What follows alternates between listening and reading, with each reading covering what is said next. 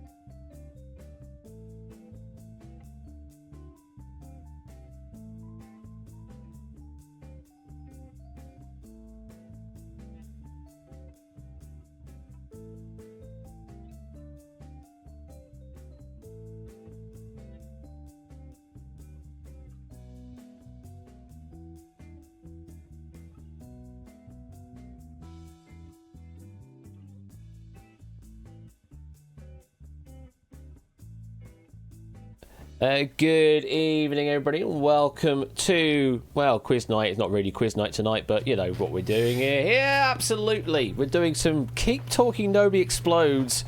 And, yeah, good old Ben Roland Scoreflush here with me for a third night in a row. Yes, we can't get enough of each other, clearly. It's been a good week. I'm going to have to apologise immediately because Dexter, and I'll show you this. We're getting the doggo straight away. Oh, such treat. I want to show you what he's done. Dexter! Because he's stolen something. He's gotten into this habit recently where he knows if he steals things, he can trade them. He steals something, he comes and shows me what he's stolen, and in this case he has stolen the cat bed. As you do.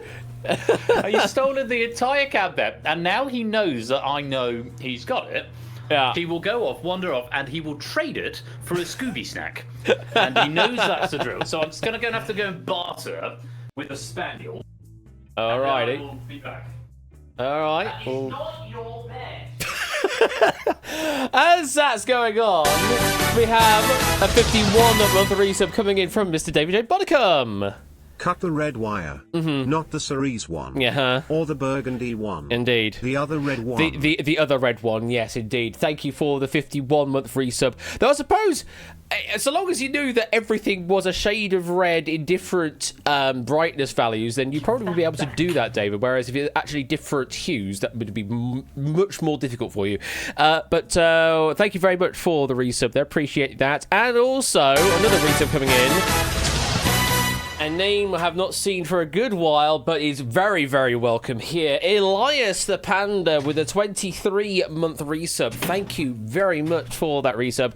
It is incredible to see you here tonight. I've already seen that you've submitted a question as well. We will get to those in a moment because, well, you've asked a right doozy of a question, I will say. Ben hasn't seen it yet, but I have at least previewed it as it's come through, and it is a right doozy of a question.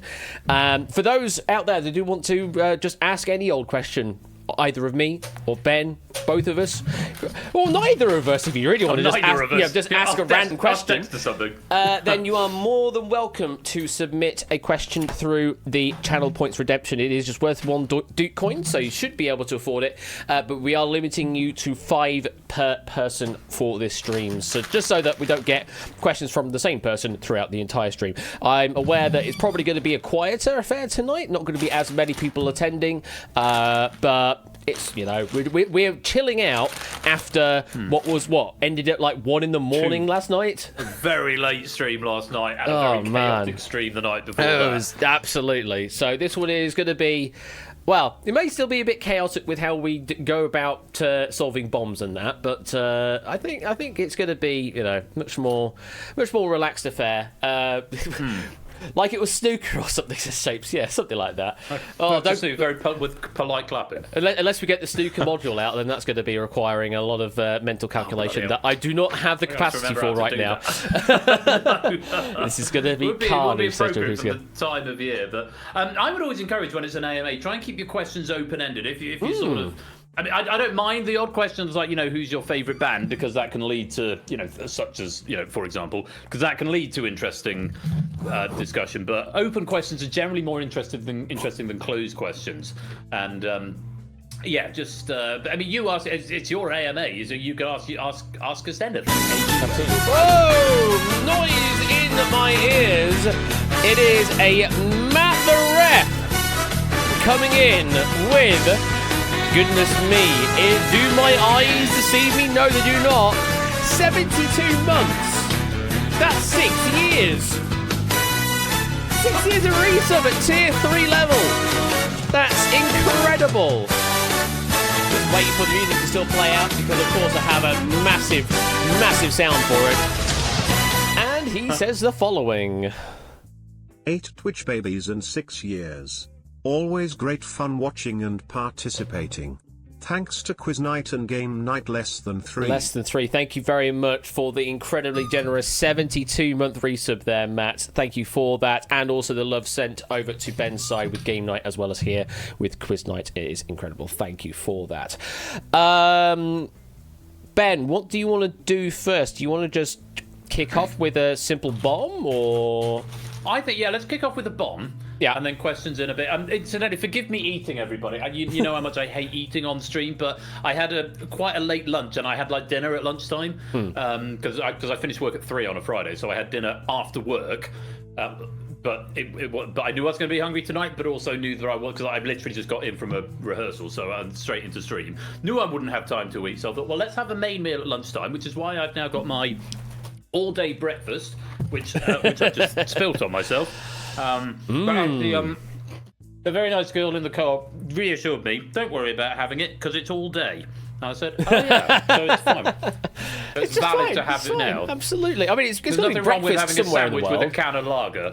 Yeah, if Poconuts comes and joins us later on, he'll probably tell us it's breakfast time. So, exactly. It's all good. All good stuff.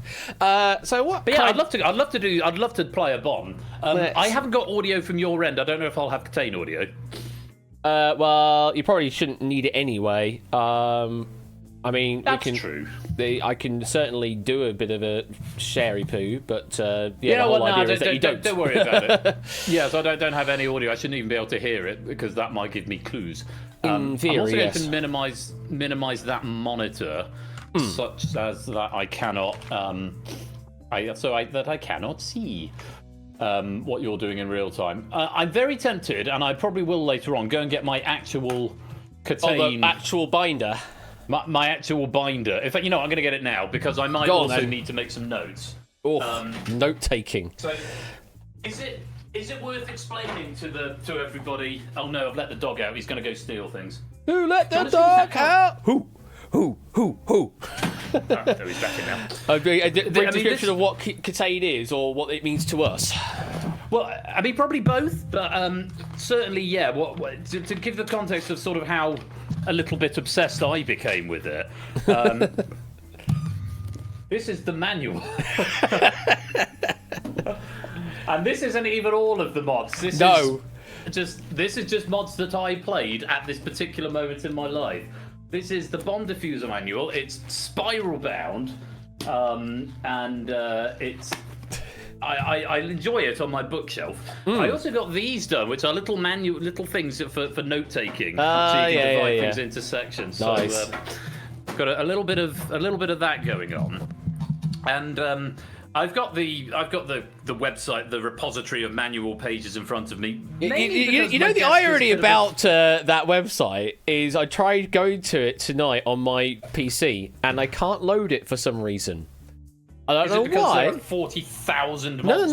No. I think there's genuinely some weird internet routing issue or like a DNS problem related to my internet connection means I actually can't go to the Tim We Contain site right now. Instead, I'm looking on the mirror version of the site instead. Thankfully, there is a mirror. You don't think Tim was just shadow banned? I mean, that would be incredibly incredible if that was the case, but I don't think that is the case. I don't think he would be doing that much of a disservice. And anyway, maybe we'll get more into that a bit later on. Yeah, maybe. And sort of the in-jokes. Wherever I just swiped a load of hair off my desk and just blame Cloudflare or something like that. That's where it all went. Sorry, I'm just gonna put some stuff into the basket, and by basket I mean bin. Waste paper basket. There we go.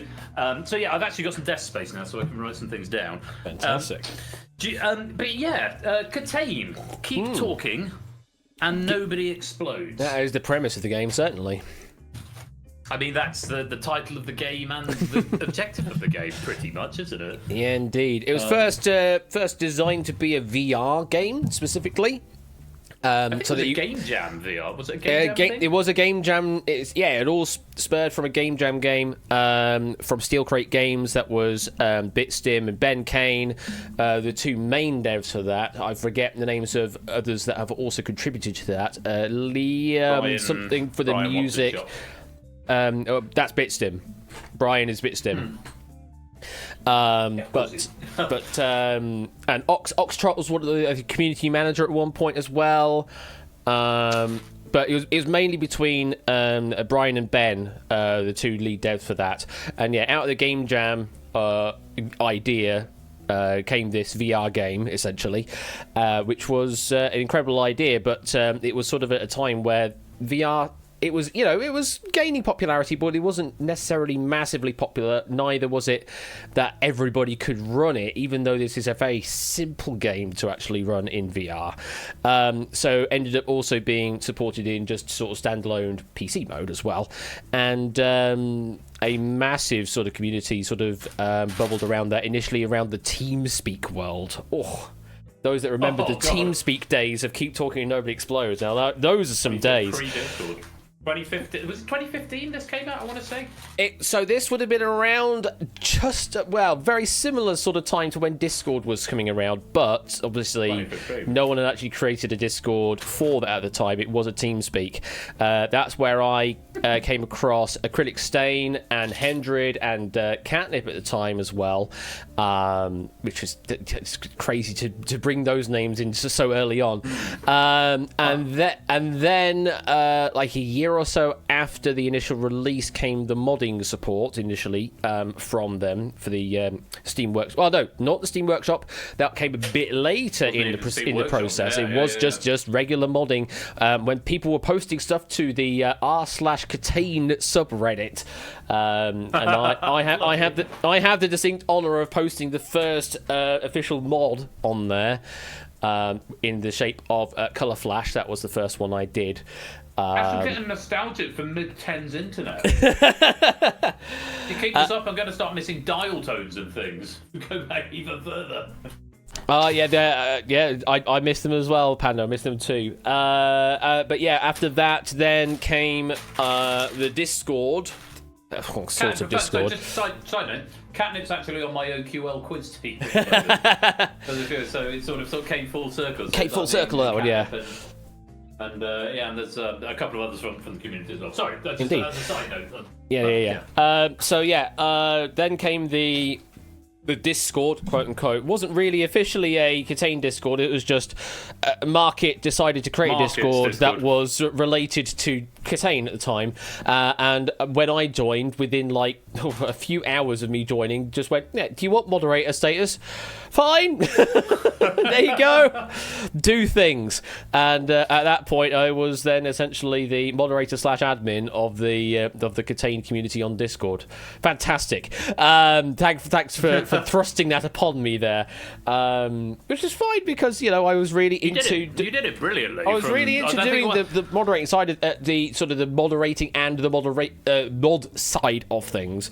And then when Steam Workshop came out with that, then that started to really blow things up. Loads then filtering into the Catane Discord at that point, and it just got bigger and bigger and bigger, and then all the modules got bigger and bigger and bigger.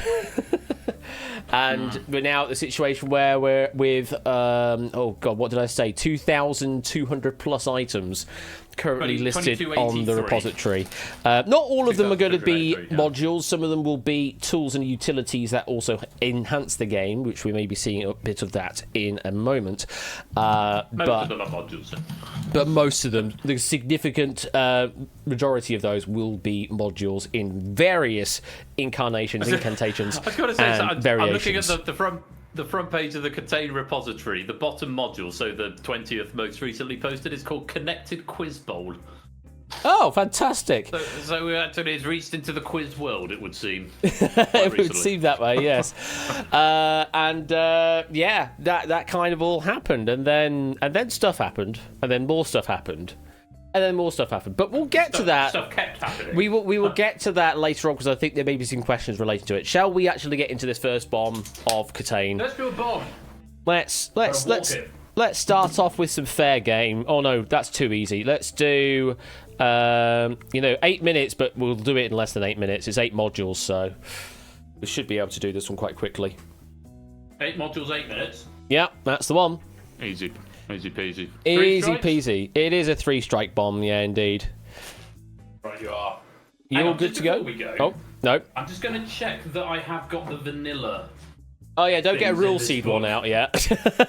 No. So it won't be rule seed, but it'll be, have I got, like, wires and things? Because if I haven't... Do people want to rather see my working? Oh, you do the Rex cam, yeah. Do a Rex cam where you actually see all the paperwork. The problem is, my dear, I don't think I've got the vanilla modules in this book. Oh no! Oh, that's an oversight. And I'm about to lose a Venn diagram there. We'll need that for the wire later on. Papers, please. Dum dum dum dum dum dum dum dum. Okay, well that page has been lost. We'll come back to it. Let me think of another way that we can. Ooh, Simon status, Simon squawks, Simon states, splendidly slashing, Simon shrieks, Simon spins, Simon samples, Simon screams. Yes, right. There's a lot of Simon modules.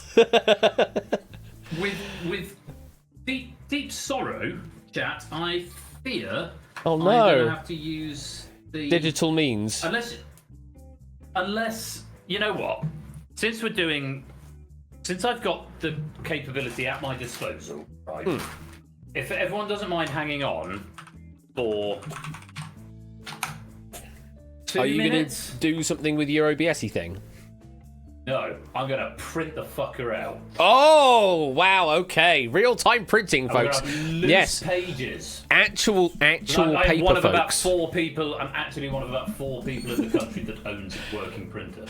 You're about right on that front. I have a printer. It doesn't work.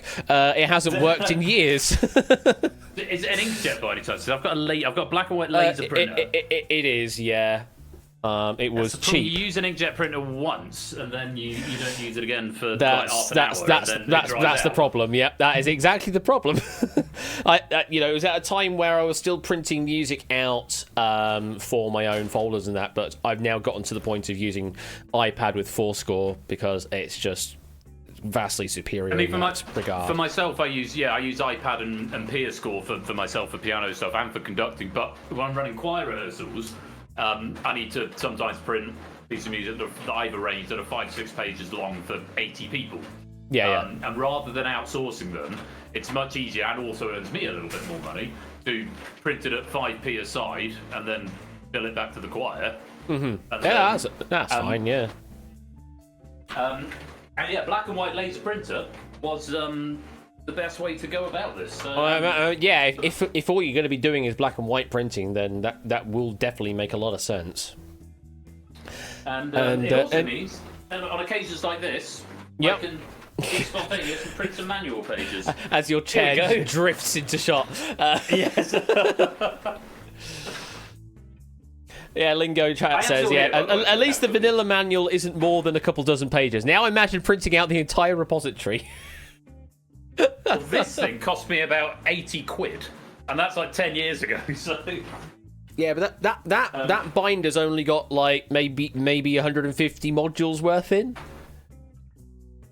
Something like that. I mean, I made a point of only picking up modules I like, but it's like 500 GSM paper or something ridiculous. Oh, it's quite thick, boys. It's a proper chunky paper.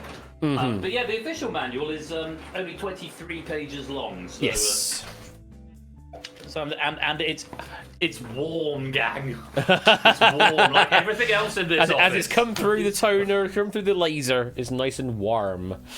Nice and warm. Right, actually, we can. Panda still has his Centurion condensed. At the moment, it is, but I mean, I can flip it on my end, or you can flip it at your end. Can I?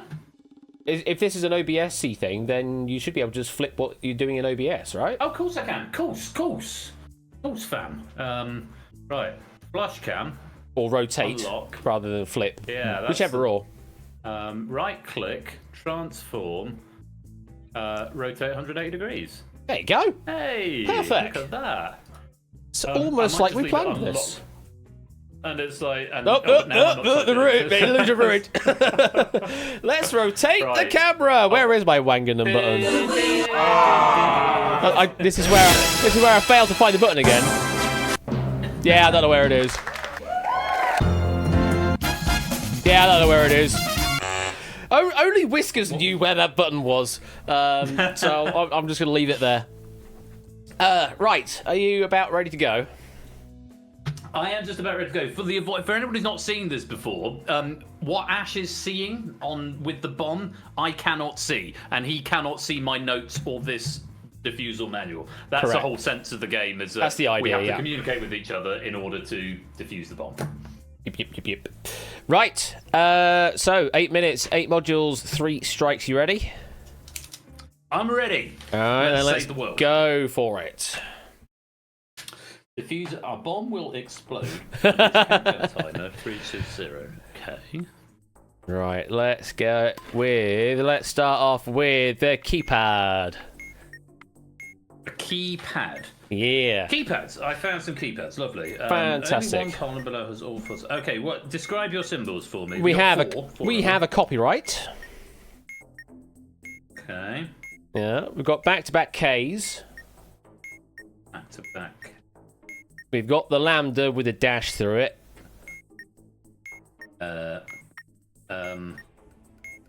Half-life symbol. Half-life symbol. Yeah, that's your lambda, and then your droopy R or missing or droopy 3. That half-life symbol. Half-life symbol with data and droopy 3. Is alien 3? Is that? Not alien, no. Not with antenna. Droopy 3. So nearly completely 3. It's sort of drooping off the bottom right. Oh, I see. Yes. 3, and then it gets stuck. Yeah. So back-to-back Ks, droopy 3. Okay. Oh, I see. No, press the 4 buttons in the order they're from top to bottom. So it goes copyright, Ks, 3, lambda. In that order, yeah? In that order. Copyright, Ks, Green. Yeah, wheat is good. Let's go to maize. Oh, Lord. Right. Mazes, okay. Alright, so I have an alarm going off in my ear. Let's turn that off, shall we? The alarm clock's There we going go. off, yeah. Fantastic. So, I've got your 2 circles that you'll probably want. You'll do them as spreadsheet coordinates for now. Yeah, that works. Google So Sheets. we've got a Charlie 5 and we've got an Echo 1. 35 and Echo. I've got you. Where are you? I am Foxtrot 3. Yeah. Okay. I need to get and to where are you Bravo going? 6. Okay. Up twice. Yep. Left, down, left. Yep.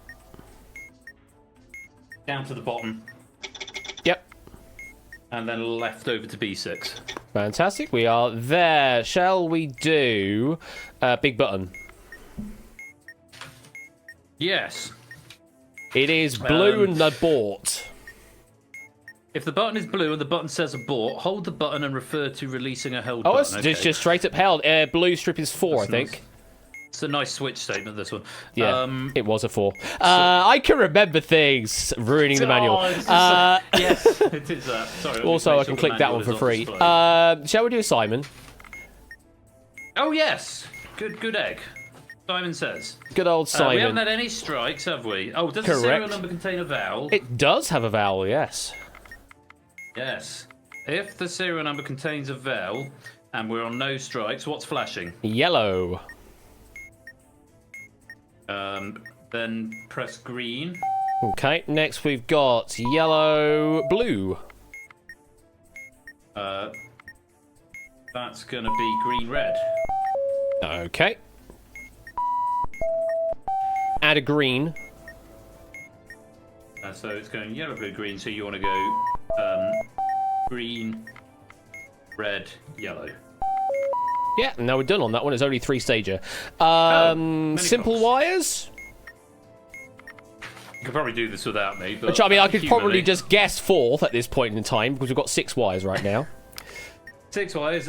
If there are no yellow wires. 1 yellow. Okay. Otherwise, if there's exactly 1 yellow wire. Correct. And more than 1 white wire. No white. No. Are there any red wires? 2. Cut the 4th wire. It was a 4th wire. God damn it. It's always the 4th wire. Let's do complex wires. Remember how to do this one. There'll be some things that persist in my memory, but it's largely going to be me trying to pass this Venn diagram again. Right, what have you got? We've got red from 2 to B and blue from 3 to C. That's panel wires. Yeah, your panel wires. Wire Oh, sorry, white sequence. sequence. Not Yeah, complicated wires. yeah, not complicated. Yeah, that's a different one. Sorry, we do have complicated. I'm just remembering the names Okay, there. Yeah, we'll white come back- sequence. we'll do- sorry, we'll do yeah. So red white to B sequence and blue first. to C. Red to B and blue to C. Red wire occurrences. Don't cut red. Go on to the next one. Okay, next panel, black A, blue C. Cut the black one because. Yep, that's first black. Yep. And then blue. Cut the blue one as well. All right, next panel. We've got blue A, red B, black C. Blue A, red B, black C. Mm-hmm.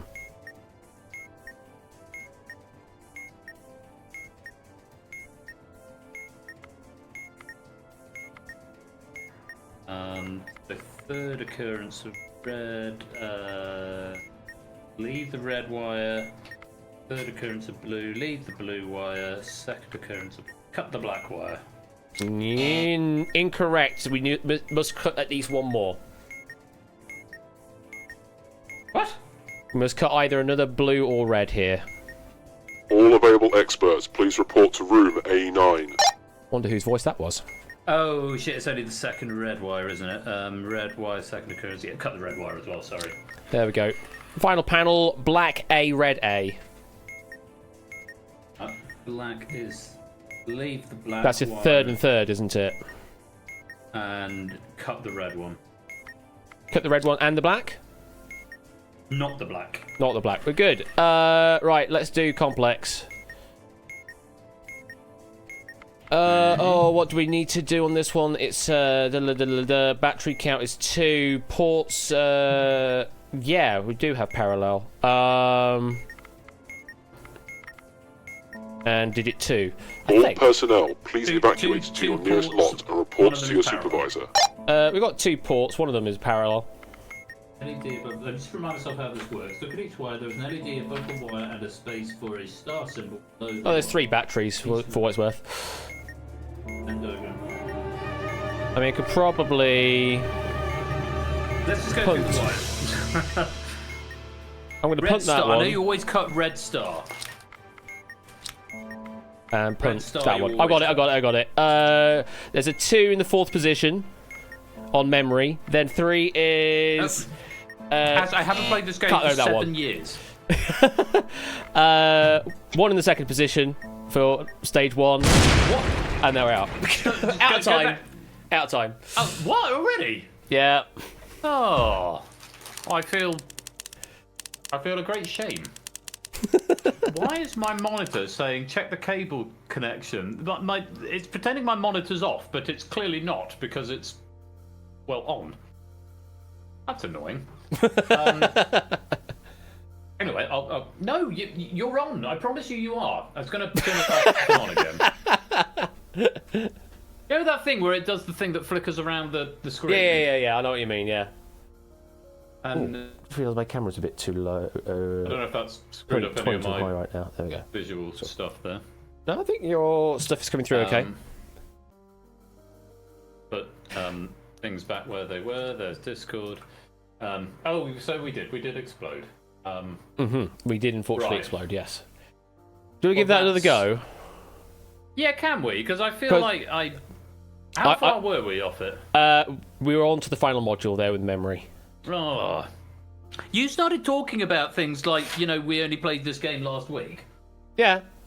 Which, yeah, I can still remember the first stage of memory. I can still remember a couple of the rules in wires. I can still remember some of it on complex wires as well. Blue star you never cut. I remember that. Red star you always cut. And white you always cut. Those are your standards, and then after that you start going to your extra rules. Okay, fine. Let's try again. We'll give it again. Yeah. Are you all good to go? Yeah, let's go. And then once we succeed, we will go to some questions. That sounds a plan.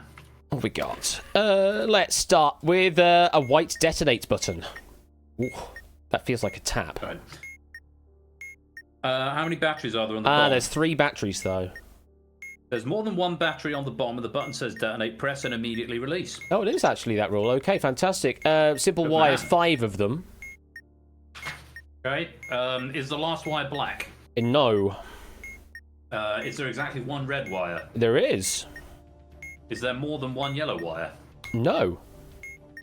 Are there any black wires? 1 black. Cut the first wire. First wire is correct. We've got who's on first. Hey, happy days. I'm just gonna put a pause on my crisps for a minute. I feel this is more important. Right. Who's on first? Which of course is over 2 pages, which have printed. Yes, of course it is. Yeah. Oh, back to back. Fantastic. There, THERE. Bottom right. Hang on, alarm clock getting in my way. Bottom right is UHUH. The letters U are the letter U. Letter U. Moving on to the next stage. It's amazing how quickly we've fallen back into No, NO. Bottom right. Like. You're with an apostrophe. Yes, that's there. Next stage. OKAY. Top right. Top right is what question mark? The word you. Hold. Your apostrophe. Your apostrophe, no we're done. apostrophe. Let's go to keypad. Oh, is that it? It's only 3. What did I think? There's only 3 for that one, yeah. It's only 3 for that one. Nice. Where are we going? Keypad. Keypad. Yeah, hit me. Backwards a umlaut. Yeah. The AE ligature, the combined letter. Yeah. Reverse capital N. And railroads or hashtag or, not equal sign. Umlaut, hashtag AE. Say that again? Umlaut, hashtag AE. Fantastic. Do some Morse. Not particularly, but I suppose we're going to have to at some point. Hit me. What have we got? Well, a dash dot dash, I think that's the end of the word. Dot dot dash Okay. dot is your first letter. Dot dash dot dot is your second letter. Dot dot is your third letter. Dash dot is your fourth letter. Dash dot dash is your fifth. It's a 5-letter word. Okay. One moment. Try and think what that would be, based off of what we did last night. Yeah. Which is, well, it starts with an F, dot, dot, dash, dot. F? Which means shovel, Freak? Slick trick, flick. Oh, yeah, freak or freak or Good, flick. Double check. That tracks with the rest of it as well. Yeah. Flick. 3.555 or 3.555 because it's not an IP address. Yeah, 555. Yep. Let's do sequences. Why sequences? Mm-hmm. You ready? Go. Yeah. Cutting first black. Moving on. Second black to C. First blue to C. I'm annoyed that black and blue have the same initials. It makes this much more complicated. Black was going to second. Black was going to what? Sorry. C. Both of them to C. Cut. Both Cut, of them yep. to C. Leave blue. Move on. So moving on. First red A. Second blue A. Third black C. Red A, blue A, black C. Yes. That. Say that again. Second blue and third black, isn't it? One sec. Yeah. Leave the red one. Yep. Cut the blue one. Leave the black one. Correct. Last panel. Blue B, red B, blue B again. All on B. All on B. That.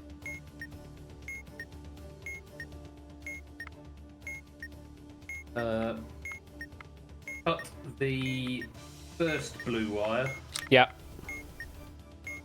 and cut the red wire. That's correct. We have another one of those. So reset. Right. And we've got a red C. Which you are going to cut. Fantastic. Next panel. Blue C, red A, red C. Blue C, red. A, red C.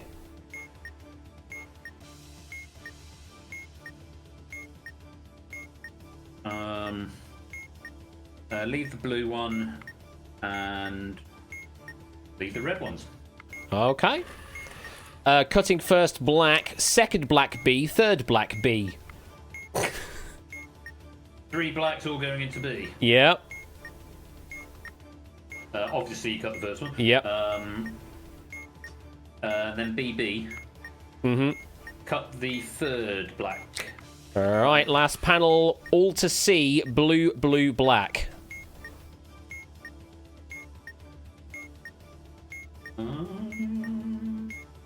Second blue. Black.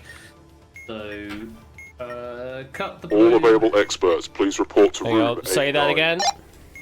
Cut blue and cut the first black. Second blue. The other blue. Both of them. No, just the first blue. Fantastic. Solved. Okay. Go to memory. Yeah. And the first stage, we have a 4 in the third position. Just write that down, because I know what the first rule is always. So forward in Right. third position. Second stage is displaying a 2. That's display 2, Press by the way. button in the same position as you pressed in stage 1. Well, which is position 3, which is a label 1. Displaying 1. Press the button with the same label you pressed in stage 2, which was label 1. That is in position 2. Label 1, position 2. Display 1. Stage 4 and All personnel, please Yeah. evacuate to your nearest in the lot and same report to your position as supervisor. you pressed in stage 1. which Same was- position was position 3, so label 4. Okay. And display 4. Press the button with the same label you pressed stage 3, which was label 2. Oh, it wasn't label 2. Yes, it was! It wasn't! Are we dead? Well, we've got dead? 30 seconds to do another 5 stages. We ain't doing it. Go on, go. We can do this. We can do this. Alright, okay, we've got a 2 in the third position. Yeah. Display 4. Same position as stage 1, so third position. Label 2. Display 1. No, it wasn't that one. Same label as... Are we dead? Yeah, we're out of time. Oh. That Oh. felt close. It was close. We would have had that one. Oh, pumpkins. Pumpkins. We would have had that one. We'll claim that as a moral victory. I think we can. Oh, I'm upside down, aren't I? Yes, you are. Because we have some questions to get through, so we're going to claim that as a moral victory. Yeah, moral And, victory. We will get to some questions now. Oh, well, that was nostalgic. Yeah, just a bit. I went all serious and whatnot. And we could easily just switch the roles around as well next time, so you can launch your container up, and then I'll do some note taking and manually stuff on my side for the next Yeah, pass. sounds good. Sounds good. Cool. I might just get another lager just before we go into questions.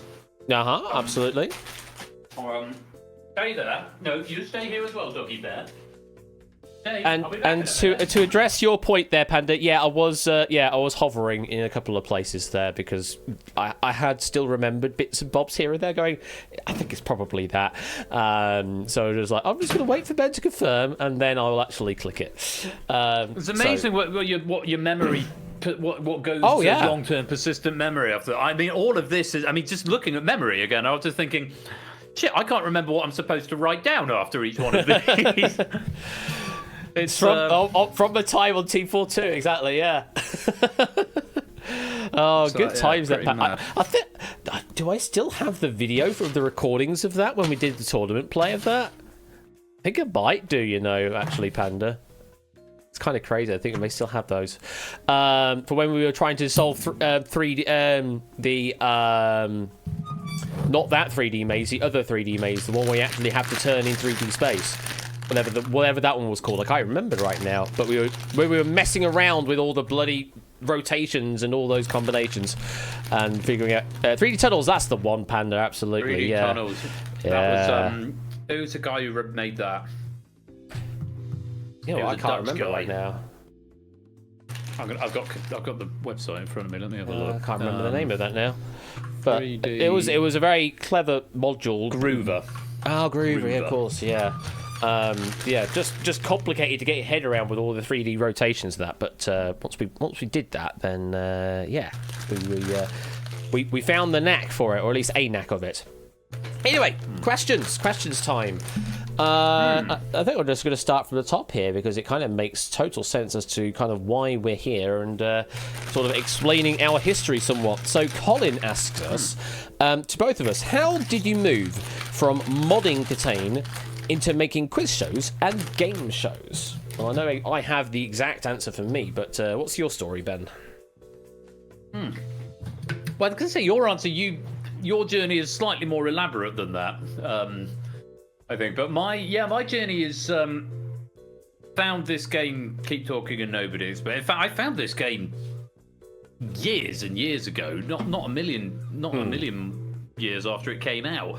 So I remember I used to play this, and I'd already discovered and was quite well embedded in this game when I was teaching, because I had a what my ex-wife rather affectionately referred to as my weird boys club, which is not.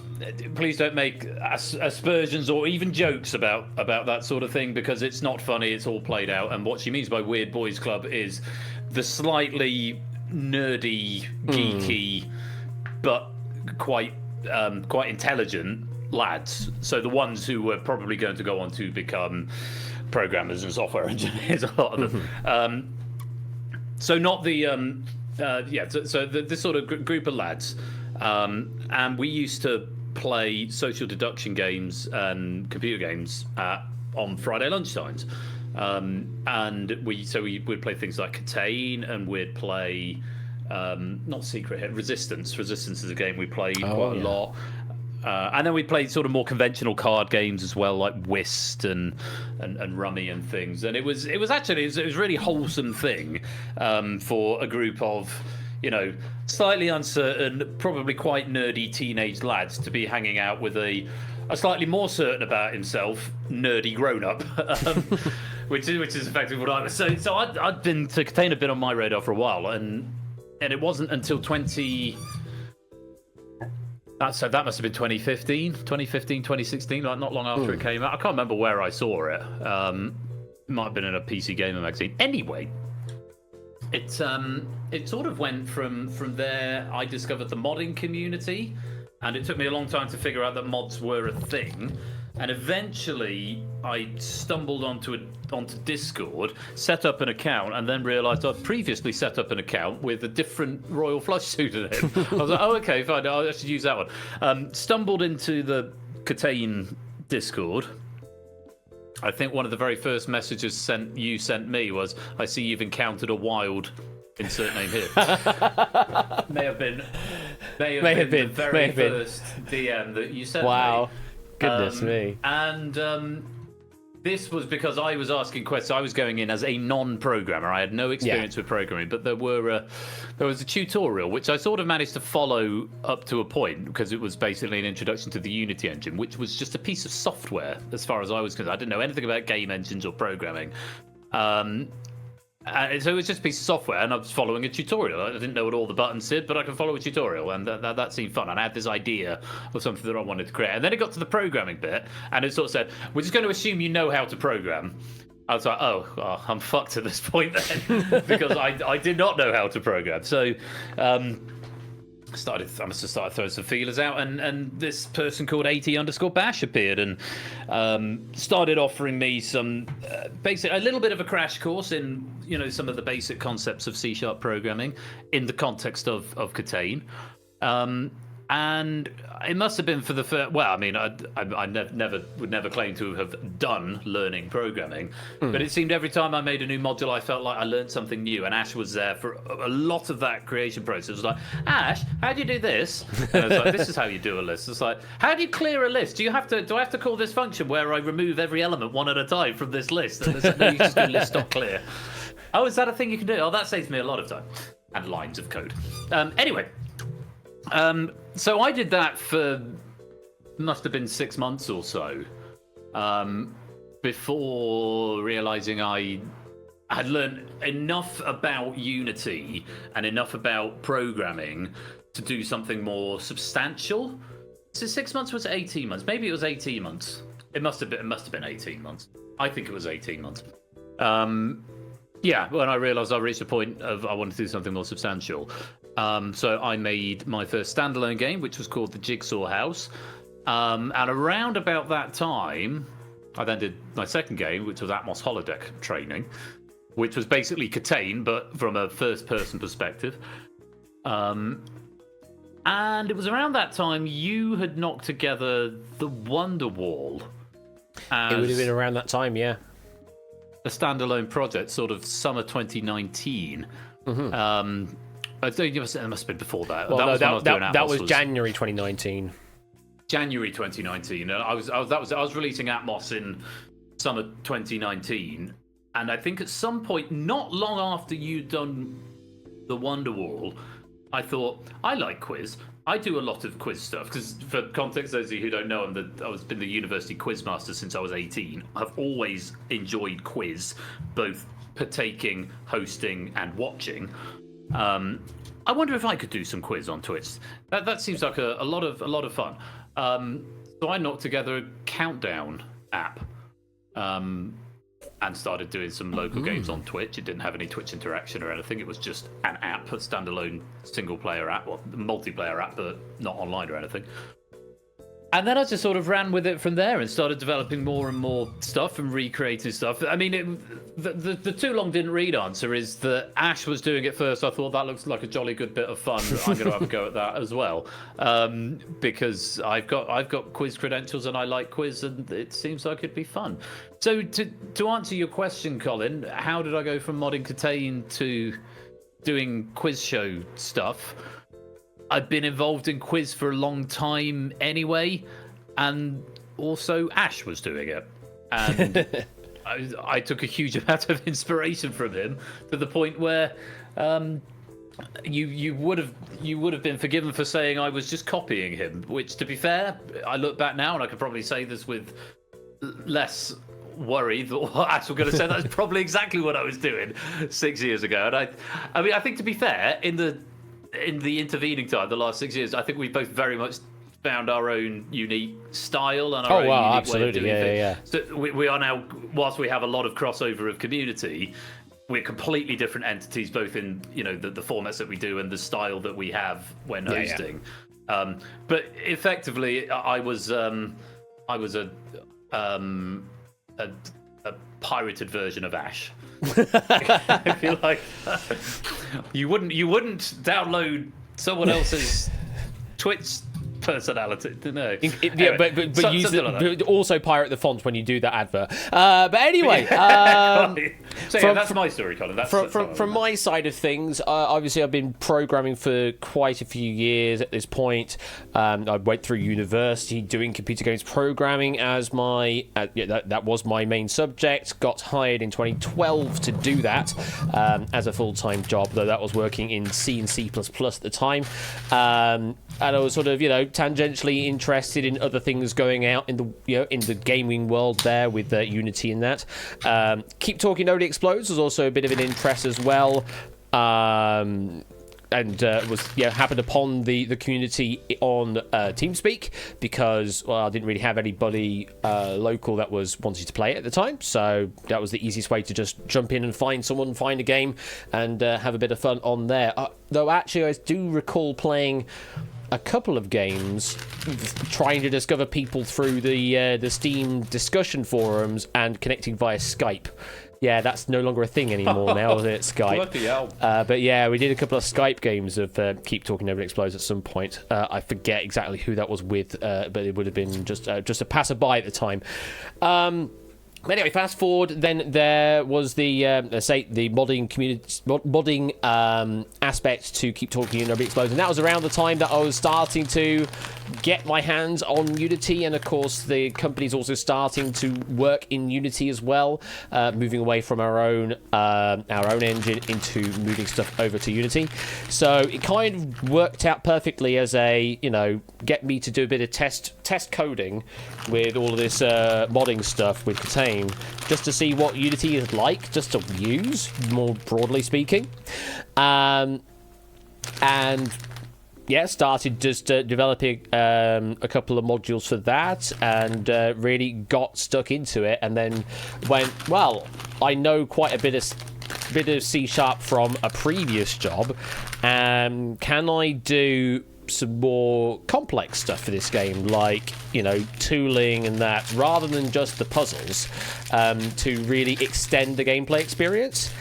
And that's how the mod selector came to be. Not in this incarnation, no. Beforehand, this was it was just a screen space UI, which really irritated a lot of people. But it was in its infancy at the time. But yeah, the mod selector was the first sort of major hurdle in getting people to be able to play custom games of Catane how they want to do so without having to go through back, closing the game, going into the Steam Workshop, subscribing to things, opening the game, because of course we didn't have this pamphlet at the time. This manage mods thing wasn't there at the time.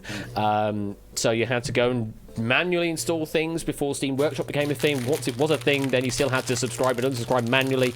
It was a right bore, and there was no other way to disable things. So it's default on, which default on. Yes, I know that really irritated a lot of people. But a lot of people. It did. But I get your logic though. I do maintain though that if you put it on default off.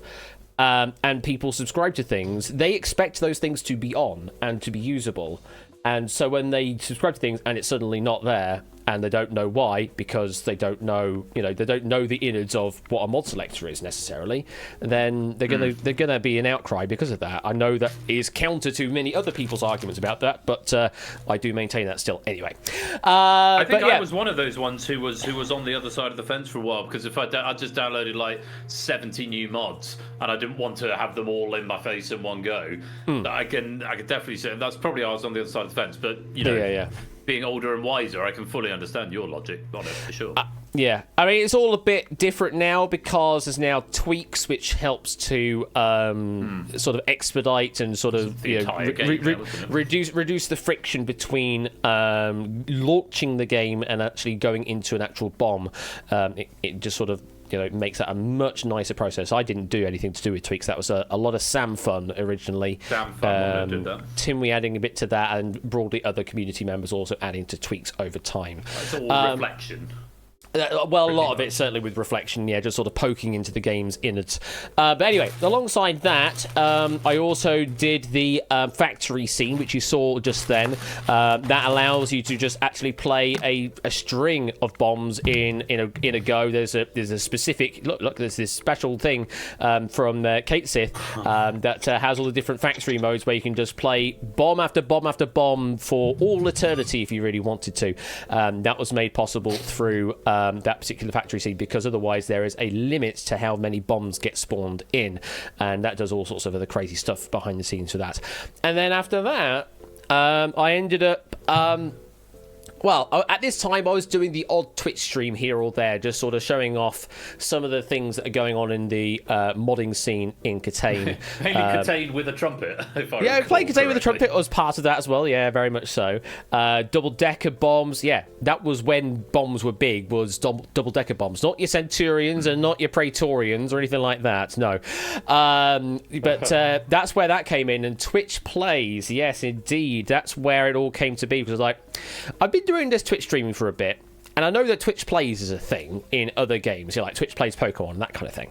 Can I marry the two together? And that was where the Twitch Plays project came to be with Catane. Initially being very incredibly verbose in how you actually have to interact with the bomb, but I enjoyed that because I was literally watching the bomb as it was being played, and you could see all of the individual actions going on. Then that sort of blew up. Then modding support got added to it, and that just completely raced off. The whole can of worms, that was, wasn't it? The whole can of worms, yeah.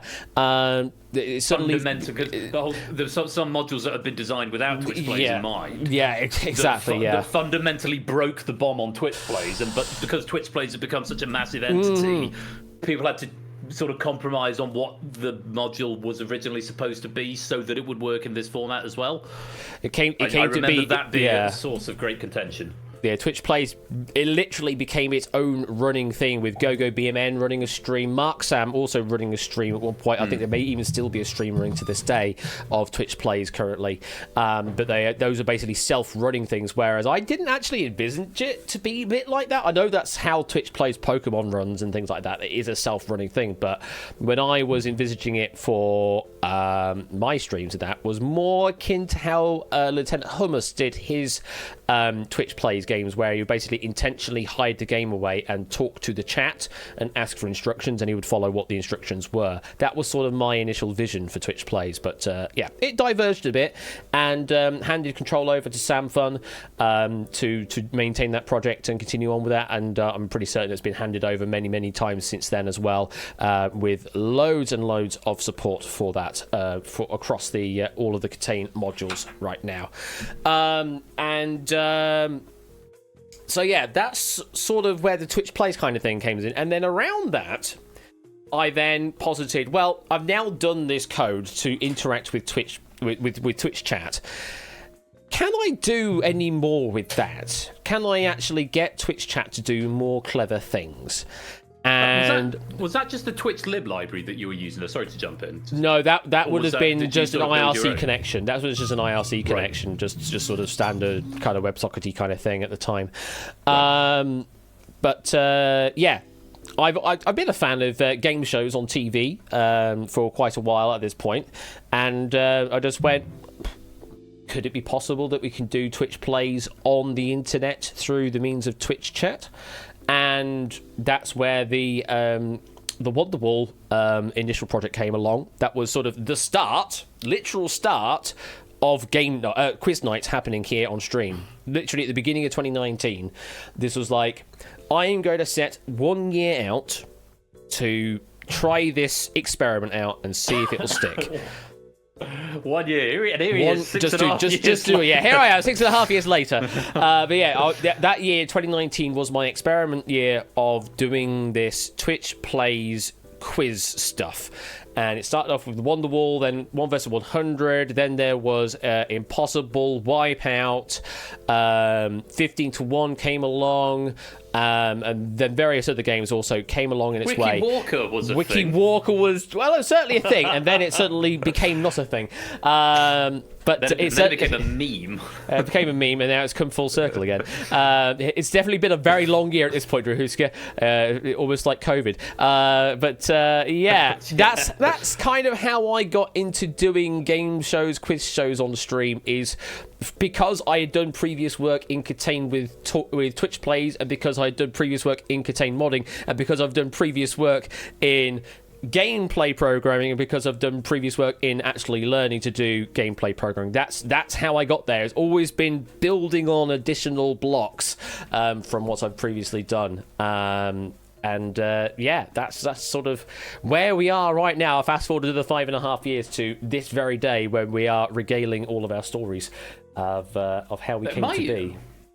My big takeaway from that, because obviously I know quite a bit of your backstory from, and certainly over the last 6 or 7 years since you and I have been familiar. But I had assumed you'd been familiar with Unity since like the year dot. But nope. Sort of your introduction to Unity was not quite Contain, but it was around that time. Later? It was literally around that time of Contain coming around was when I was starting to do stuff for Unity because I was needed to do it for work. So yeah, it just sort of kind of serendipitous almost. And you're still Unity with your code base. Yeah, we're still using all Unity on 2022 engine rather than 5.2.4, whatever it was at the time. God, that was a different time. It was pre-Unity 2017, I think was the first. That was 5 point, then went to 2017, 2018, 2019, 2020, 2021, 2022, 2023, then 6. 6. I'm still not used. I was like, no, I'm happy with Unity 2020.3.33F1. That works for me. Yes, thank you for that question there, Colin, and we answered that quite broadly, actually, must be said. We had quite a lot to talk for the about. way of the AMAs, actually, you get in and we spent like 15 minutes on the first question. I think, oh shit, we've got another 15 questions. We've got loads more questions to ask here. Do we want to do one more question before we get to the next bomb? Let's do one more question then, yeah, and then another bomb. All right. Matt's going to ask a question. Obviously, he's got a bit of a caveat. Well, it's directed to me directly, but I'll also ask it to you, Ben, though I know that there are legal stipulations preventing you from doing such things. Ash, is there one game or quiz show that I would love to make on Twitch, but haven't done so yet, says Matt. For me... So one that has been floating around in my head for a little bit, but probably only because of the music currently, has been Voltafast, but I don't know how that's going to work for massively multiplayer gameplay, because that is very specifically a heads-up game. That's the whole point of that. It is one person versus another-ish. You're sort of playing with each other and then playing against each other on the final element. But Voltafast is quite an interesting idea, but I don't know how that would work with Twitch.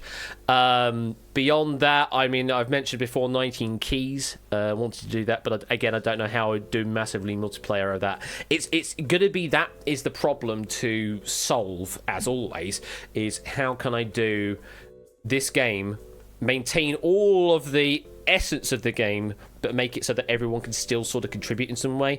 Poker Face was the last one that really perfectly kind of solved that, because it works exactly to follow the sort of the danger zone principles of a certain number of people's being eliminated in each round, rather than the one that there was on the original show.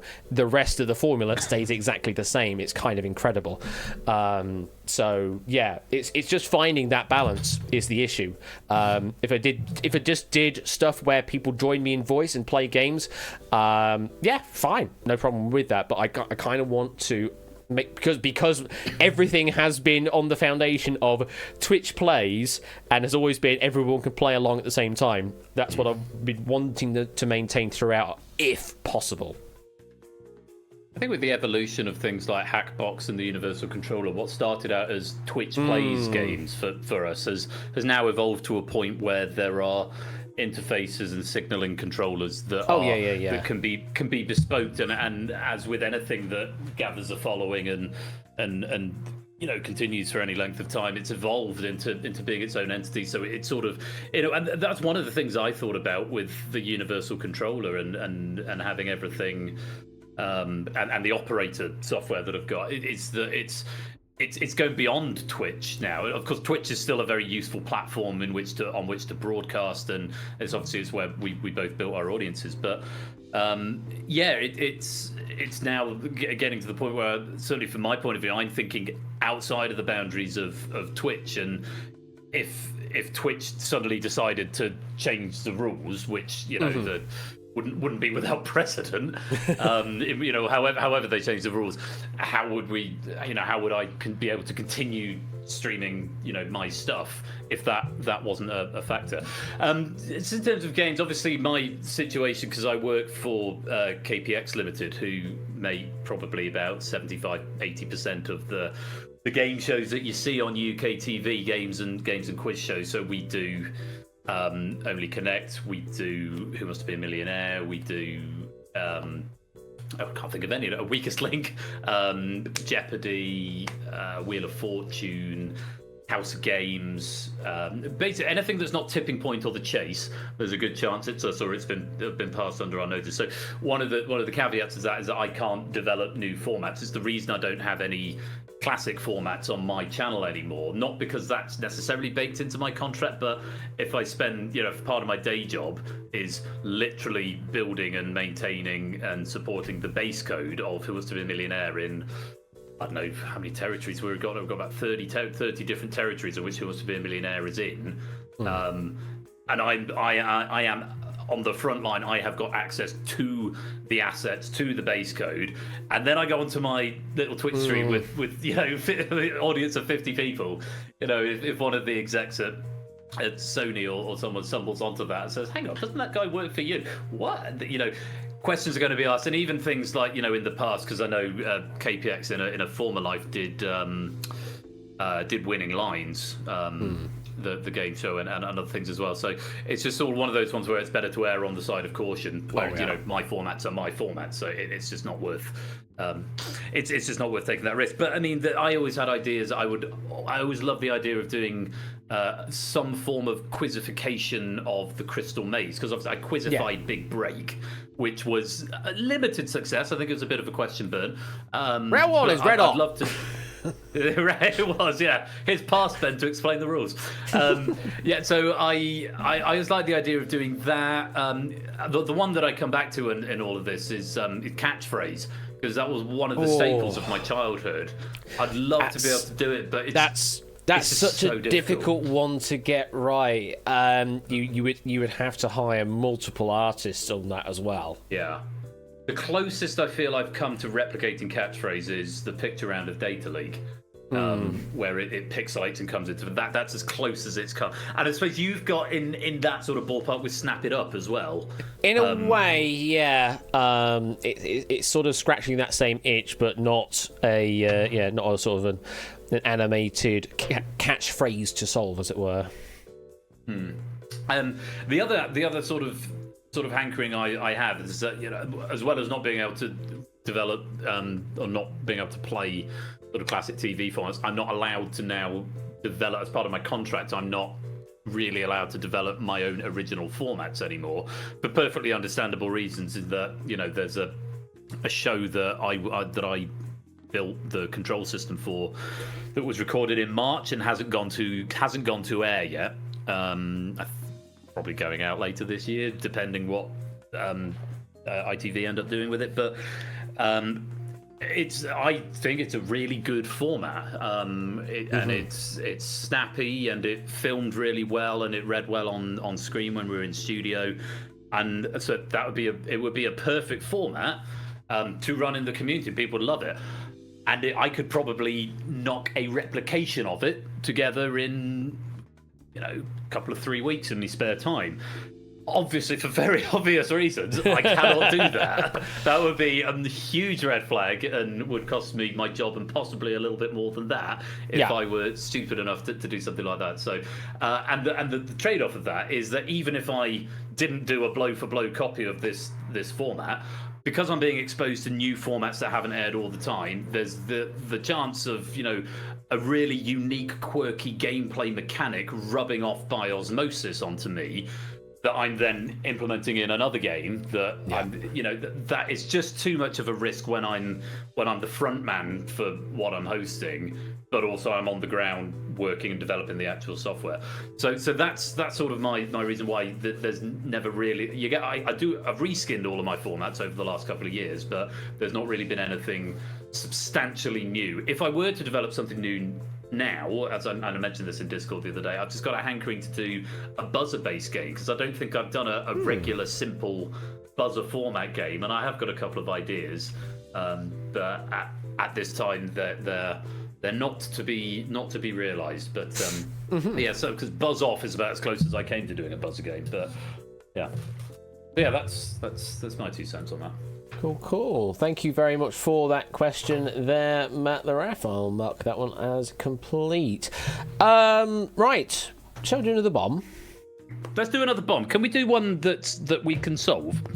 I mean, we can do. I mean, do you want to do the bomb, or? We'll obviously have to do a bit of finagling with the OBS layout on that, but we could do something with it. All right, I'll do a bomb. I'll do bomb side. We'll get the stuff loaded up. I'm not entirely sure if I've got the modded version here, but I've got Steam open and apparently it's installed, which is a good start. So if I share a screen with you, do you want application or entire screen? The application. Righty-ho. Let me do a main 2, and what I'm going to do is sort of try and finagle the windows so that I can't see them, but they're being captured for OBS. Right. Sort of the sort of the primary issue I have here. I can hear that. That is coming through. Yes, it is. Do you want me to mute? I can. Actually, I should probably. I'm going to need sound. If you could mute, can you? I could turn it down. That's fine. Yeah, I could turn it down on this side.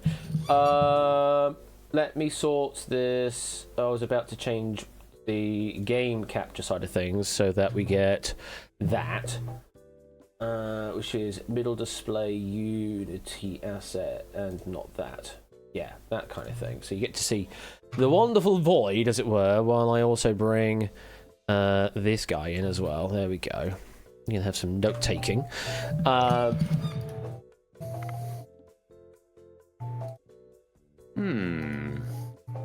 the question is, can I flip round the sources here? I wonder if I can do that. So, if I switch you,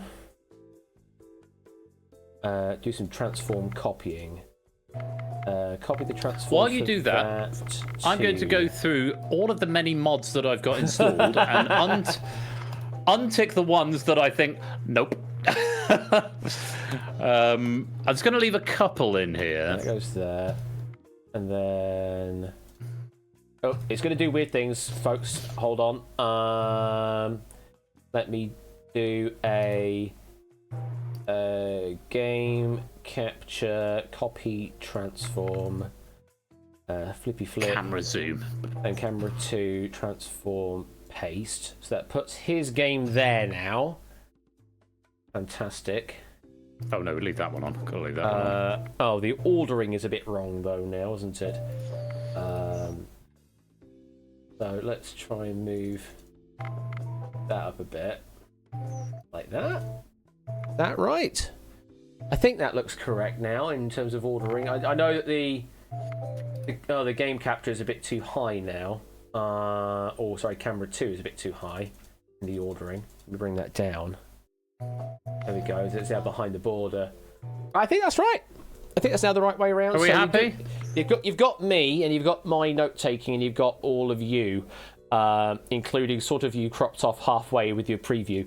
Can I pop that up a bit higher? Right. I wonder if I can pop that in a bit higher. I might be able to actually. Yeah, actually, can I move it? Is it going to be better there or there? Okay-ish. Bit bigger. Bit bigger. Go as big as you can. That's not too bad. I can't remember. It's an interesting layout, but I think we'll go with it. Okay, that works. Oh yeah, that looks just dandy. Right, I'm just turning off a load of stuff that I can't remember how it works, and I'm hoping that I've got the. Oh, you'll enjoy that one. So I'll leave that one on, but definitely leaving piano keys on. Oh yeah, so kind. Even before he leaves it in cruel mode. back when there was a percentage requirement or percentage likelihood of it being cruel rather than it being its own separate module. Oh, people didn't like that. No. And then I think I did a countdown one that was cruel and regular, and then people took unction at the fact that I'd done them as separate mods. I don't know. Right, there's a lot of things getting switched off here because for reasons that will become clear. I'm going to leave Simon Star on. I don't think... yeah, I mean, we could just have a Simon bomb, but Simon Screams? I think that's one of the easier ones of the Simons, but go on, I'll leave it on. Skinny Wiles is fine. Let me find a window that I can use to in place over Discord and OBS so I can't see it at all. There we go. I can't see you. Right, Joe. I was also tax returns on. I'm going to pause my preview stream on my Twitch thing as well, so I can't even see the live feed of that. So I literally can't see you right now. That means I can't tell if the stream is running correctly or not. So Twitch chat, I'm relying on you entirely as to whether or not the stream is actually doing the right thing or not. Definitely need to leave the cube, tax returns, and the dual vault on. Oh god, dual vault? No, I switched to the dual vault off. That's I would not want to do that. Just never. I know, Panda. I know.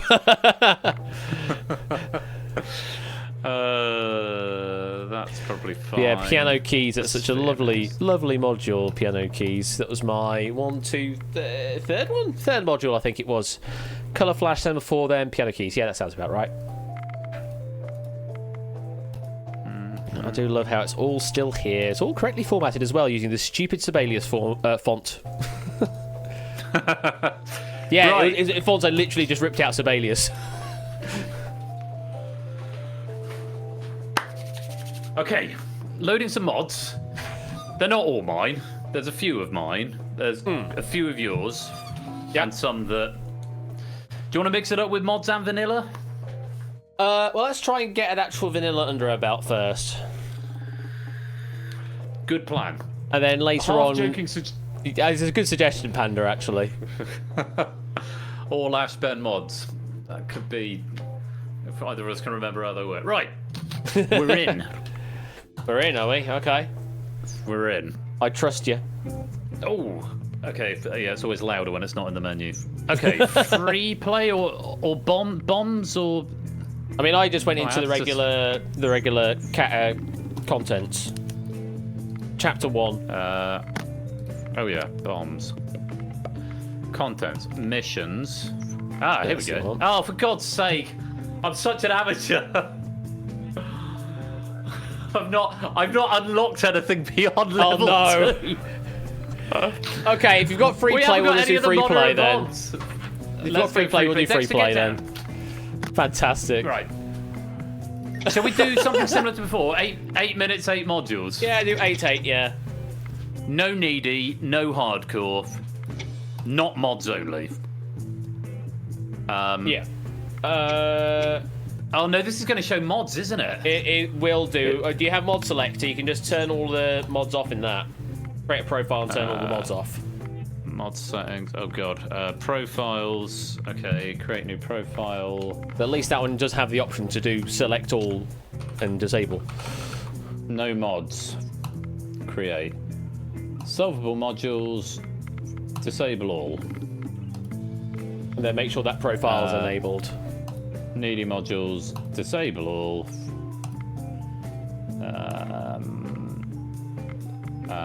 Back. Set active profiles. No mods. Right. That should have done it. Fantastic. With confidence. Right, let's see what happens. Yep. If there happens to be modded modules, then we'll just roll with it. Cube. Well, we are in the arcade studio. Oh, okay. Fantastic. But it looks like the bomb is mod-free. Fantastic. So yes, this is the arcade studio that I made with the pool table with no pockets. So, let's start. That's a very annoying noise. Whoever made this room is very annoying. Big button, Ash. Big button, yeah. It's yellow. It says press. Is yellow. It says press. More than 2 batteries on the bomb? Yes. Lit indicator FRK. Oh god. No, FRQ. Okay, button is yellow, hold button, and strip. Blue. Four in any position. Okay. 5. Hooray! We solved one. Fantastic. Right. Let's go. Simon says.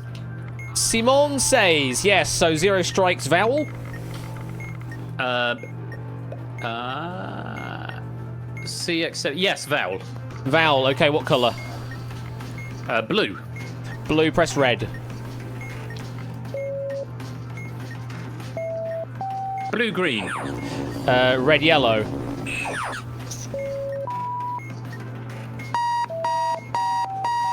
Blue, green, green.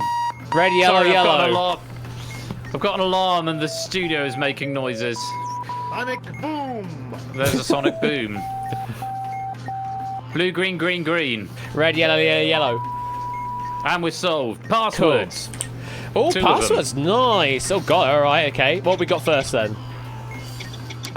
First column. C. L. T. November. Andrew. Juliet. Yeah. And that's it. Second column. November. Lima. Charlie. Golf. Bravo. Tango. November. Next column. Yeah, that's it. Yeah. Foxtrot. Foxtrot. Bravo. Gravy. X-ray. Sinn Féin. Angus. Sinn Féin. That's a choice.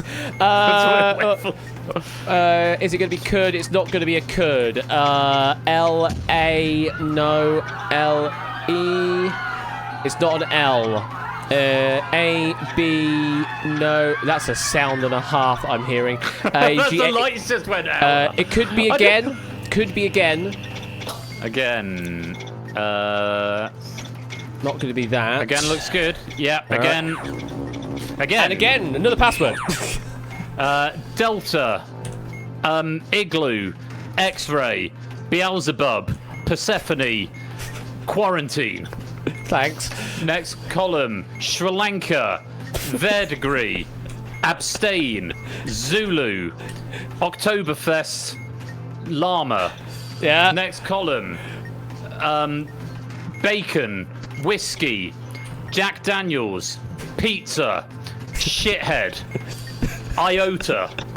Thanks. Appreciate it. It's not going to start with an X. It's not going to start with a Q. It's not going to start with an I. B. Can't be B.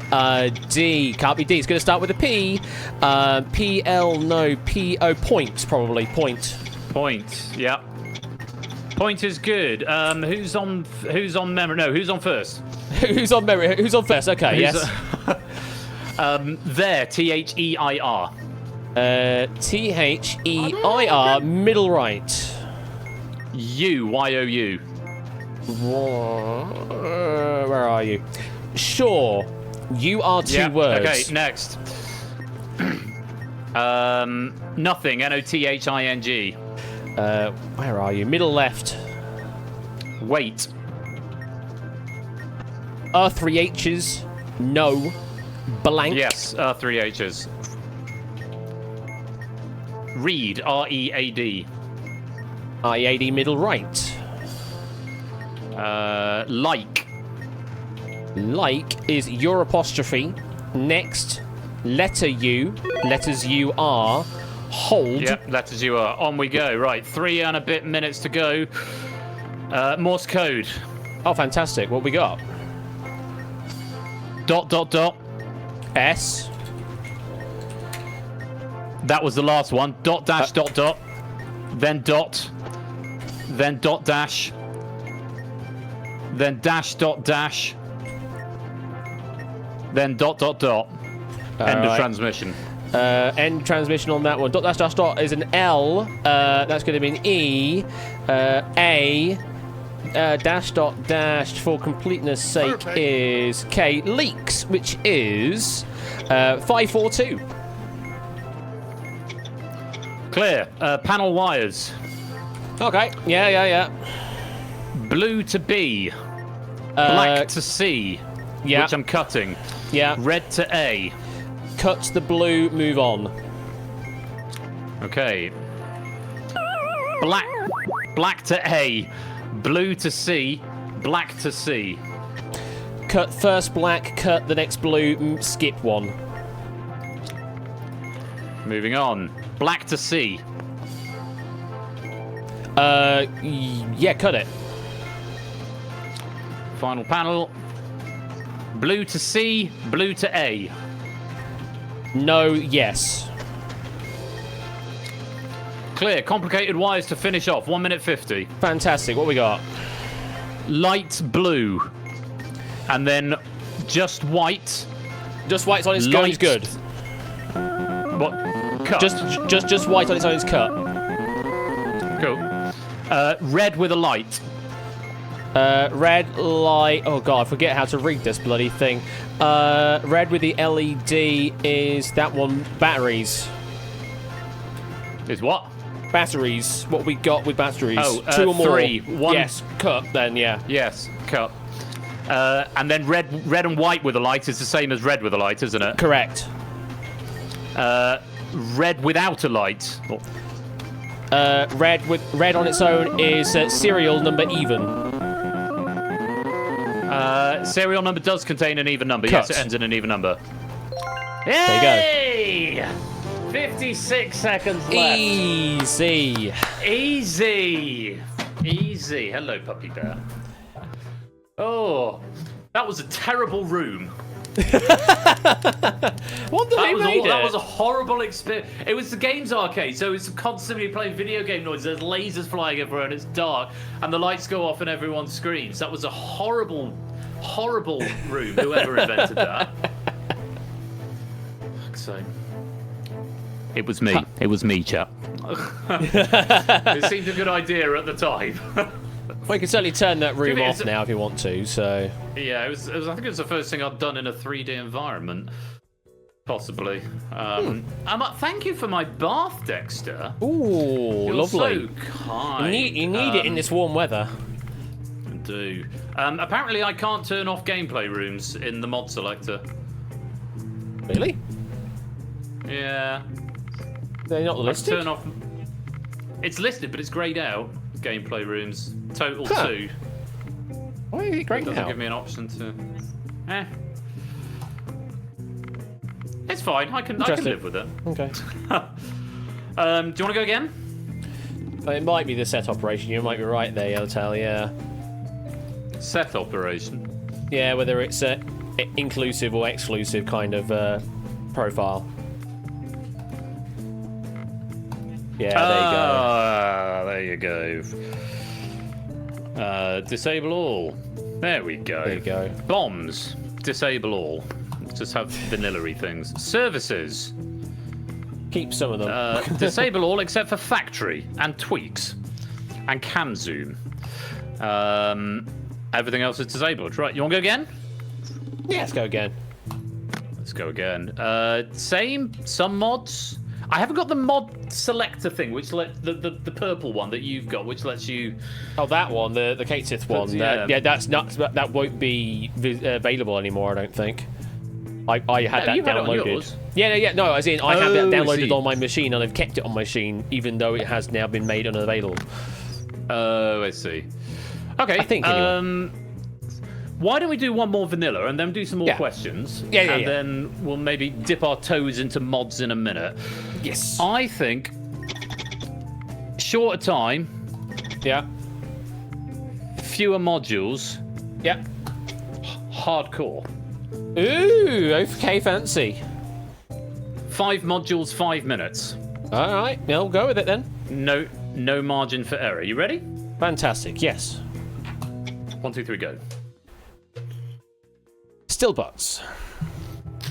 Now that's a And we long-running are in- joke. Still what? You won't get that one, don't worry. Okay. Right, let's start easy. Simple wires. You say that. Yeah, simple wires. Yellow, black, red. Yellow, black, red. Cut the last. Good start. Simon. Red. Vowels. Serial vowels. Yes. None. No serial vowels. Well, either way, it's going to be blue. Okay.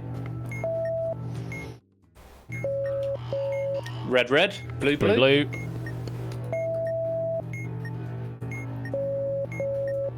Red, red, yellow. Blue, blue, red.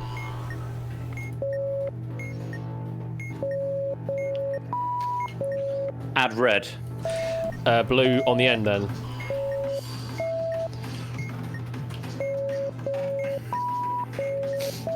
Add blue. Add a yellow at the end. And we're clear. Who's on first? There. T-H-E-R-E. T-H-E-R-E is bottom right. The letters U are. That is done. Letter U, letters U are. There we go. Next is the words they are. 2 words they are, middle left. First. Left, O-K-A-Y, yes, middle, no. Yeah, middle is good. Blank, B-L-A-N-K. Middle right. Your, Y-O-U-R. 2 words, U-H-U-H, that is. You are 2 words, U-H-H-U-H, your 4 letters. There we go, clear. Morse. Stand by. Morse code, yeah. Dash, dot, dot, dot. Next. Dash, dash, dash. Next. Dash, dot, dot, dash. Next. Dot. Next. Dot, dot, dot. End transmission. Okay, dash, dot, dot, dot will be... Where are you gone? Where have you gone? That's a B. Dash, dot, dot, dash. Just for 6 is boxes. Boxes will be 535. Gone too far. 535. Right. 2 minutes 20 to do memory. Fantastic. We should be able to do that. Display. Do you need to know what are on the labels and the order? We'll do it as we go on. Okay. Display is 2. Display is 2. Press button in second position. Label what label? 2. Thank you. 2. Display is 3. First position. Label is 4. Okay. Label. Display is 2. Display is 2. Label state. Label 2. Press the button labeled 2. Press the button labeled 2. Yes. That is in position 3. Okay. Display is 2. First position. Label is 2. Label is 2. Okay. Display is 2. Display is 2. Label that you did in stage 2. Label 4. Label 4, first position. And we saved the world with a minute and 8 seconds to go. Easy. You had 3 label 2s and then 1 label 4, which is the one you happened to pick up the end there. Ah, nice. I think we should give up programming and only diffuse things. We should do from now on. Retire. We're retired. We retire happy. Well, that was a fun frolic back into the world of Catan. I look forward to seeing some mods in just a little while. Indeed. Shall we? Give it 6 Have years. a question or two. Give it 6 years. I think we shall. Let me flip back over again and switch my Discordy stuff back over there. There we go. We should be back into our regulation mode with... Yeah, we'll just leave it like that, I suppose. And just have some background music on as well. There we go. Cool, fantastic. Right, let's go to the next question then. What have we got? Oh, this is a big one. Big question here from Panda. To both, this far into your quiz/game night streams, do you wish you'd done anything significantly different in your earlier days of doing such streams? Sort of a knowing what I know now question. Yeah, it is, isn't it? That's a great question.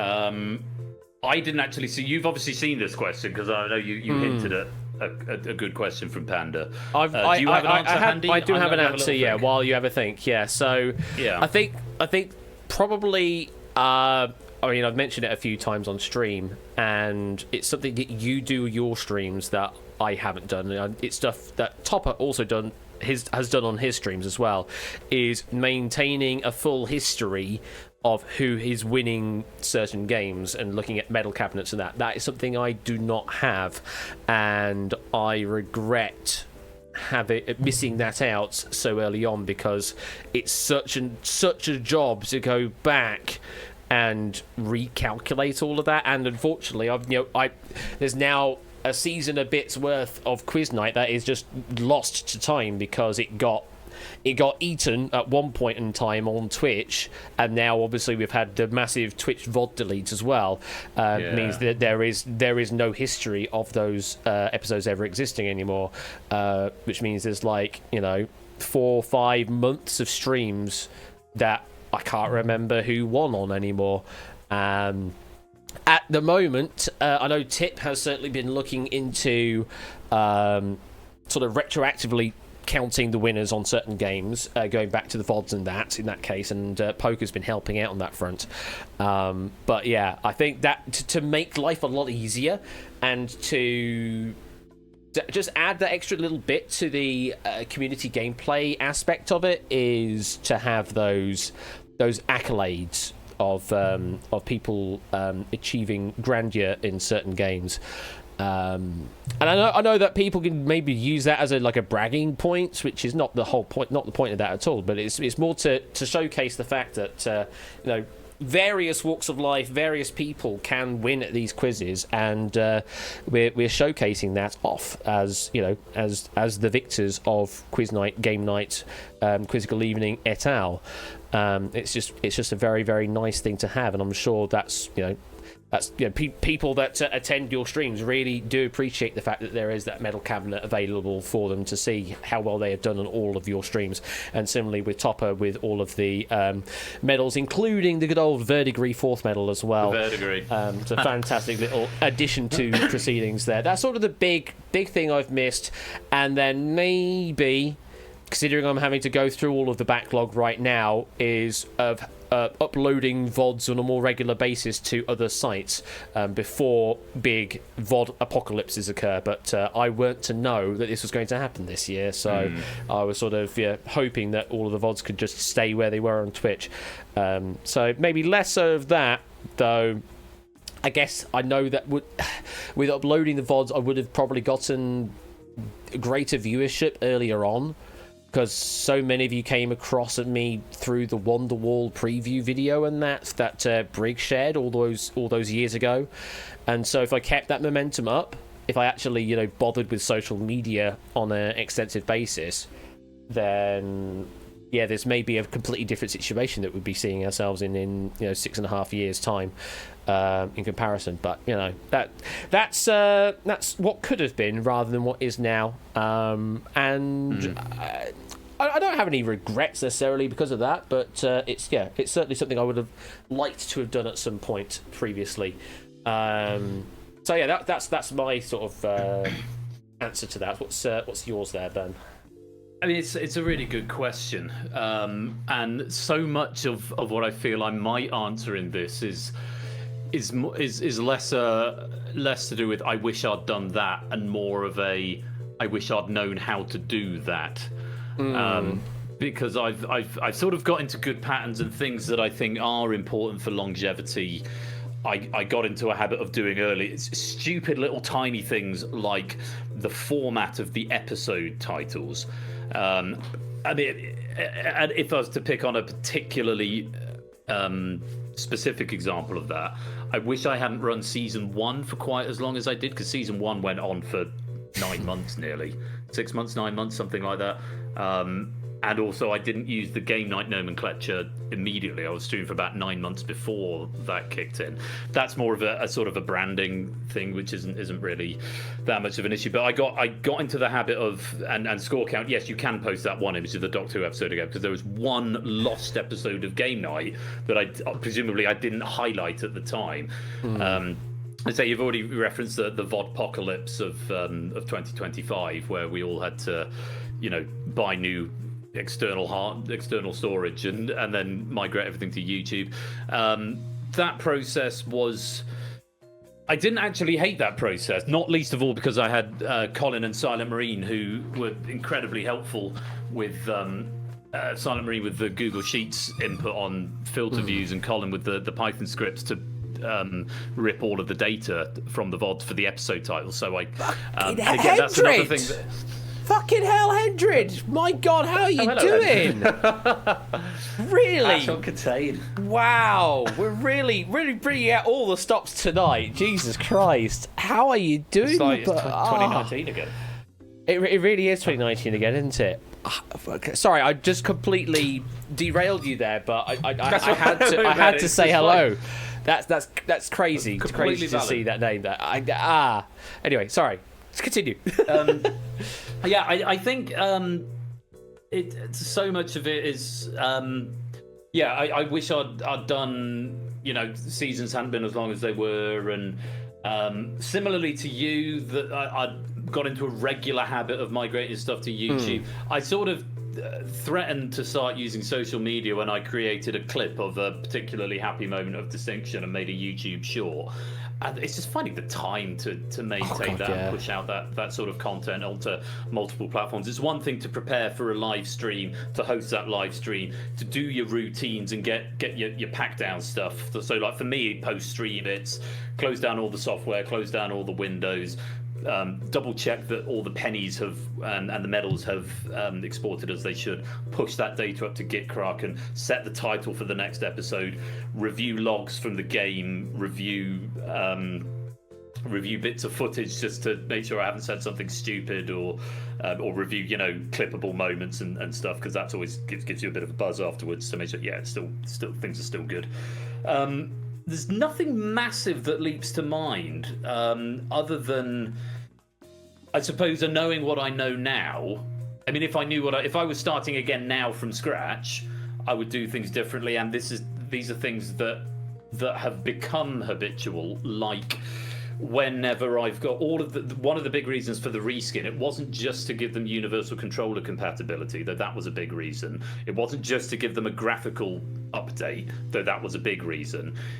It wasn't just to tidy up the code under the hood, which in a lot of cases in legacy games was an absolute pigsty, but worked. Those are all valid reasons, but a big reason to do it, where I've done all of these reskins, is to get everything onto the same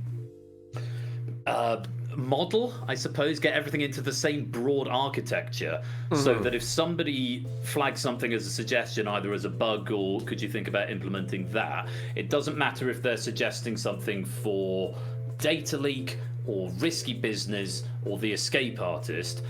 All of my classes, my scripts now, are broadly functionally the same, and the outline is always the same, and there are always classes that have the same name, and the workflow for all of them, for all of the games, will follow the same broad strokes. Obviously the details are different and the graphics are different, but having done that over the last 2 or so years, where I've pretty much reskinned everything, that has been, while it has been fun and I still do derive pleasure from it, my God, I wish I hadn't had to do it, and I wish it had just been like that from the start. In a way, you could say it's actually it was a project I made for myself, born out of the fact that I still wanted to do more coding that wasn't just maintaining stuff, but I'm not now able to make new things. And so to scratch that itch, I thought, well, let's just remake some of the stuff I've got, but do it properly this time. I think doing that properly from the beginning would have been better. But, for every time I say that, the next iteration, the following iteration, after all the reskins are done, I've had to go back through everything and add the retrofitting for the operator control. And again, that's something else I'd have done from the start. And 12 months from now, there may be something else that I have to go back and retrofit to all games, because I think that's a really good feature. That's a really useful feature. I wish I'd had that from the start. Also, I wish that I would have known that I was going to get lots of blue screens and found out why that was going to be a thing. Oh, pain.wave. That's all about. It is God. very much pain.wave. Oh, yeah. Yeah. I just never quite got to the bottom of them, but my suspicion is that it's just when I was running things like the old Game Night controller and I hadn't put a frame rate cap on it, which I didn't think I was supposed to have to. Burn up, yeah. But it's because it's a built piece of software. It tries to run it at 3,000 frames per second, and then you're running another thing out of the Unity inspector at the same time, and it's just nah. And notably, when I started, and again, this comes at the template thing. In my template, my entry point function locks everything to 60 frames per second, and it's just one line of code. Whilst the blue screens haven't entirely gone away, they have been fewer and further between. The last one notably happened during Moneybox with Hudson Hibby a couple of weeks ago, and that was because I think I was running the operator console. Moneybox is a very graphics intense game because it's not been optimized very well, and I was running the operator, and I had video streams coming in, and it was very hot, so all adds up with that, yeah. So that'd be something I wish. But a great question. I feel like I've not done it justice. I will continue to try and think of other things I wish I'd done from the start. Really fantastic question there, Panda. Thank you very much for that. And to your question there, Hendred, in chat, I've been absolutely fantastic. It's we've just it's 6.5 years of this, and it's kind of crazy. And I hope you are still doing well out there, Hendred. It's you're still on my mind every once in a while after everything, but yeah, it's good to see your name, good to see you pop in, and yeah, really good to see you. We've got another question. Shall we go for another question? We've still got loads of questions, in fact. Next question from Milk Like. What's your favourite quiz or game show on telly right now? Specifically on telly, he says. So if the telly bit on the end was not there, I would very clearly say Game Changer on Dropout, because that is just phenomenal. And if not that, I would then say Jetlag the Game Show on Nebula. But neither of those are TV. So I would have to start to go towards game shows that I've actually watched this year, which would be Genius Game. That's kind of the only one that I have properly watched. So that would technically be my current favourite quiz or game show on telly right now is Genius Game. It might not be perfect compared to the original South Korean edition, but I don't think anything will ever get to being as good as that anyway. So there's going to have to be some concessions to be made. But what they did do, I think they did a really awesome job of it, and I welcome a second season of that, second series of that, if it does come to fruition, very much so. We could probably refund that, Panda. He just asked us anything. Yeah, absolutely refund that back yeah. to you. Hopefully that gives you another question a bit later on. For me, I've got a real. My answer's really boring, but it's born out of a place of somewhat interest. I think I've sort of done that thing where I often joke that I've never had hobbies in my entire life, because I started out with piano was my hobby when I was a child. And then I went and read music at university and became a piano teacher and a concert pianist and general musician performer. So that became a job. And then when I was a teenager, magic was a hobby. And then when I was about 21, I realised I could do magic at weddings and earn money hand over fist, basically making people laugh and being clever with my hands and doing a few tricks. So that became a job. Then I realised I really liked quiz. And then I got a job hosting the university pub quiz and ended up doing running a community where I make game shows and, more pertinently, make TV game shows for a living. So that became a job. It's sort of, I think, this is why I've started running, because you tell me a way I can monetize that easily and I'll be all over it. But running and baking, I'm going to open a cafe with treadmills where I serve my own cakes. I think because I do so much stuff in the game show world for a hobby, but I also work specifically in the television industry in my day job, I don't actually watch that much quiz on telly at all. I've been meaning to watch Genius Game and I'm not going to lie, the main reason I wanted to watch Genius Game is because of David Tennant, because I'm a big fan of David Tennant as an actor and as a performer and as a national treasure, more so than the actual format of the game itself. Which is, you might say, in a way, it's slightly sad. But also, it's just sort of where the direction of my life has gone. I still go out of my way to watch Only Connect, particularly if there's people on it that I know. But also, a lot of the time, I know what's going to happen in Only Connect because I've been on standby to fix it or I've been in the studio. When it's been being filmed, so I already know what's going on. I will always watch Millionaire if that's on, and I've not got anything else going on. I have to go again, not on telly, but I found a bit of a love for Mr. Beast. I'm quite late to the party, but I really like Mr. Beast's sort of large-scale game show style things. I understand the slight contentious issue that it is like a poverty porn sort of thing, but I do quite enjoy some of the stuff that Mr. Beast does. I really enjoyed Squid Game, the last couple of seasons of Squid Game, which again is kind of a game show in a way. I know it's a drama, but yeah, it's slightly sad in a way. Gladiators, I really enjoyed the rebooted series of Gladiators season 1. I've not that is fair. That's a very fair call. That actually, yeah. But again, that I feel is because it's not quiz show. And again, I mean, I did the control for Series 2 of Gladiators, and I've just done Series 3, which is going into studio in about 3 or 4 weeks' time. So Gladiators has been my life this last week, actually. I think that possibly comes from a place of nostalgia more than anything. And the reason I watched Series 1 is because I was, at the time, had a teenager living at home who was a little bit older than I was the first time I watched Gladiators. So it was like, it's come full circle. And I found myself really getting into that. But outside of that, I don't watch a huge amount of quiz shows, which is maybe slightly sad in a way. But it's I don't think it's sad at all. It's very much the same for me, where I went into the world of doing games dev for a living, and then suddenly I got turned off of actually playing games entirely because of that. I found that with Catane as well. Once I started modding, I didn't want to play it anymore.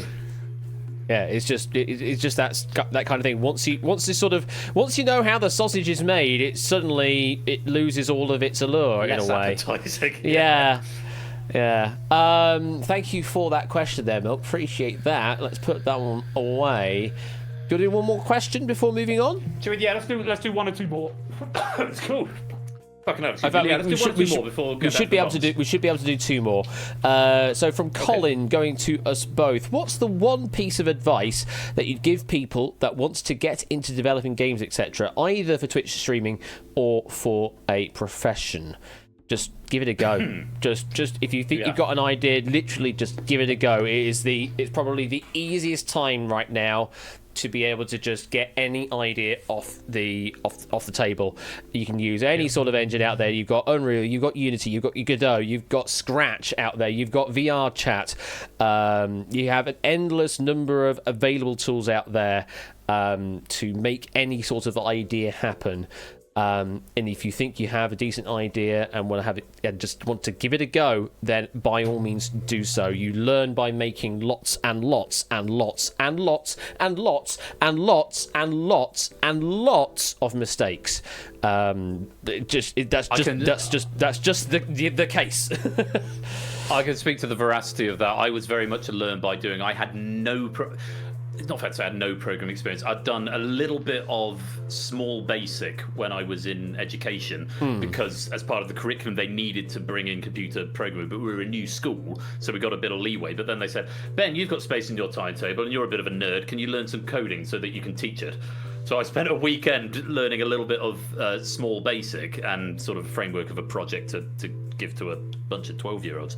But I didn't have any real experience in programming until I started modding for Catane. And then, as Ash said, I made 62, 72 modules, which were all, after a point, variations on similar themes. But doing it again and again, you found, I know how this works and I understand that. And even in my day-to-day job, I'm still making mistakes and things still go wrong. You still learn new stuff. Yeah.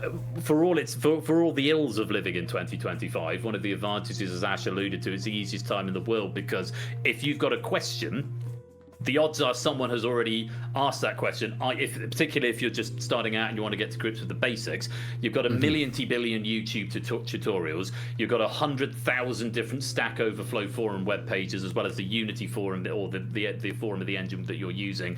You've also now, more so than when I started programming, you've got things like ChatGPT, which, again, for all its ills, and that's a different conversation to have about the rise of AI when it comes to programming, particularly with basic stuff. And it's not perfect, but I use it on an almost daily basis at work. If I think I can't be asked to write this link statement, here is what I want, it's something like this, please correct it, because it's so prescriptive, if you like. ChatGPT is very good because it's all codified, I guess.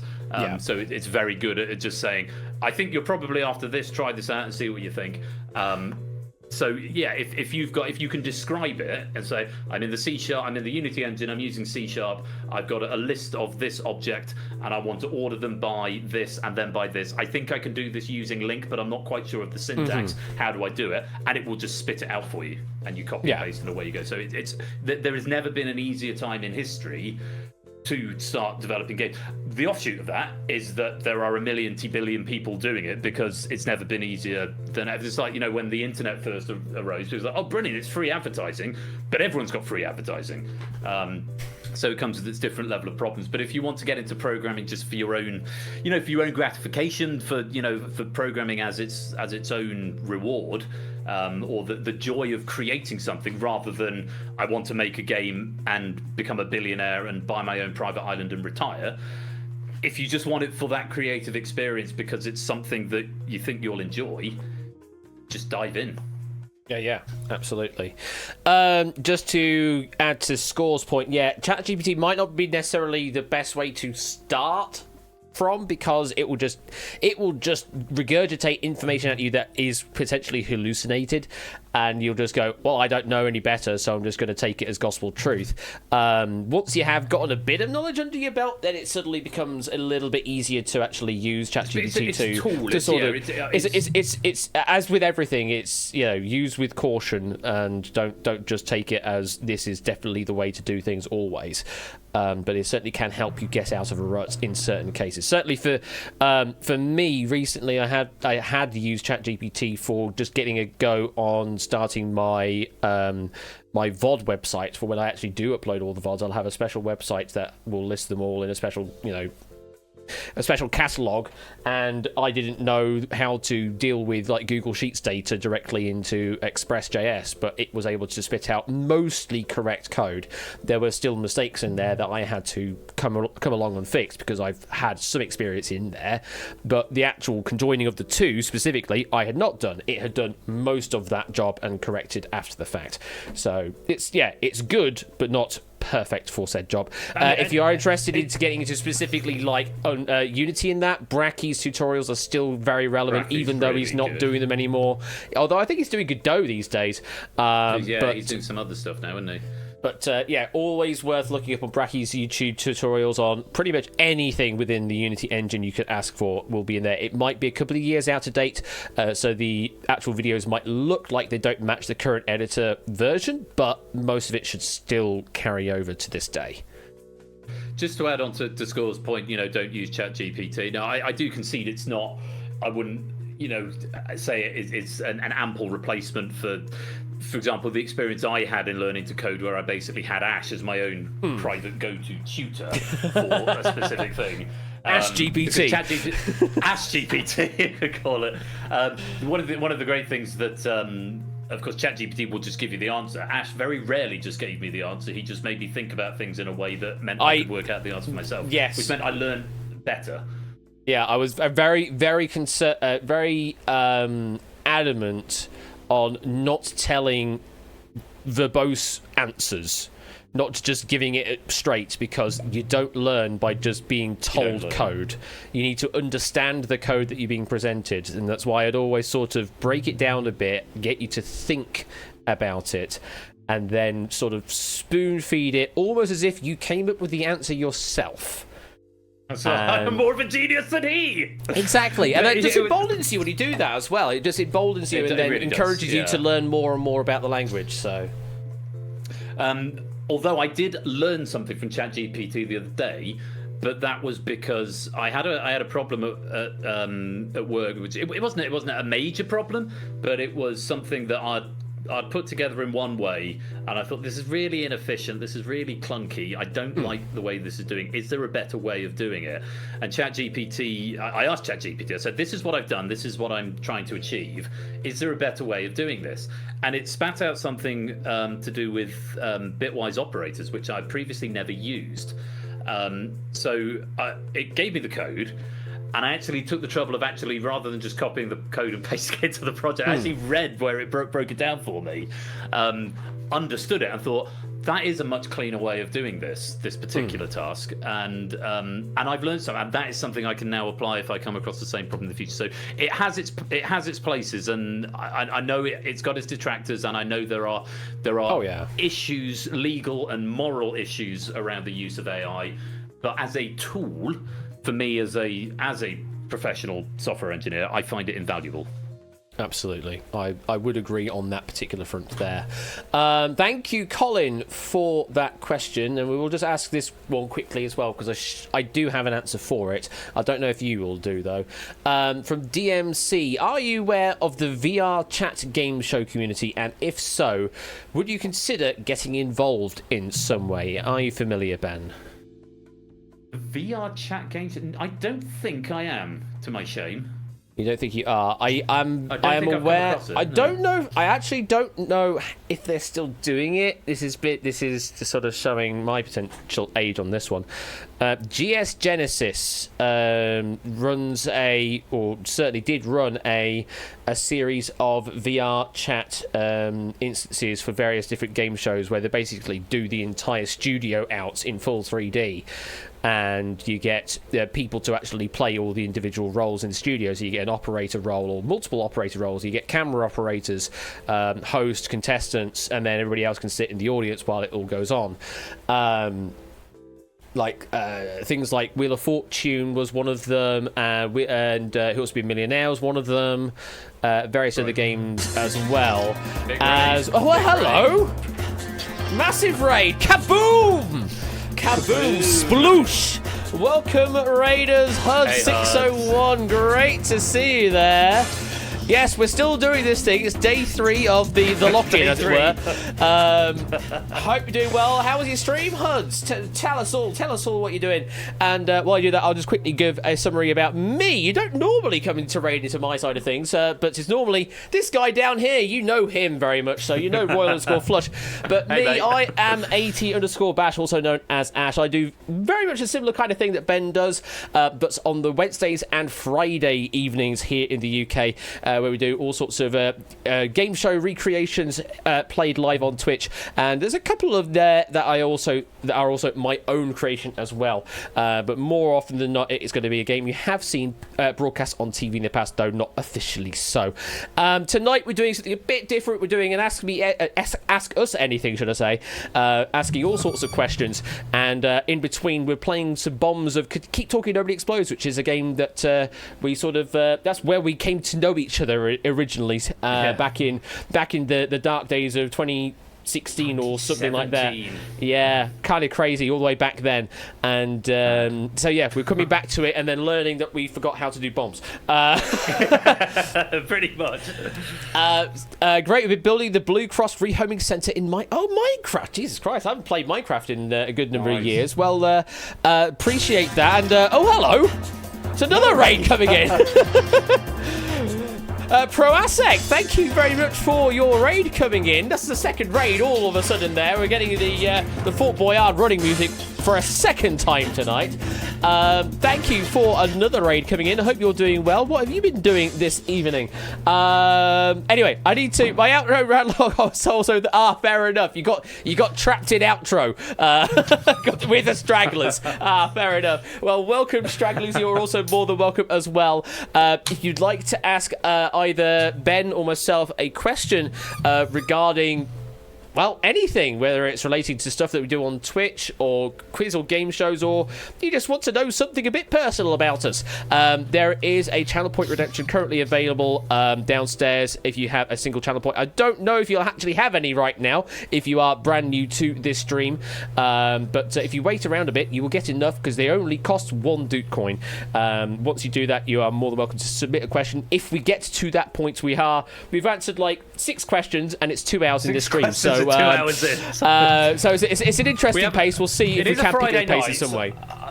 I don't know if we've got a curfew. I mean, I've only got to plan the music quiz live tomorrow and the park run in the morning. Yeah, exactly. So it'd be nice to be done by midnight, but we'll see how it goes.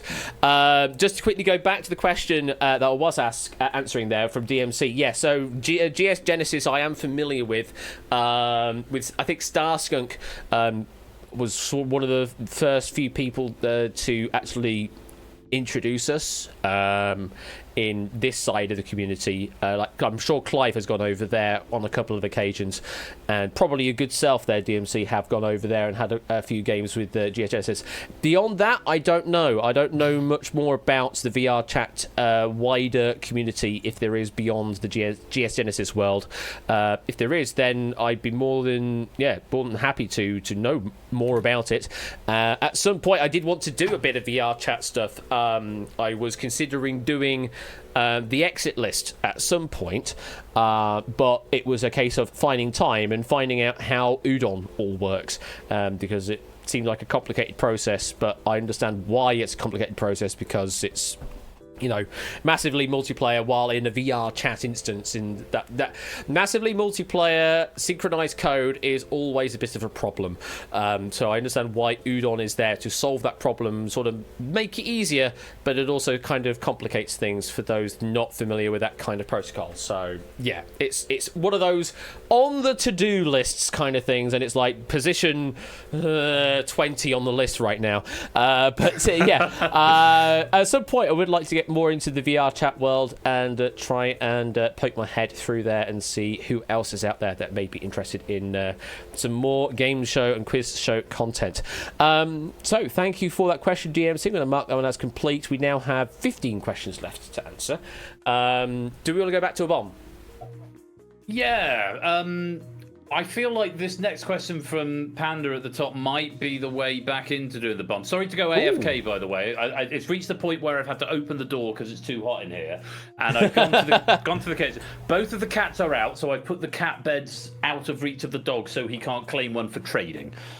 So hopefully he won't emerge with anything in his mouth in the next 5 minutes, and we can concentrate on not exploding. Okay. But yeah, as a segue back into it from Panda to both cheekily, do you know how long it's been since I consumed any Catane content for you to pull this stunt?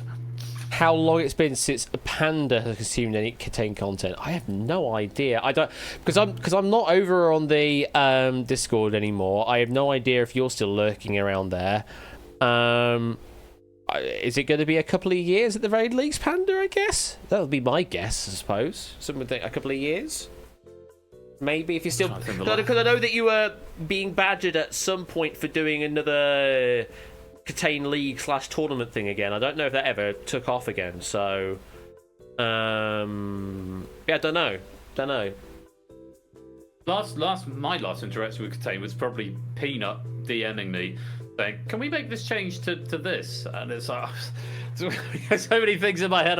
It sort of reached the point after a while I said, you know what, I think I've given editor control over all of my mods to someone else and said, fill your big space. I haven't got the headspace or the spoons to deal with this anymore. So it was a very important part of my life for a very long time.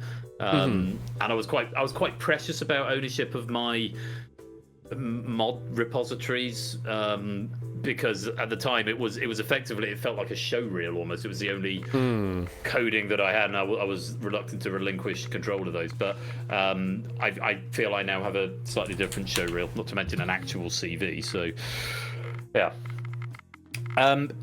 Right, back into some bombs. Let's go back to some bombs, and we may do some modded stuff now.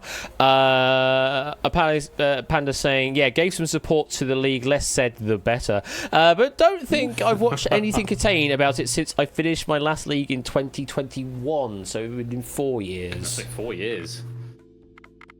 Yeah, that's a fair whack, isn't it? Quite a long time. Right then, I need to consider some modules to enable here. So what would we like to do? Let's have a look. Let's get to the point where we're into modded stuff. We need to start delivering the edge work first.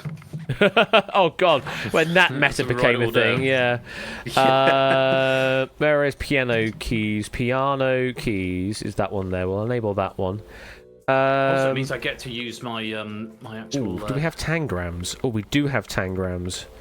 I have never been able to do tangrams, so this could not be a learning curve for me. I'll turn tangrams off then, because that one kind of requires using either the digital manual or cutouts from the actual paper. Yes, that's right. It's got a physical element to the manual, Yes, hasn't it does indeed. Blah, blah, blah, blah. Which of yours would you like to enable? it? The cube. You want the cube, do you? I mean, no, you're the one solving it. No, never. Let me have a flick through this and see. Can we leave painting on? I like painting. I'll put Sonic on. Painting's Sonic's on, yeah. a good shout. Mortal Keys Kombat? I'm fine with. Mortal Kombat is good. Needy Mrs. Bob could be quite fun if you're inclined to go needy. I'm fine with needy for now. Okay. Lightspeed might be a bit much for now. Identity grade. That Oh yeah, can yeah. work. We can do identity, yeah. iPhone? Do you want to dare do an iPhone? I mean, the manual is 5 pages long. Let's put a pin in that for now. Sure. Trying to think of ones that are good both sides, because what a lot of my mods ended up being was a lot of working out for the person with the manual while the person on the bomb sits and twiddles their thumbs.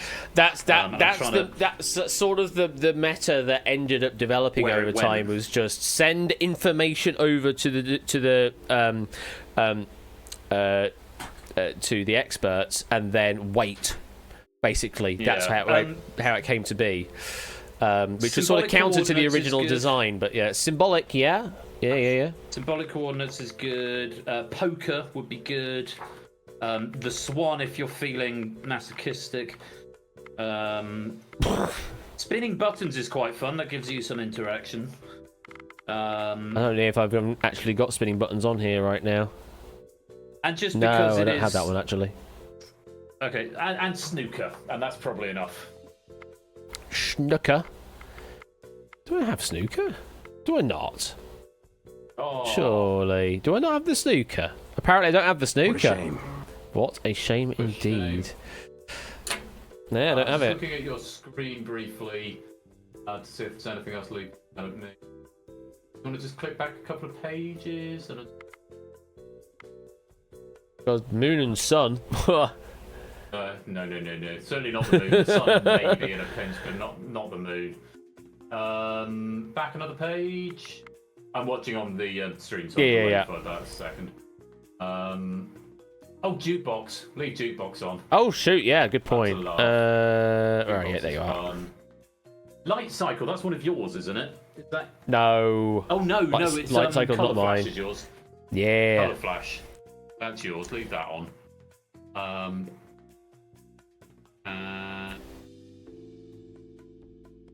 Double O. I quite like Double O of ours, but Well, double O's. Yeah. Oh, we'll put double. We'll switch it on. It's not strictly between us, is it? But no, I think it's a Timwee module, but I quite like yeah. it. Yeah, Colour we'll leave it Flash on. is on. There's a sort of wild card in there. Chuck a cube. wild card in. The cube. You can have. We'll do. We'll put a hex module in. Actually, you know what? Do safety safe. I don't think I've ever done. Panda double O is a Timmy module. How dare! It's a Panda module, I believe. I have got safety safe in the manual though, so maybe I have done it at some point. Well, safety safe. Yeah, well, that was all of the Hexes advanced modules. Oh, that's right. That means I almost certainly have played it then. Okay. Yeah. That's probably enough to be going on with for the time being. Just before we do that, I am going to reattach this page because I figured out how ring binders work. Of a fashion. Just make sure everything else is sorted. Oh, you know what? We can leave the other casings on if it comes up. Leave the other casings. We've only got the one gameplay room, which is factory. And We'll turn the two-factor widget off, otherwise we could be getting into right territory there. Okay. I'm going to turn... Apparently I have all these other things on as well, which I probably don't need. So I'm going to turn other things off right now. I don't even know what that one is right now. Boss module, Dino mission generator, and tweaks. Yeah, I'll leave that as it is. Right. Alright, thank you very much, Bubbly, for tuning in. Enjoy your sleep.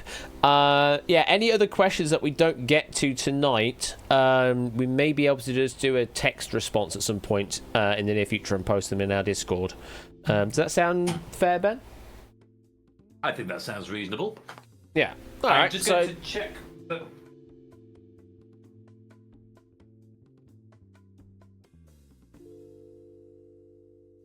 Go to check. Pause for tension. The wheel! He's taken himself downstairs, presumably because it's a bit cooler down there, bless him. Okay, fair enough. Right, we're going to switch to mods save the only. world. Let's go. Quite a bit of time. 5 modules in 10 minutes. Take care, Huds. Thank you very much for sending players. I'm so used to saying players for people that are joining my stream and that. But for viewers, thank you very much for sending your viewers my way. Appreciate the raid and enjoy your evening and try and keep as cold as you can because bloody hell it's still warm. So yeah, take care, Huds. Thank you very much for the love. So yeah, 5 modules, 10 minutes. Do you think? 5 modules, 10 minutes sounds reasonable. Yeah. All right, you good to go? I've just thought of another one that could go on, but we can save that for later. Yeah, I'm good to go. All right. European travel was going to be the other one, but... Oh my God, European Again, travel. Wow, okay, cool. Right, let's go. Let's see how we go. Maybe a lookup table. Right, here we go. Edge work. Oh, God, edge work. Yeah, we're going to do all that first. Factory, sliding in, I'm going to minimise your stream so I can't... I'm not looking. Right, not looking. All right, cool, fantastic. We have got 5 batteries in 3 holders. We've got an RJ. We've got a PS2. Sorry, mate, that's 2 PS2s. We have an RCA. Also make it 2 RJs. And we've got a DVI port as well. There are 2 no... PS2s, 2 RJs and a DVI. Correct, and 1 RCA. And an RCA as well. Yeah, no lit indicators, no unlit indicators. And your serial number is X-Ray 69 Dingo Nice. Idiot 6. 69, love it. Right, what have we got? What we got is we got some Sonic. Hey, Sega! Sonic the Hedgehog. Right, Monsieur What would you like? What would you like to know? I would not. It is critical that you identify the sounds before pressing the start button. Once the game has been started, you will no longer be able to play them. So play me some sounds and tell me what you've got. So we've got spin up. Yeah. We've got. Oh, that's almost like spin up, but not quite the same. It's like a second charge. That makes sense. I can't remember all the sound names for Sonic. Go to the next one. Then we've got continue Right. and bumper. Bumper. Right, that second one. So spin up. So So you got a spin and then like half of a spin a dentist sound. drill attacking a filling. So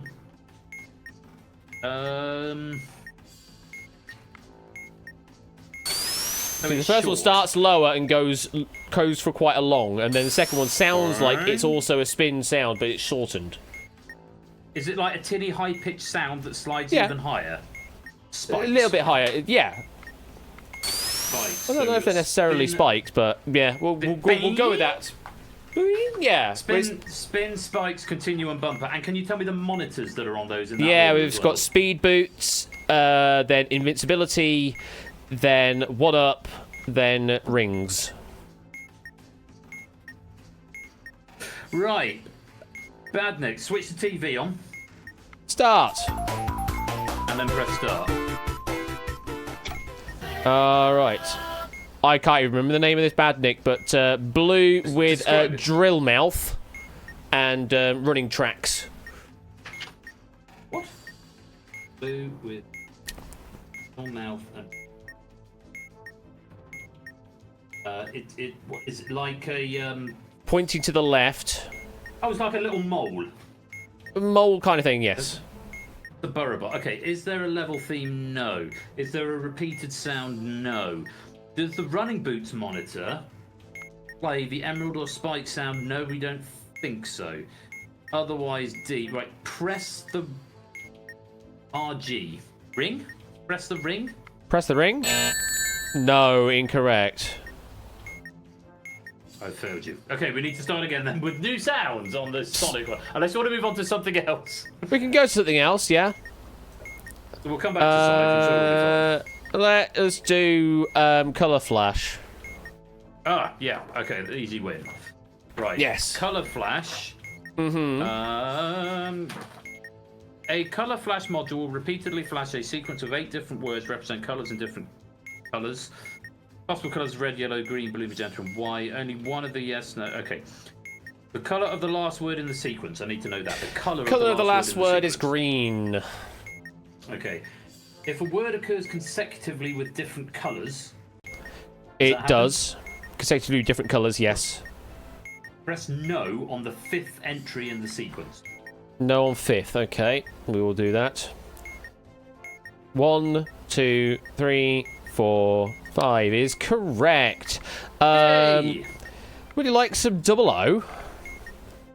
Yeah, why not? Double O. Okay. What number do you have? 83. Okay, and press another one. 37 and 20. Find your strike button as well. Yeah, found my strike button. Okay, 83, 37, and 20. Give me a mo. 83. 37 is what you want. Alright, 56, 72. 56. Alright, 78, 87. Stay with 56. Stay with 56. 21, glitch. Hit the glitch. Hit the glitch is correct. Shall we do some semaphore? Oh my god, I don't know if I've ever done that. But I've got the thing, so let's give it a go. You got the thing? I must have done it. I've got the manual, so semaphore module will present with the previous button and next button, OK button, and use previous and next buttons to navigate through the semaphore sequence. Semaphore sequence will contain some characters from the serial number on the bomb. Also include one other character not present in the serial number. Navigate to the one and only character that is missing from the serial number. Press OK. Fine. What have we got? It starts with up, then upright, which I think means numbers. Up and upright. Up and upright is numerals, yes. Okay, so the first number is going to be down, left, up, left. Down, up. This is going from left to right. Okay, I understand it. Down, left, Yeah. up. That's a 9. Do we have a 9? Which is in the serial. Next. Yeah. Next one, we're going then to, I think, letters. Next is down, left, up, left, but letters. I, which is also in the serial. Next. Next, up, right, down, right. Upright, down, right. So that. And this is letters. Yeah. Upright, that's cancel or annul. That can't be Upright, right. upright, down, right. Oh no, it's not. I've forgotten what left and right is. All available experts, please report to room A9. That's in the serial number. Next. Going to numbers or J. Numbers down, then right.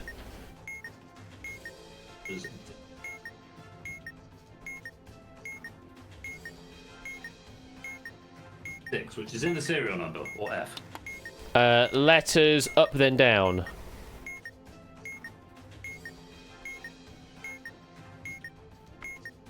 D or 4.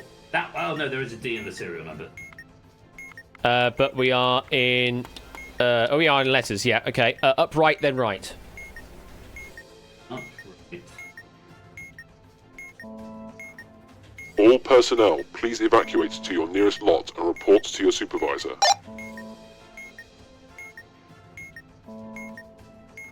I'm afraid it does not exist. Fantastic. It does not exist. We've got 40 seconds. Oh no, W. It's that one. W. It's fine. It's fine. We're good. Right. Yeah, we've got like 30 seconds for maybe some symbolic coordinates. Yeah, go. What have we got? Yeah, good question. I forgot all of the words we used to do with this one. There's a black hole. Yeah, I've completely forgotten all of tennis these. ball. Yeah, it's all good because we're running out of time anyway. No, it's time.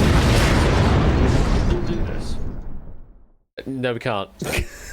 I'm sorry. I am ashamed.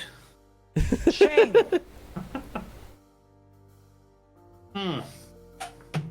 Was Sonic always that hard? Don't know. Feel You like tell I me. Feel like I lost a lot of time on that one. I'm interested what that sound was now. Do we have an advanced manual with the doofer on? Do they have play It sounds? wouldn't Yes, they surprise do. me. Yeah, Let's have a look. Sonic. they do, but it's not playing. Interactive Fantastic. Manual. Cool. The internet manual does not play the sounds for me for some reason. Was it that one? No, it wasn't that one. Oh, that's Spikes. That's where we went wrong. Oh, it so is playing, but I can't. There's that one, which was the first one. that was your spin up. Yeah. And then it wasn't that one. No, not that one. May have just been spin up again, but it certainly sounded very similar. It's possible it was the same one. It sounded like it started slightly later on in the sound, but yeah. I mean, it's either that or Spikes, and you got Yeah. Spring. Oh, not that one. Dump. Oh, apparently Stream can hear those sounds that I was just playing, but apparently I can't. How can you not hear them? Oh no, wait! I know why I can't hear them because I turned that off temporarily. Sorry. Yeah, okay. Yeah, it wasn't that. Definitely not that. I think it was the same one. It probably was. Yeah. Lovely sounds. Shall we try that again? Yeah, we can try another bomb. Yeah, absolutely. Oh, maybe 4 modules in 10 minutes. Give us 2.5 minutes Oh, per come on mod. then. We can do 4. Yeah, sure. We can do 4. We can do 4. There we go. 4 is set. Are you ready? Let's do this. Alright, here we go. And we can mark that other question off. There we go. Next. What do we have right now? Let's go back into the Sonic. But we want some edge work Right. first, I suppose. Yeah, hit me with some edge work. Alright, well, we've only got the one battery this time in one holder. Nice. And we have just one PS2 port on one plate. Okay. Everything else is indicators. We've got lit Bob. Hey, lit Bob. Nice. Lit FRQ. And unlit IND. Then your serial will be 9 Alpha 3. Foxtrot Bravo 4. Right, you are. Let's have some Sonic sounds. So we've got start of invincibility sound. Sort of the music. Da da da da da da da da da. And that's in the invincibility box. That's well, yeah. You would hit the invincibility box and then you'd hear that music start play. Yes. So you've got invincibility sound in invincibility box. Not in the box. No, that's in speed boots currently. Oh, that's in boots. Okay, fine. Yeah. Next Next one in sound? the invincibility. That is 1 up. That's one up. One up sound in One up sound, invincibility yeah. box. Yep. Yeah. Okay. Then you've got your checkpoint in the one-up box. Lamppost, okay. Lamppost, and then in the rings, you've also got start of the invincibility music again. Right, okay. So, turn TV on, hit start. TV on, start. We've got a Jimmy. A what? Motorbug. Motorbug. Thank you, a ladybirdie thing, right. Motorbug, right, a Jimmy. Is there a level theme? No. Is there a repeated sound? Yes, press the running boots. Press running boots. Yes, correct. Hey! Right, annoyed Sonic, dead Sonic, drowned Sonic, falling Sonic, or standing Sonic? I think that's drowning. Looks like drowning. Mouth is agape. Eyes closed, mouth agape. He's looking up. He's looking up. Mouth agape. That's drowned. Right. Does the extra life monitor play the extra life, or the invincibility monitor play the invincibility set? No. Drowned Sonic. Is there a lamppost or a marble zone sound? Yes. Drowned Sonic. Press the ring. Ring? Correct. We now have a lamppost. Red, if that makes a difference. It does. Red. Does the extra life monitor play the invincibility sound? No. Or the invincibility monitor play the extra life sound?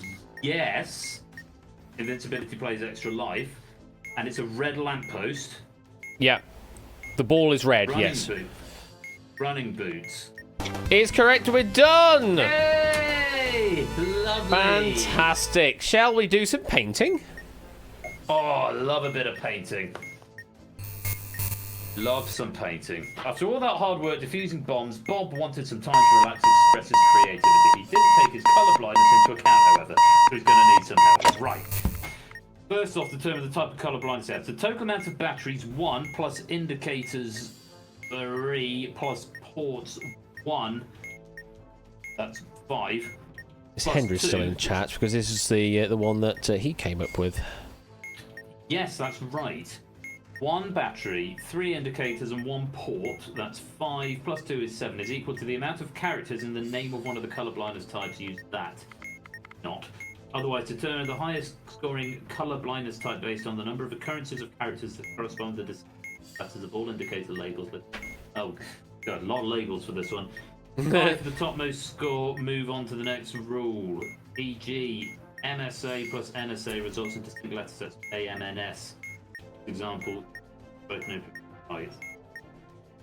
Okay, what have we got? We've got B, O, F, R, Q, I, N, and D. Goodness me. R, 1, 2,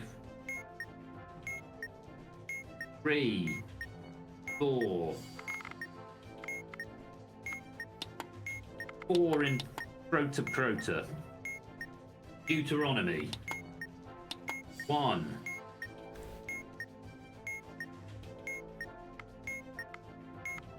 2. 3. 4. 4 in Deuteronomy, I think. Okay. 1. 2. 3. 4. There's 2 I's in Tritonopia. Does that count as 2, do you know? I can't remember the rule now. Tritonopia results in a score of 3. 2 times A plus 1. Yes, it does. So I think it's Tritonopia. Now swap all colours with their respective colours in the table below. Do this by selecting a colour first and select a field to paint in that colour. Okay. So you want to swap blue to grey. Blue to grey, yep. Oh, we don't have that. Exactly 2 DVI, 1 up. No, we don't have that. Purple to black. Purple to black, yep. Green. Sorry, so blue to grey and grey to blue, purple to black and black to purple. Well, start again. So you've done blue to grey. Yeah. You also need to go grey to blue. Okay, done. Purple to black, and also black to purple. Black goes to purple. Right, okay. The next. And green to blue, but Ooh, not the I other wasn't way around. here for a while. Hey, Yeah, everyone. okay. And then orange and red get... Orange and red get swapped, okay. And we are done. Thank you, Period Primary, for the 45-month resub. Appreciate that. Next, let's go to Semaphore. Time? 3 minutes and a bit left. Okay, loads of time. Right. Semaphore. So, letters starting down left, then down.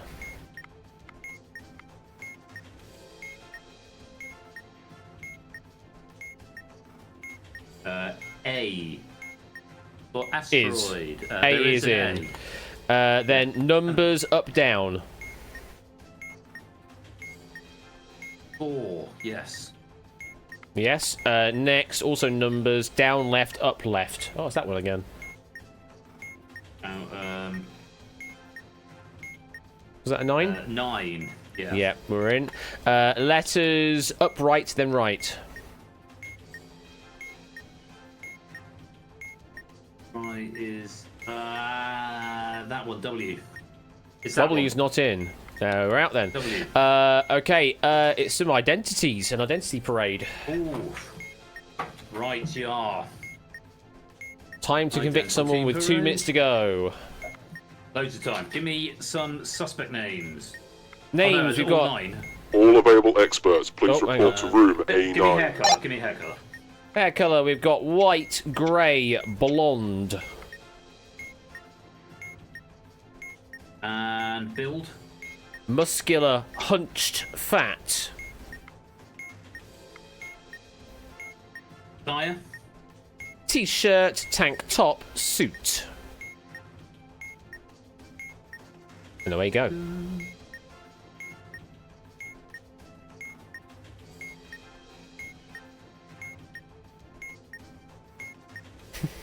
Grey. Grey.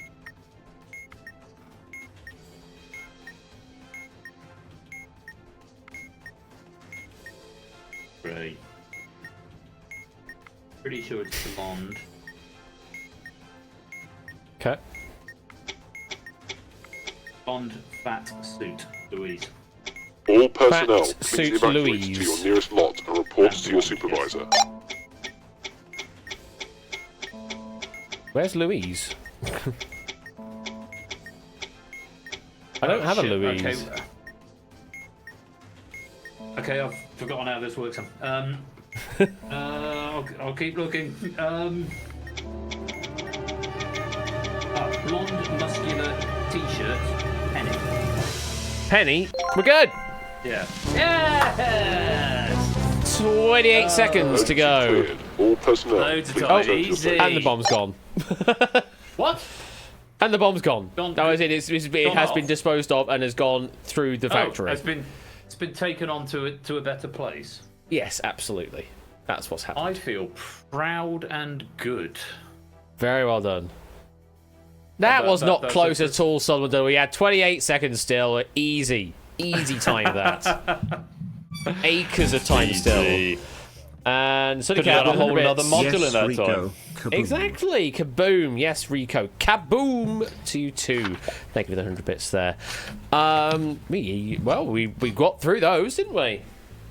We did. Well, the first one less. I think four modded ones was a suitable That's a target. reasonable metric for now, yeah. And we've got another one coming in, another hype train. Jake, hello. Where in the world is Hey. Carmen Sandiego? We're no world is closer Carmen to finding Sandiego? out, but the two of you Hey, super for solved that asteroids. case. We did indeed super solve that case there. Thank you for the 12-month. That's a whole year resub there, Jake. Appreciate that. Hope you're doing well this evening. Do you want to tackle another question or another bomb? Yeah, let's have some more questions. I just realised I've got about half a dozen messages from Anya, so I might just text her just very quickly. Okay. Just to say, come and watch.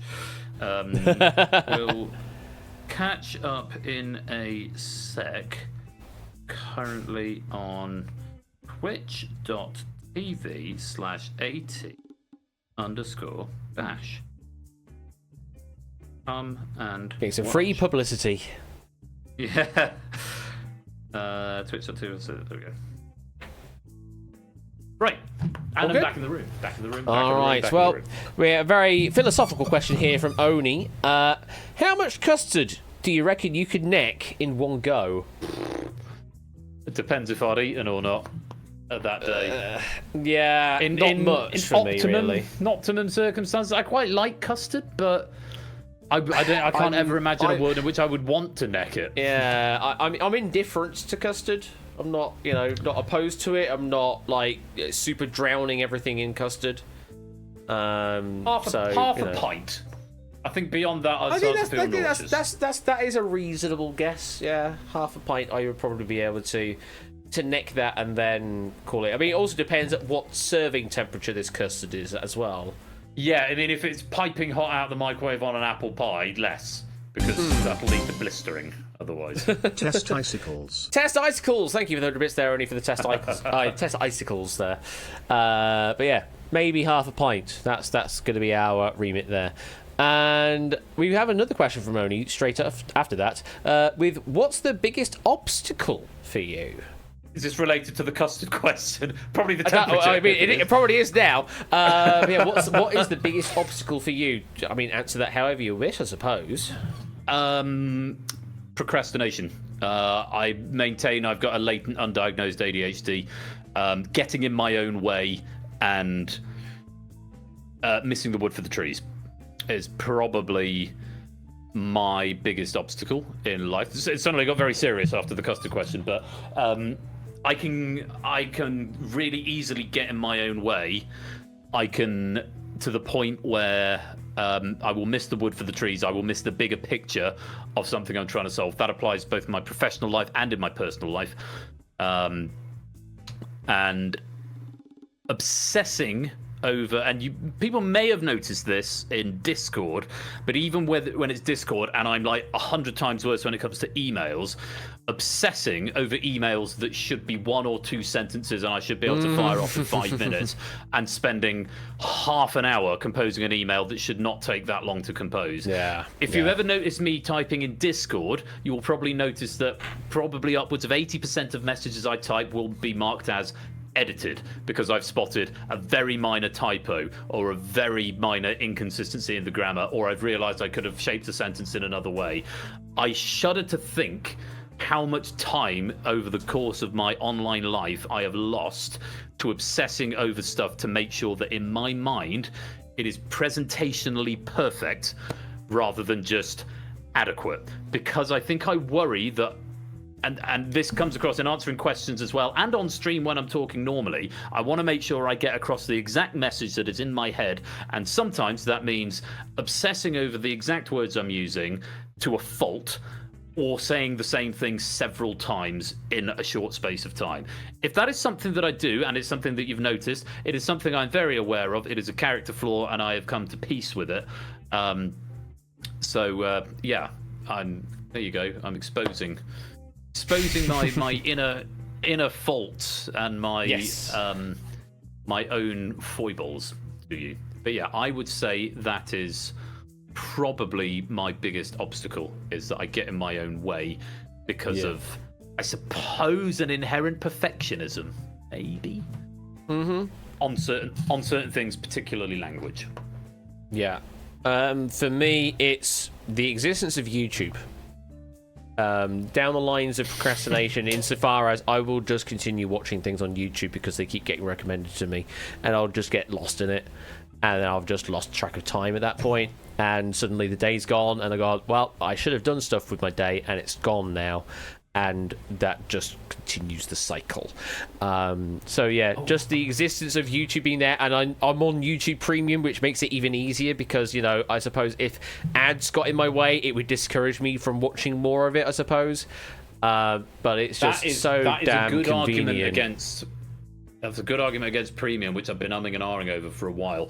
I've just thought of another one, and this is probably a deeper character flaw in a way, and it's possibly led to a bad bad circadian rhythms and possibly contributed to my burnout that I had earlier this year. But I feel like if I am not doing something productive, or at least in my mind attempting to do something productive, unless I am literally about to go to bed, then I am wasting my time. I find it incredibly difficult to just do nothing. So it's sort of the opposite, sort of the opposite in inversion of yours, Ash. You sort of get distracted by YouTube and you think you should be doing things. I am very, very hard on myself if I go to bed, if I say, right, it's 10:30, I'm going to have an early night, I'm going to go to bed and watch an episode of whatever.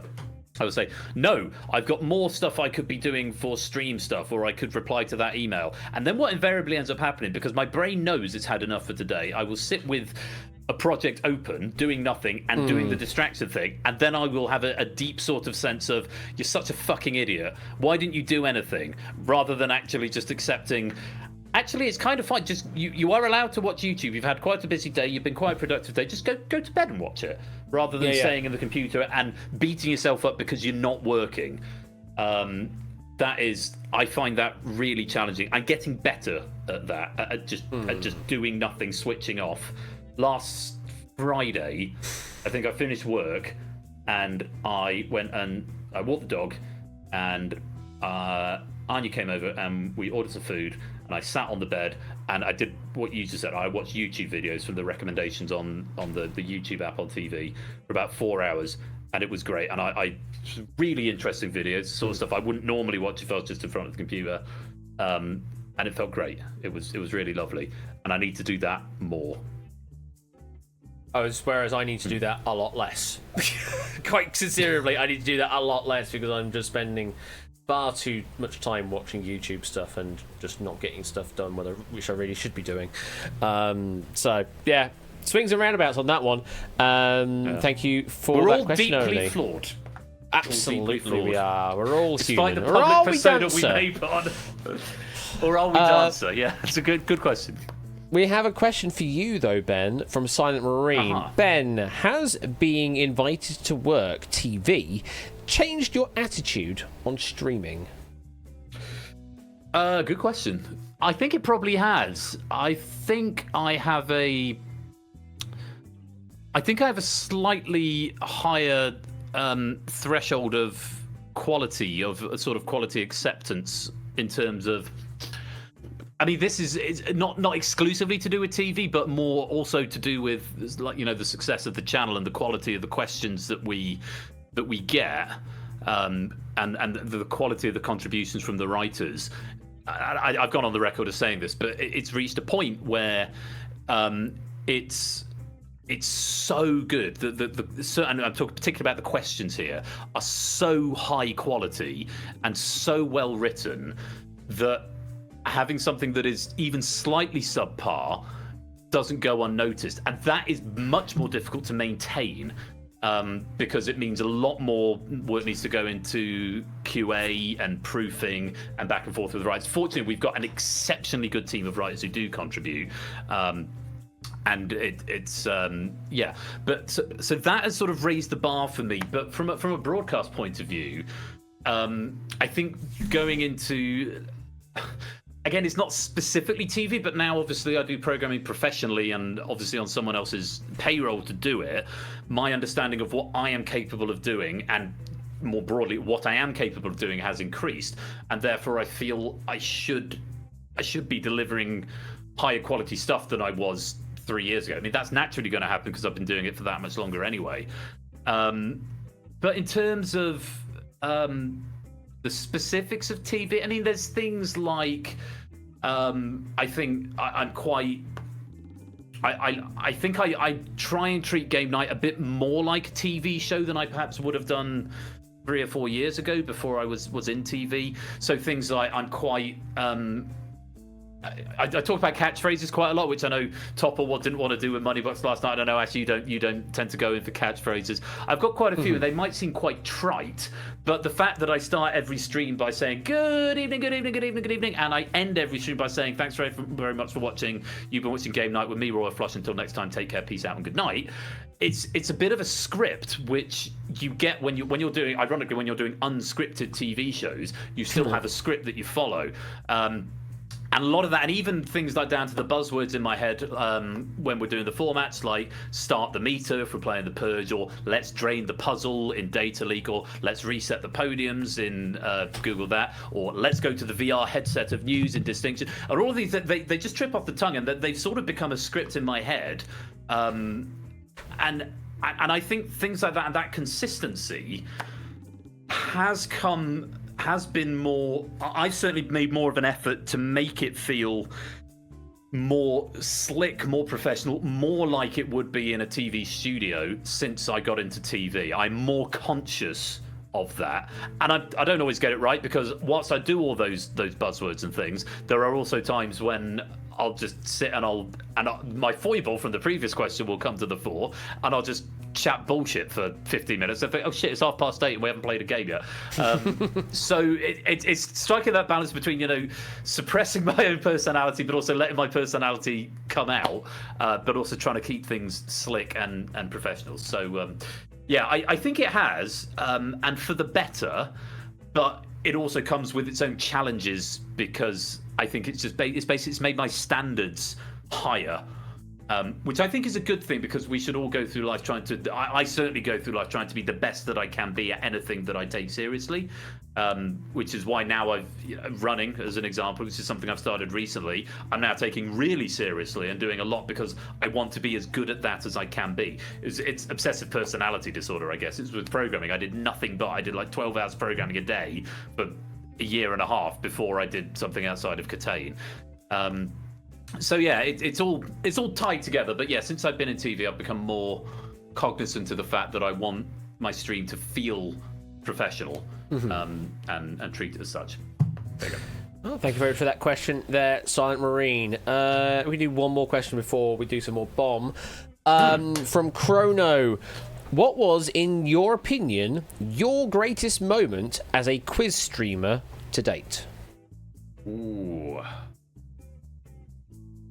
This could potentially change every year. I'd say this just ebbs and flows all the time for me. It's like it could be, the utter craziness of managing and running Time Shock. It could be the Beat the Chasers most recent one that I did, because that was so incredible.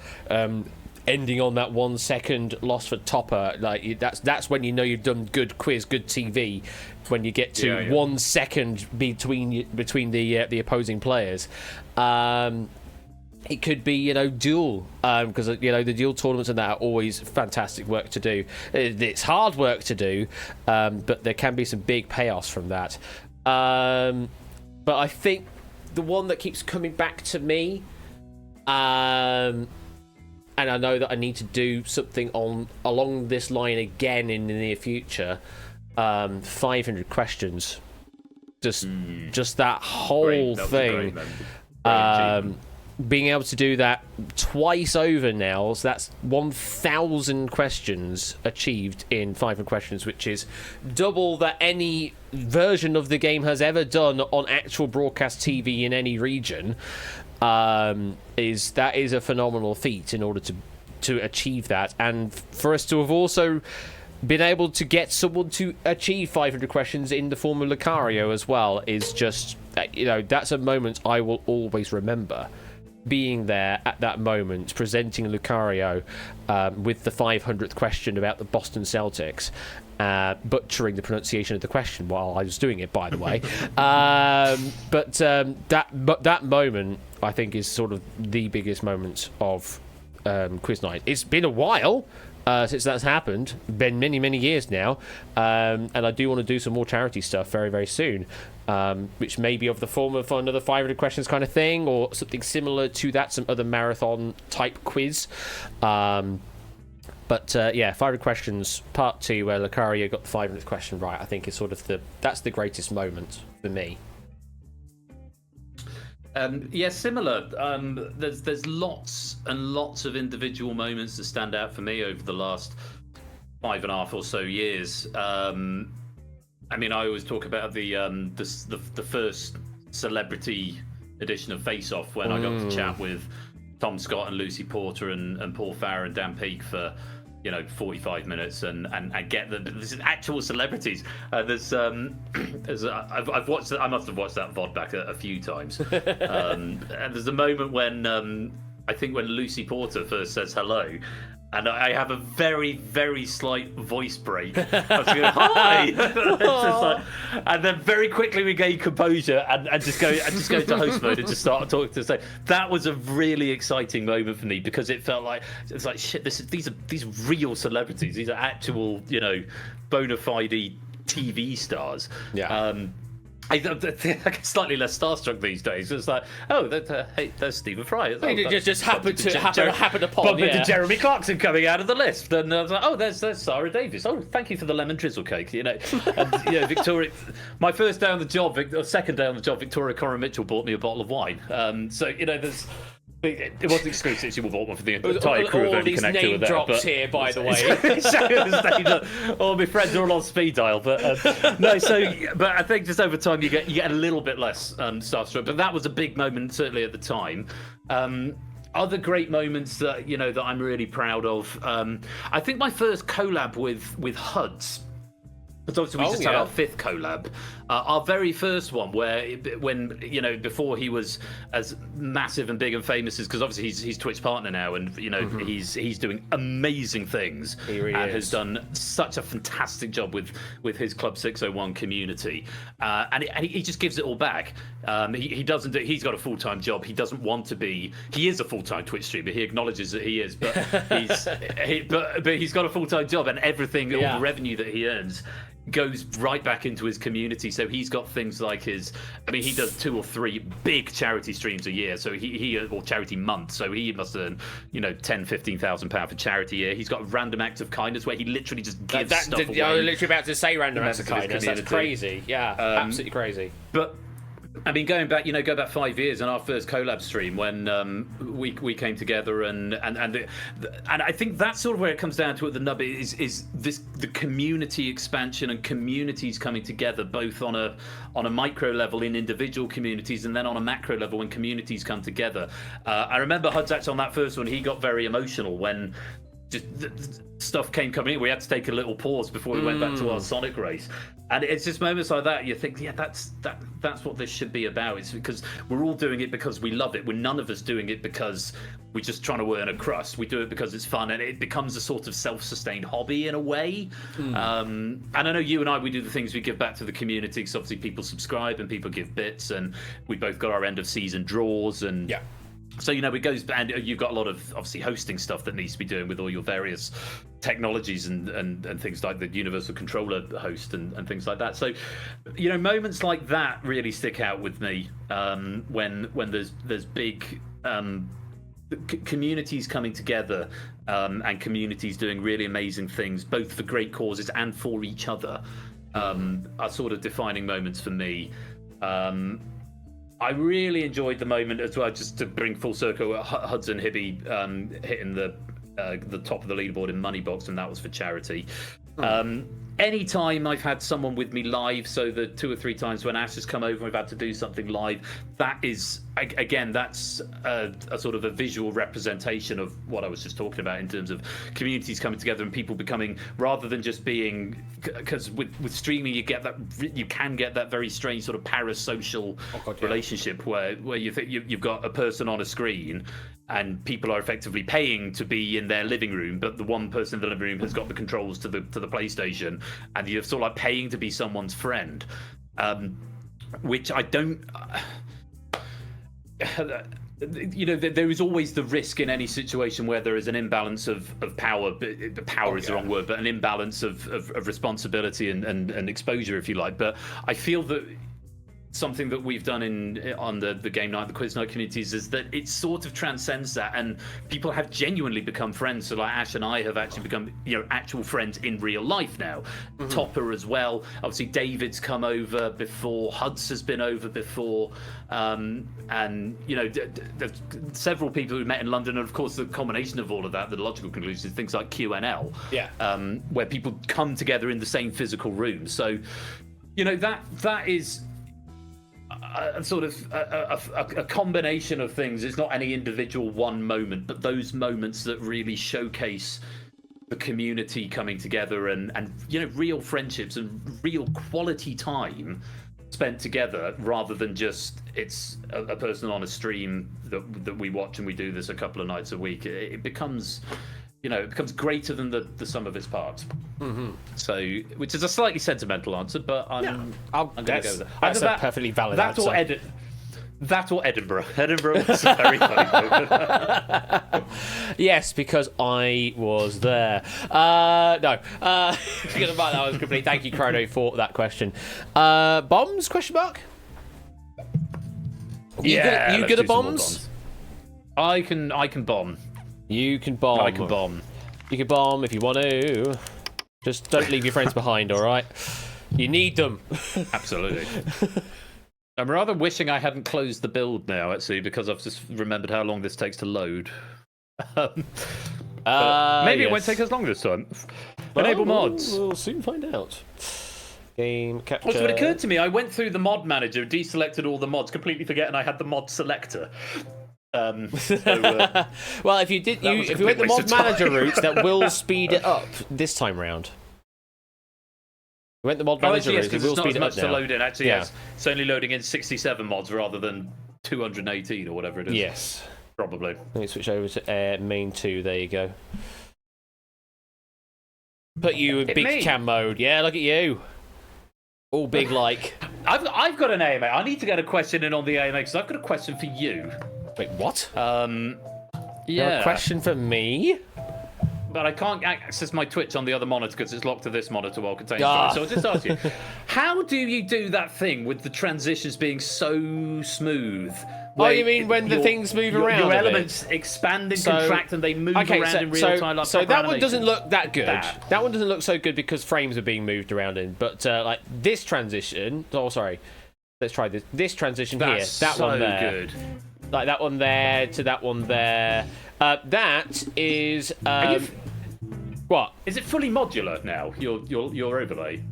Kinda, yeah. I mean, it's still a bit higgledy-piggledy in places, but like things like my camera and your camera and the gameplay, those are separate scenes, so that I can just put whatever stuff I want in there, and then be able to sort of frame them up. This is using the Move plugin on OBS. And that allows you to set up transitions of objects within each scene. Right. Start, transform, end transform. Well, basically, all it does is goes. The start and end transforms are what you basically set in the scene themselves. It just blends between them, depending on some setting. By default, it could be it just blends between them. If they're on or off, then it will do some sort of transition on or off the screen, or fade it out. There's loads of options to it. There's a lot of power to it. I think it's very similar to what HUDs has with his massive layout. His is enormous. His is completely modular, though. He can put anything anywhere at any time. I was just impressed that I'm able to get my stream to do this. Yeah, nothing wrong with a good stinger. Nothing wrong with a good stinger. The stinger works, and I've now lost contain. There we are. Right. So yeah, just to jump the queue. Do you want to do the same thing? 4 mods, 10 minutes? Yeah, can you share the game screen to Discord? Oh, yeah. That's the thing I need to do as well, don't I? Share. Contain. There we go. Flip it round. There we go. Now, profiles. I need to turn no mods off and turn my mods on. That seems like a recipe for disaster. Well, just all yours. Right, we've got factory room disabled. Oh no, I need a new profile because otherwise I'm going to create new profile. There's nothing wrong if you don't have the factory off.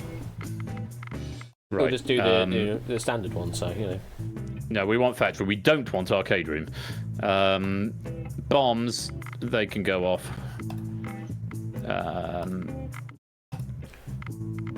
Cam zoom on, that can go off, that can stay on. Oh, yeah, they're fine. Widgets we don't have. Needies. Yeah, I'm with you. Let's not bother. No, thank you. Right. Let's disable all and then switch on. How are you feeling about algebra? Algebra. Oh, it's been a while, but yeah, we can do some algebra. Okay, I'm gonna deliberately leave fun ones on that I think you'll be familiar with.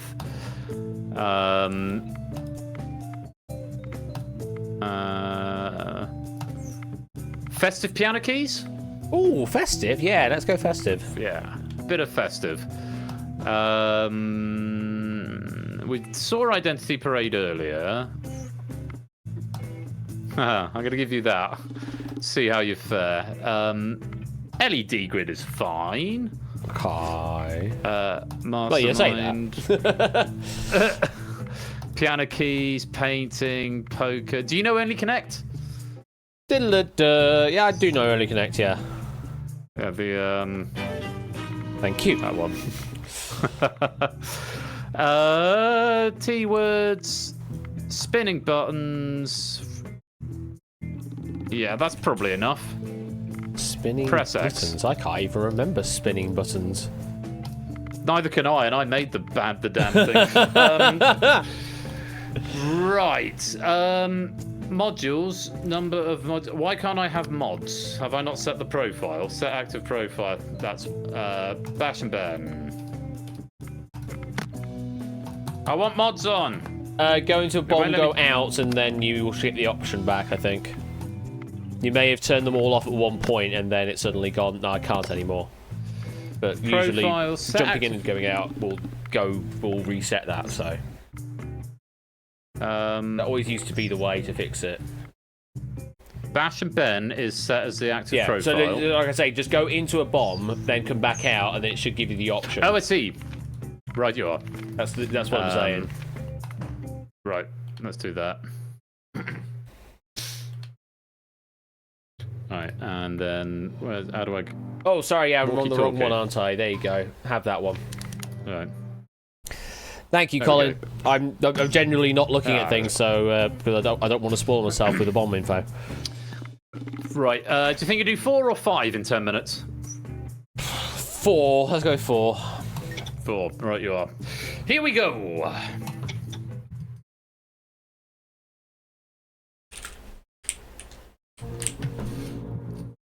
Right.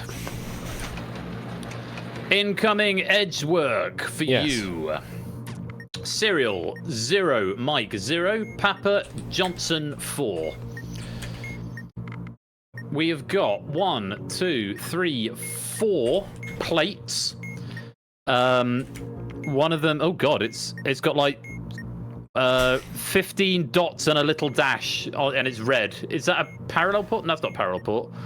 15. Serial port? I think it's yeah, serial. Go on then. Yeah. 2, 3, 4, 5, 13 6, is like 24. Oh, 24 is parallel. It's like then. that's parallel, is it? If it's It's the long not one's the parallel. long thin one. Oh, Okay, it's the smaller. It's the not serial. long one. It shall be then. Serial and RJ on one. Serial and RJ. Yeah. A mouse input on the next. PS2. RTA. PS2, thank you. And then the red and white dots, which is RCA, on a third. Yeah. And then a an blank empty. one. Okay. And a lit SIG, Sierra That's Igloo sick. Golf. All right. We have got the festive Catane jukebox. Oh God! Festive jukebox. Okay. What consists of festive jukebox? Use the given lyrics to work out which Christmas song has been selected. What lyrics have we got? Sang, Tank, Eve. I think I know what this is, but Sang, Tank, and Eve is probably going to be your Fairy Tale New York, and in the order that we need to be in is going to be Eve, Tank, Sang. Christmas Eve, babe, in the drunk tank. Right, moving on. Moving on. I've got 974. It might be modulo. For I think it's modulo. modulo. No, it's called modulo. Well, it's called take the larger central number. Yep. What's that? What's the larger central number? That's 974, is it? 974. Okay. Take the larger that one, modulo the smaller number in the corner. 7. Modulo 7. I'm going to have to do long division, am I? 10, 14, 21, carry the 6. Oh, I can't be bothered. That carry 2 is that one. 2, 21. 6, 64 is going to be 9, carry the 1. So it's a remainder 1, I think. Is that what I need to do? Yeah. 4 modular. It is, hurrah! Fantastic. I did that in my head. Right. I will. Very impressed. I will save the other maths one for later. For now, press X. Press X. Okay, let's see. Module consists of those buttons, yes. Determine which buttons to press if timer rules. Number of solved modules. We've done 2? 2. Yeah, 2 so far. So far. If there are more unlit than lit, well, we have more lit. So it's that one. If there is an equal amount of lit, no, so it's going to be A is the button to press from the looks of things, but when to press it? Let's find out. If the button from the chart is X, which it isn't, otherwise if there are 3 plus more batteries, which they're not, if the button you need to press is the A button and there is either a 2 or 5 in the serial, it is not. Otherwise if the button you need to press is not Y, which it is, and there is a lit indicator with the label SNSA, which is not. Otherwise press the button where the seconds digit in the countdown timer adds up to 9. So A on when they add up to 9. Just the seconds digits. When the seconds digits add up to 9. Right, so 5 and 4 would be the next one. 58, 57, 56, 55, 54. Nice. Fantastic. Bit of countdown for you. Oh, for goodness sake. Right, countdown. I'm hoping it's not cruel. No, I switched that off. All right, okay, here we go. 707. 707 in. 422. Yeah. 553 and 75. So 4, a 2, a 2, a 5, a 3, and a 75. Yeah. So 75 by what looks like 5 times 2 will get to a 10 is a 750. So we need to be 43 off of that. How would you do that? 43 from the rest. You couldn't. You couldn't. So it's going to be like 720 minus 13 would probably be closer. So 72. 5 and 4 is 9. 5 and 4 is 9. You're right. Yeah. Sorry, that did have context. It didn't sound like it did, but yeah, 5 and 4 is 9 times 75 is 7. That would actually get you to 675. Then, if you did that, if you did the 4 plus 5 instead. Well, that's no better. You need 20, another 33. Yeah, that's a bit awkward as well. God, this is an awful number set. Who picked one large, eh? Yeah, that's not ideal. God. It's good. How are we going to get there then? Unless you did 75 minus the 5 to make it a 70, and then no, it still doesn't get you to the 7, does it? Oh, like one digit, one extra digit off. 4 left. Yeah. Unless you could do really something like irritating. 75 times 3 times 5, which would be 2. Or do 70, or you do 710. Oh, hang on, 710. There you go. So 75 minus 4 is 71. Minus 4. Yeah. Do your 2 times 5 for a 2 10. is 10. Multiply by that, subtract the 3. There you go. Right, here we go. Chip, what would we do? 75 minus 4. Yeah, you see 71. And then 2 by 5. 5 times 2 is 10. Yeah. Multiply And those then together. 71 by 10. Sub 3. 710 minus 3. Good maths! There you go. So in the end, Top there. the ports did not matter, and most of the serial code did not matter. Right, that was too easy. Too easy. Que facile. It was a little. It was Right. a little. He gave me 2 maths ones to deal with. Oh no, that's really mean, actually. Right, I say 6 modules, 10 minutes, and if any come up, that I feel I can do myself, like maths ones. Yeah, sure. Yeah, might do them. if you wanted to just do a countdown on your own, yeah. Right, here we go. Yeah, before it's cruel. Here we go. We have got... Oh, okay, this is going to be a bit more challenging. Let's get the press X out of the way. Press X. Sure thing. We will need to... I'm gonna fob off the edge work, but yeah, we'll go that's through fine. it one at a but time. yeah, modulo 0. What's the lit indicator count like? And versus unlit? 1, 2, 4 lit indicators, no unlit. So there's more lit. So it's going to be a B. Battery count? 0. Good. Not Y. Lit indicator. Is there an NSA lit? No. Then it's going to be adding up to 9 again. B this time. Oh, I've just missed 18. Okay. B on 09, 11, 10, 09. And we're clear. Cool. Right. Regular jukebox, just to keep you warmed up. Fantastic. Jukebox regularis. Okay, what words we got? Forever start standing. I think I know it, actually, so use something else. Fine, okay. Can you load up graffiti numbers? Oh my god, it's been a while since I've been doing this one. Thank you, well done on doing your jukebox there. The start of the module must spray paint the correct buttons in the order dictated by the rules below. More red than green, then start rule 8. So are there more red than green? Yes. They are starting at rule 8 and go in reverse order. Fantastic. So we're going to start off with the alarm clock going off. Yes, that's very loud. So we're going to start off with the corner numbers have no more than 2 colours. False. They have 3. The sum of the 2 diagonals are not equal. 9. False. They are equal. Okay, the last digit of the sum of the first 2 numbers in a column is equal to the bottom number of the same column. The first 2 digits of a column are equal to the bottom number. Last digit of the sum of the first 2 numbers in a column is equal to the bottom number of the same column. Last 2 digits of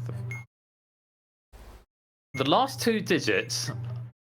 Just say it one more time for me. The last digit of the sum of the first 2 numbers in a column. So basically, it's the modulo, it's the units value. Yeah, the modulus, yeah.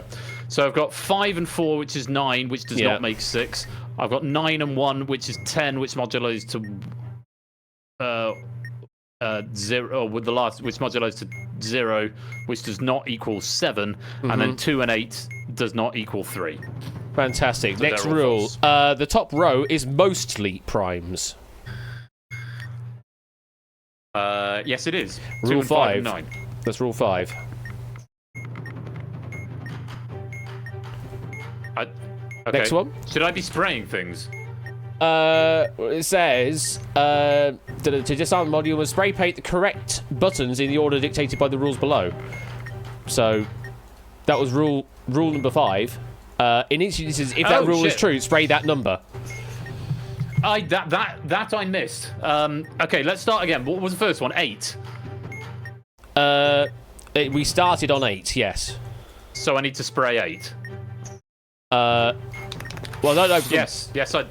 I sprayed 8. Cool. Fantastic. Then we moved to 5, and that was the next one that was true. That is wrong. Oh, fantastic. Has it But changed? 8 was right. No, they're still the same. So we went back up because we're going in reverse order, it said. If there are more red numbers than green, then start at rule 8 and progress in reverse order. So I'm going reverse order. This rule 7 is sum of 2 diagonals are not equal. Has that changed then? No, the sum of the 2 diagonals, 5 plus 1 is 6, and 3 is 9. 6 and 1 and 2 is 9. No, the sums of the 2 diagonals are equal. They are equal, so don't do 7. Next, the last digit of the sum of the first 2 numbers in a column is equal to the bottom number of the same column. I'm sure that's not true. Sure, that's not true. So that's not a 6 then. So okay. Rule 5, the top row is mostly primes. You said it is true. So spray paint a 5. So 6. It must be. Yeah, but that was wrong. So it must be 6. Okay. It's not 6. Fuck. Okay, it's not 6, it's not 5, it's definitely 8. Let's go on to 4. Okay. 5 and 2 it's definitely mostly primes. This might be bugged. That's your excuse, is it? But That's the excuse. That's the excuse. I mean, rule 4 is number 1 is blue. It's not. Rule 3, the sum of the 4 corners is greater than the sum of the other numbers. 5, 11, 12, 13, 14, 15, 16. It's not. Rule 2, the top row is in descending order, going left to right. It's not. Rule 1, the left column is in ascending order, top to bottom. It's not. Rule 9, going back down again. Fewer than 3 rules are true at this point in your calculation, which is true, I guess. True. So, well, there we go. I'm just reading it as I sees it. 8 was definitely right. Maybe we went the wrong way. But no, because then 9... Oh, I don't understand. Whoever wrote that's an idiot. Literally, the first thing it said, if there are more red numbers than green numbers, start at rule 8 and progress in reverse order, which I'm reading as go back up the rule list rather than down. Yeah. Check the logs. No, I can't be bothered to do that. Oh, no. Do you want to do one more? We do another one. Questions. We'll do one more quickly, yeah. One more. Oh, we're going to walk it this time. We didn't even get to do edge work properly on that one. No, I don't feel good about that. Right. Okay. Festive piano keys. Ooh, lovely. Festive piano keys. What do we have? So, more even digits in the serial number than odd. Do we have that? False. False. Any duplicate characters or digits in the serial number? False. Okay, do we have a turn symbol? A mordant symbol or a piano pedal symbol? No. Okay, do we have a downstroke or upstroke for a string? Is that like a V with a slightly thicker left-hand side? Yes. Yes, we have one of those. We have one of those. Do we have, at most, 2 types of port? No, we've got 3.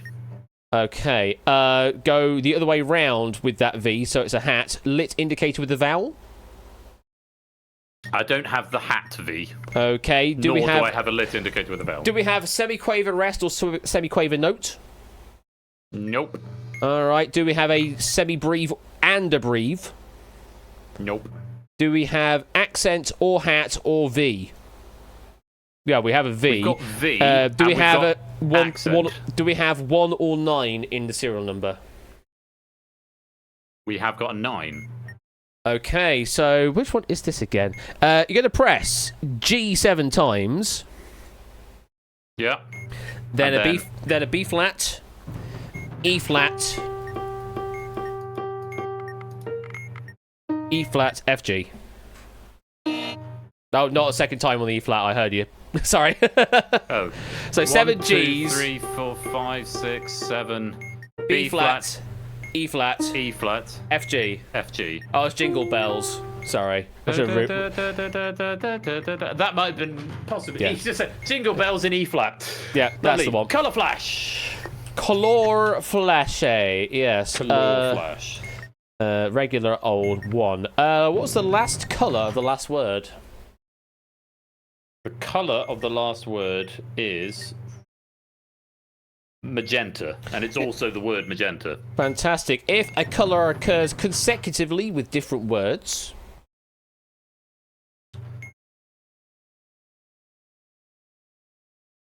I don't think so. I hate that. What's this effect called? Stroop. Stroop effect. No consecutive colours. No consecutive colours. Okay. If the number of times the word yellow appears is greater than the number of times that the colour of the word is blue.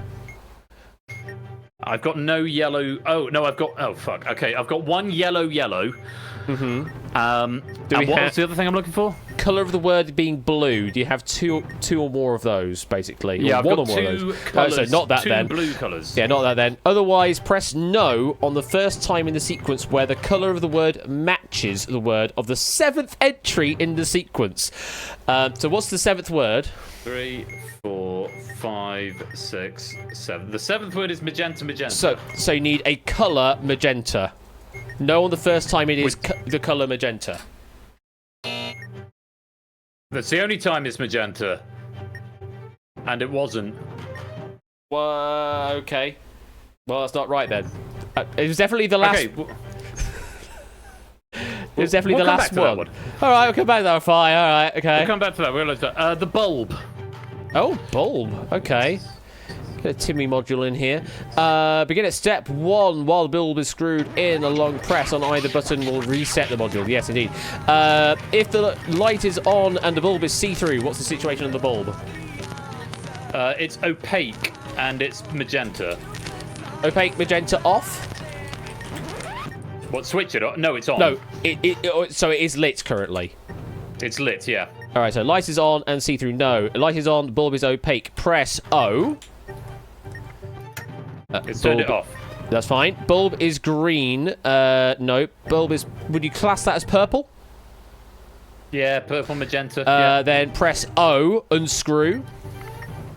Press O and then unscrew. Yeah. O, unscrew. If the light went off at step 1, which it did, press O again, screw it back in. So, There you go. LED grid. LED grid. Right. So how many LED? We had 4 lit. Oh no, how many unlit? Sorry. 4 unlit. 4 unlit LEDs. If the center row is all the same color. False. 2 or more green LEDs.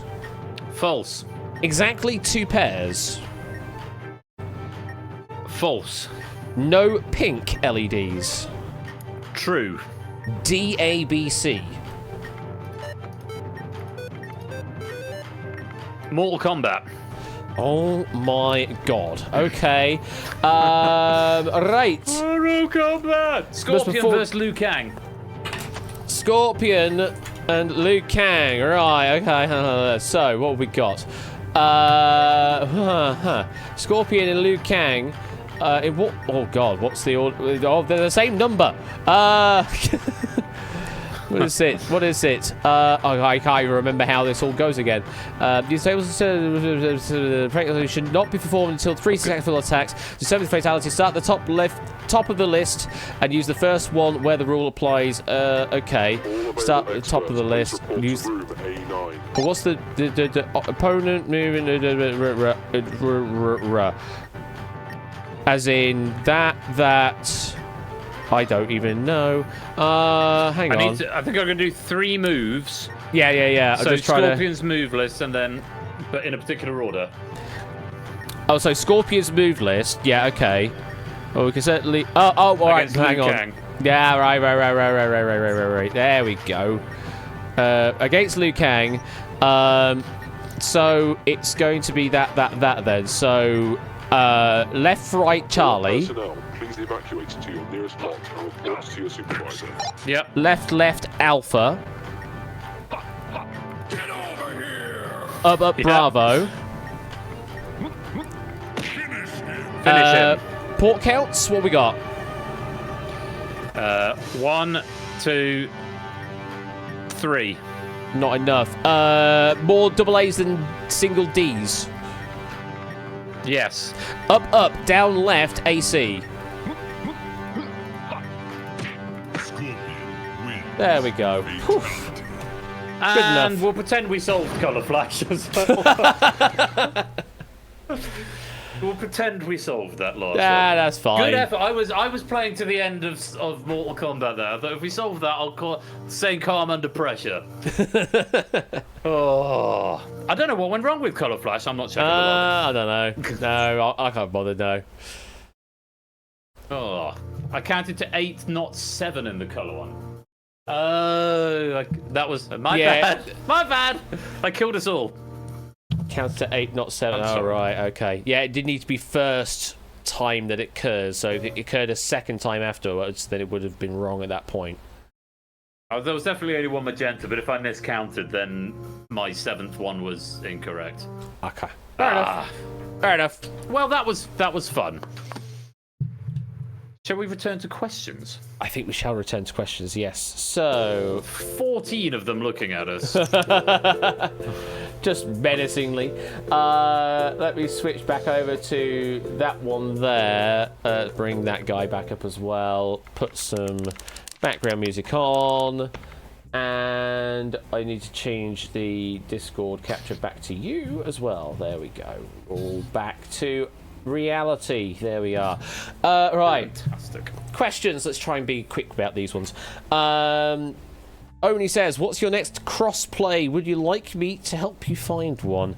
Good question, Oni. I don't know. I don't know when what my next cross-play would be.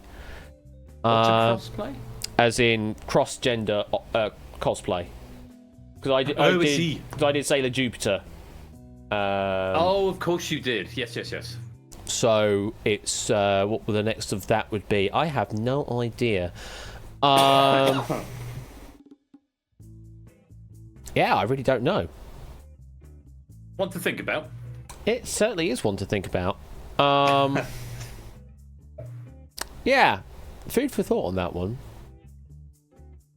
I'll try and think of something for you. Jessie from Pokemon. You could get a nice red wig. I have very cheaply done Ash Ketchum before, so you know, just sort of It'd be on brand. it's be on brand, extending beyond that. So yeah, nothing wrong with that, I suppose. Get a Team Rocket outfit. Yeah, there you go. Yeah, fine. Yeah, There you go. Jess, there we go. Go, Jessie go, from Jessie. Team Rocket. Jessie from Team Rocket. We'll go with that then, maybe. Cool. We'll go with that then. And what's your next crossplay then, Ben? My first crossplay. Yes. It's not really my thing, not since I was a student. And even then, it was more cosplay rather than crossplay, and it was once, and it was a couple of times. It was at the beer race. We had this rag event. This is the closest I can come to answering this question. We had this rag event. It was called the rag. It was originally called the beer race, and then apparently that wasn't politically correct, so it became the rag race, which was a glorified pub crawl through Bognor Regis, and it was legendary. And we did it every year. I didn't do it my first year. But in my second year, my third year, and my master's year, and in my second year, I went as V from V for Vendetta. And my third year, I went as Heath Ledger's Joker. I hired the costume. The V for Vendetta one I bought, the Joker one I hired because it was very much in the zeitgeist at the time, and it was uncanny. The costume was brilliant. The wig was appalling, but I didn't have. I would have spray painted the hair if it had been this length at the time, but it wasn't. And then in my master's year, I went as David Tennant's 10th Doctor. And then I went back a few years later after I graduated because I think my girlfriend at the time was a student or knew some students, and I went as Jordan Belfort from The Wolf of Wall Street, which basically meant I wore a suit. Yeah, fair enough. Wore a suit. And again, that was in the zeitgeist at the time. So if I was going to do a crossplay, it would probably be a Doctor Who related one. It would probably be like the 13th Doctor or something. But Yeah, that's not my particular thing. But if it were to happen, it would probably be something like that. Cool. Thank you for that question. I don't think it's going to be a question necessarily because the situation is actually different as what's described. But Naughty Goth is asking about the book about game night. We did hit that, didn't we? We did not officially, but someone obviously had obviously heard me say there was a non-tracked donation. It was a non-Tiltify donation of I think it was £150, and the Tiltify total ended up being like £13.50 or something. So we did. With that, we did end up hitting the 1,500. Game Night the book is underway. I started it during my hiatus in April. It's gone slightly onto the back burner because the day-to-day running of Game Night sort of took over. The operator has been my priority this season, and all the migration that's been required for that and all of the retrofitting that needs to do for that. That is now reaching a point where it's There's just a few more tweaks to do, but then it's basically done. So next, I've just blocked out season 19.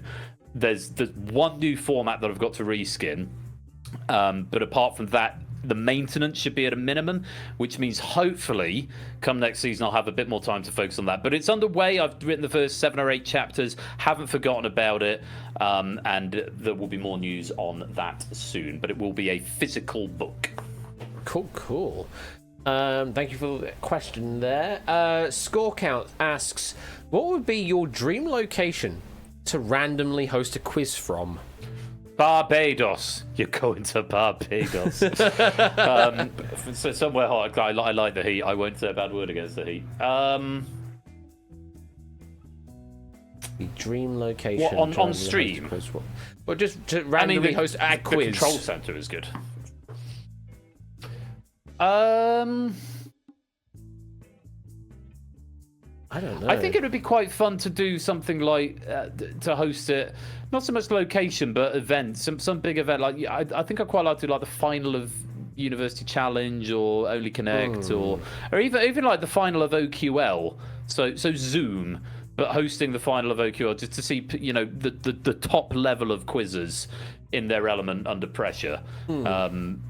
So beyond that, location is sort of much of a muchness insofar as obviously I'm in the control room here, but effectively I'm just in my office at home. I think it might be quite nice to host a large scale event, but they come with their own problems. If you're hosting like a quiz like the O2 Arena, at that point you've got so many moving parts behind you. You're just a face. And if that scenario were to arise, it would not be my face. It would be like Rylan or someone who's doing that. Locations themselves, I found are a bit much of a muchness because I've hosted in a lot of different live locations for various events. But the caliber of quizzes that you get, I think, would be a thing for me. So something like the University Challenge final or something like that would be really fun. I think a nice dream idea that I would like to see happen, but I think through legal issues and otherwise it would never happen, is to be able to do one of these kinds of streams actually from Doc 10, like on one of the actual sets in some form or another. But obviously that requires a whole load of other things to fall into place to make that happen. Money is not least of all. Exactly. Which regular streamer does not have said levels of money required for TV broadcaster. It's all right for the side men, especially when they get little side hustles here and there just to do test runs and to get a full episode recording out of it. But for minor streamers like us, that's just a pipe dream. But I mean, you didn't ask. Dream location, that's going to be it, I suppose. That's sort of the ultimate thing, is to be able to sort of translate all of this towards some sort of real tangible studio. Would I lose a lot of the effect because of that? Because obviously with a massive production, it actually would require all of the staffing for it as well. Actual production gallery, actual operators, actual camera operators, runners, producers, anyone on the floor, hosts, contestants, all of that. Director is just operator.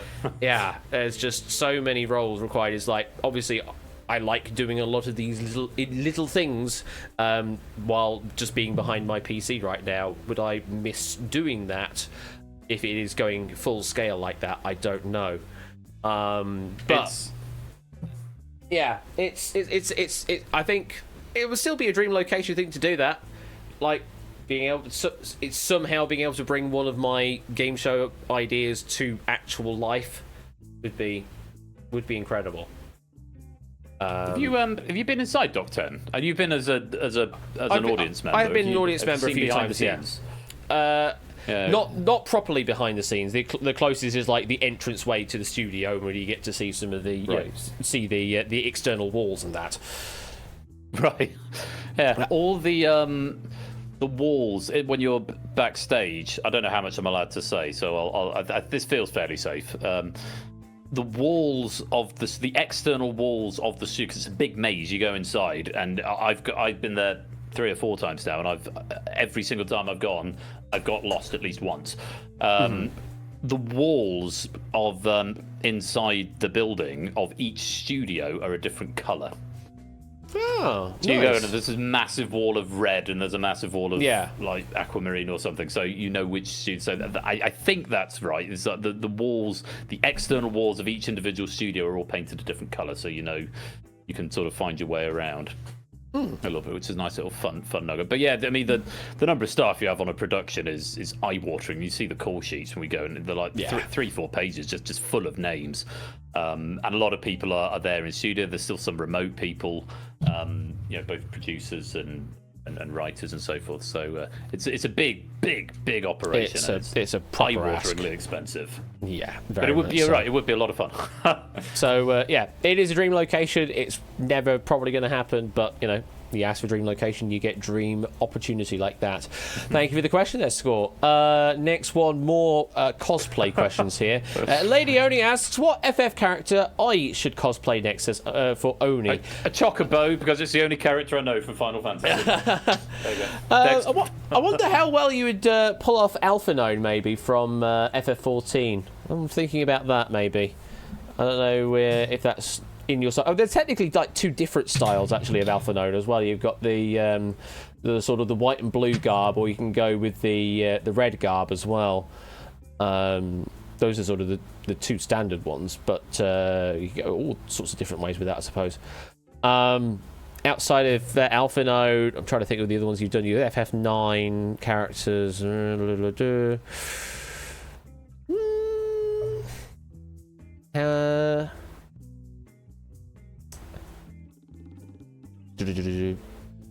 don't know if you'd be able I don't think you would do Prompto well, maybe. I mean, you can certainly act daft, which is necessary for the character Prompto, but maybe not dopey daft, which is what Prompto is more like. Is more dopey daft. But there's some suggestions for you there for your own. If you've got any inclinations one way or the other, enjoy that. Another question from Panda, both of us. Of your personal quiz collection, what is your favourite to host and or play? I saw this question coming. I'm just loading up the operator so I can remind myself of all my formats. So hopefully jog the memory. Favourite to host for me is Outright. I would say it's nice and punctual with its 21.5 minutes of runtime, and it allows me to just keep the ball moving throughout that entire time. And it's just a flurry of activity, but I can just about keep on top of it in most cases. Surprisingly, not the most favourite for me to play, though, because I'm not particularly good at it. Favourite to play in the Quiz Night canon. Favourite to play is a harder one. Do you have an answer for at least part of it on your side first, while I'm thinking? Yeah, I change on this on a regular basis. I never don't enjoy hosting Face Off. The only time I've come close to not enjoying hosting Face Off is when we had sort of 3/4 of the way through one of the tournaments where I'm just getting fatigued because it's bloody hard work hosting Face Off. But I think when we did the little mini tournament in Quizmas last year, that was really fun. And again, it's similar to Outright, the sort of the rapid fire nature of it. You haven't got time to hang around. It's just bang, bang, bang, bang, bang. That's really fun. Buzz Off as well. They've both got in common the fact that you've got players in the room, which I can sometimes blow hot and cold on. Sometimes I'm quite happy just sitting in a room talking to myself. Other times it's really nice to have other players to interact with. Out of the ones that come out on a regular basis, though, in terms of ones I enjoy hosting, at the moment, I'm really, really enjoying Risky Business. Every time that comes up, I'm loving hosting that game at the moment, which isn't necessarily the most obvious one that I might pick. But I mean, I love hosting all of them. I really do. But yeah, at the moment, whenever Risky Business comes, I think because it's such a light format, because it's cheeky, because it's fun, because there's it's multiple choice, so it's not as serious or intense perhaps as some of the others that I run. It means I can keep it lighter, and I think I can showcase a little bit more personality in a game like Risky Business. So at the moment, I always and I love the format as well. So that at the moment is probably my answer today. Be Risky Business is my favourite to host. Okay. To play for me, I really like Secret Fortune to play. Like when I was given the opportunity to do that at QNL2, that was really, really good fun playing that with Topper. That is fun to play. That's a good game. It's a difficult game to play, but it's a really, really good and satisfying game to play. When you get to revealing the envelopes and that, it's really, really cool. In terms of mine to play, probably I haven't done it for a while, but I think I really enjoyed playing Google That. Oh wow! Yeah. Because it's sort of hot seat, but it's not. But not front and center of attention hot seat. It's not a mic based game. So that I think I really enjoyed, and you can get your teeth stuck into it because it's a good meaty quiz with lots and lots of trivia. Despite my better than poor performance in Bidding War the other night, games like that and Escape Artist, I'm not as. I don't enjoy as much. I don't enjoy the elimination element, which is really ironic because I've got quite a few formats that are like that. From a player point of view, I don't enjoy it as much. I don't think. I know some people do, and I mean, no one likes losing, of course, but I think I probably prefer playing games where you can play throughout. So yeah, Google That as a hot seat player. I did really enjoy. I quite enjoyed the Abyss. We played the Abyss. Again, similar nature to Outright. It's just rapid fire and it's sort of crossword clues, dictionary based. So and having said I don't like elimination, I also did enjoy the Purge the other night, which I think was the first time I played that properly. But yeah, Google That as a hot seat player, or probably the Abyss. All right. Well, thank you for that question there, Panda. Question from Sunny Cat. Which round of KF is your favourite? KF? KF being... Yeah, it's a good question. I don't know what KF is, actually. I can't work that one out either. KF? We put a pin in that and come back if Sunny Cat's still around? Oh, Krypton Factor. Krypton Factor. Oh, goodness. Kentucky Fried. Well, if it's Krypton Factor, which round is? I always had a soft spot for the sim, being able to land aircraft in a sim or whatever like that. Just be able to steer around a multi-million-pound machine and theoretically drive a plane or a helicopter or something like that. I think that was sort of my go-to when I was growing up. To be able to do that was kind of awesome. My only prevailing memory of watching Krypton Factor growing up was actually I remember getting a little bit more excited about the Assault Course round. That's going to be the other one really for a lot of people there. It's the only one I really have any sort of memory of watching as a small person, and it probably ties into the fact that I was a massive Gladiators fanboy as a kid, and it was a bit it has like similar that kind of thing. Yeah. So so I'd probably say the Assault Course round. Physical. All right. Cool. Yes. So response versus Assault Course there. All right. Thank you for that question, Sunny Cat. Next one, I think it's counterintuitive. Colin, it's entirely possible that if I watched it as a grown-up, I would find other rounds more cerebrally stimulating and more interesting to watch. But certainly my prevailing memories as a child were, the Assault Course, I like this bit. That's the thing, is I'd love to go on that myself. Exactly. Question from mine. If train A runs at a constant speed of 82 kilometers per hour, and train B is travelling towards this train at a constant speed of 106 kilometers per hour, but in the opposite direction to train A, when do they crash? Incomplete question. There's not enough information to determine because they could both be starting One could be starting at Littlehampton train station and one in Bognor Regis, so they're about 10 miles apart. Or one could be in Land's End and the other one could be on the moon. So we don't know when they will crash. But they're also travelling against each other. Well, but the other way anyway. So kind of technically never. 500-kilometre distance. It's technically never because train B is travelling towards this train, but with an opposite direction vector speed, which means you never will. No, train A is running at 82. Train B is travelling towards this train at constant speed in the opposite direction. It's going opposite direction towards the opposite direction with a faster speed. They'll never. So actually, we're going like that. Yeah. So they'll never. You did add a double. Yeah. Well, no. Eventually, the 106 mile an hour will catch up with the 82 mile an hour the other way, but possibly after several.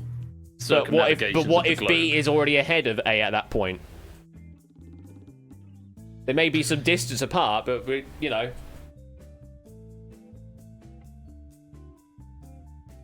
No, but if they're going, assuming they're going in a straight line around the globe, one of them is one of them is going to. But that's having a massive assumption. And that one's going to catch up. Straight line around the globe. He doesn't say anything about globe.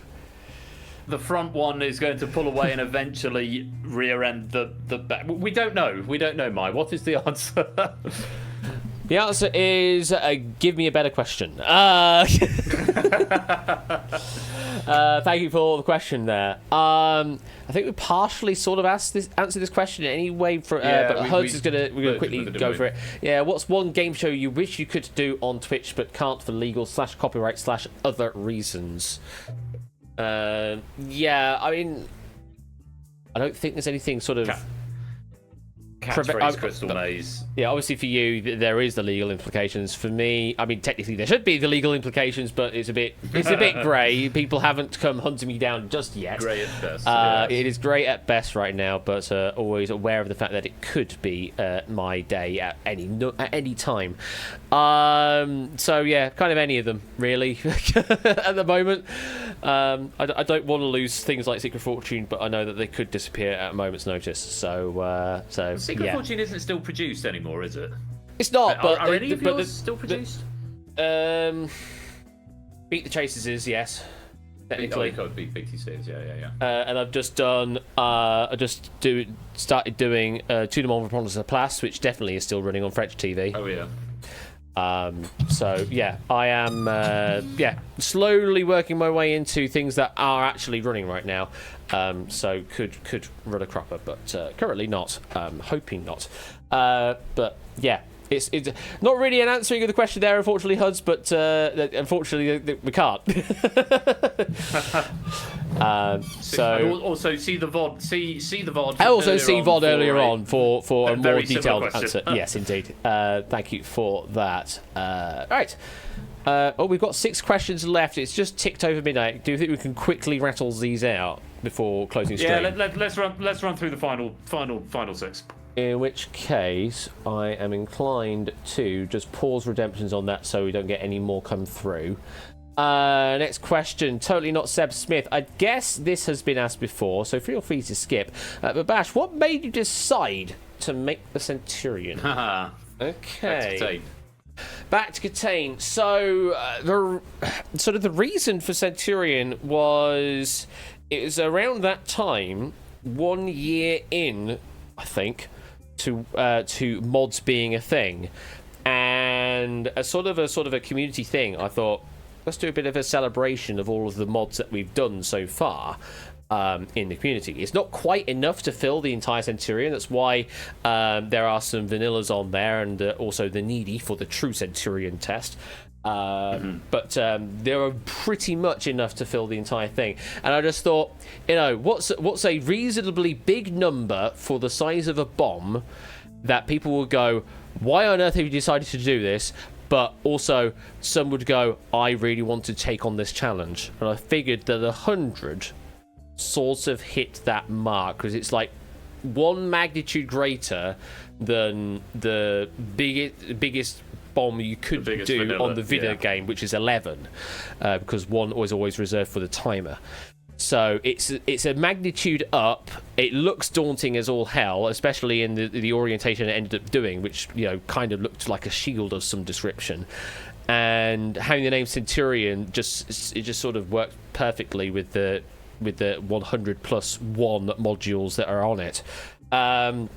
So yes, that is my fault, SB, in the grand scheme of things.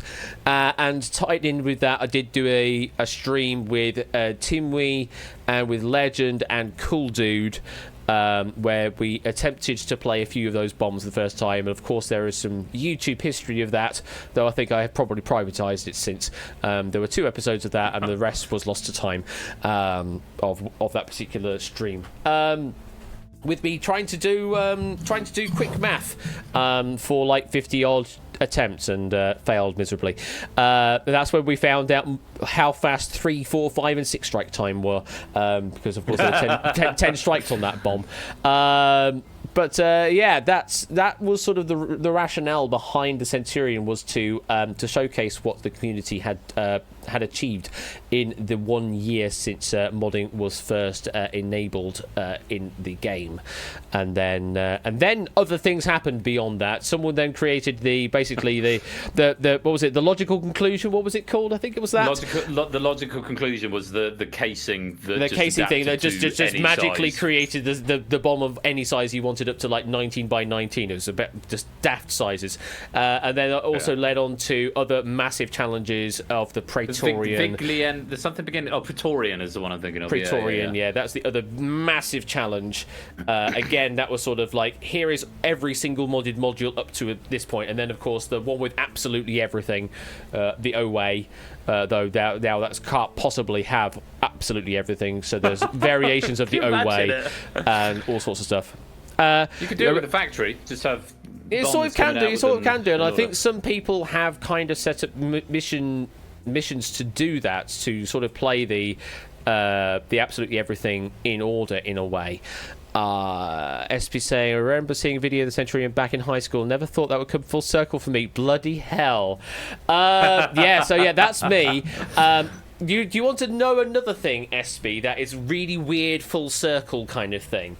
And I didn't know this. I've got one of these as well to jump on. And I didn't know about this until I went back to said video and realised, oh, it's him. So back when Keep Talking Nobody Explodes was kind of first released, there was this kind of experimental video where someone had a kind of a chatbot system implemented, where they would talk to the bot, and it would this is going, and it would give certain instructions as to how to solve it. So sort of like an auto expert of sorts. Turns out the person behind said auto expert was none other than Hey Dev. Yes, that's Dev, who has kindly provided the hackbox system that we run on these streams. He made that particular bot, and I had no idea about that particular connection until when Dev came into this community through game shows. Then brought that up at one point, because obviously I have history with Catane, and then suddenly the connections just grew. And like, what the penny dropped, and it's like, what? How is it? How do we live in these tight circles and not even realize it's kind of crazy? That's another penny drop moment for you. It's like, Dev also was involved in the sort of the wider Catane world really, really early on, and now is circling around doing Jeopardy stuff in J Party and doing your Hackbox stuff as well. What's your drop moment then? I've got a couple actually, because the whole thing on the Catane side originally with our communities, Lieutenant Hummus. Yes. Who, I had no knowledge of him being a Catane Spy person Party. at all. Spy Party, yeah. He was a moderator early champion of Spy Party, and we became quite well acquainted in that community, and that's going back a long time. I mean, that started out on a forum.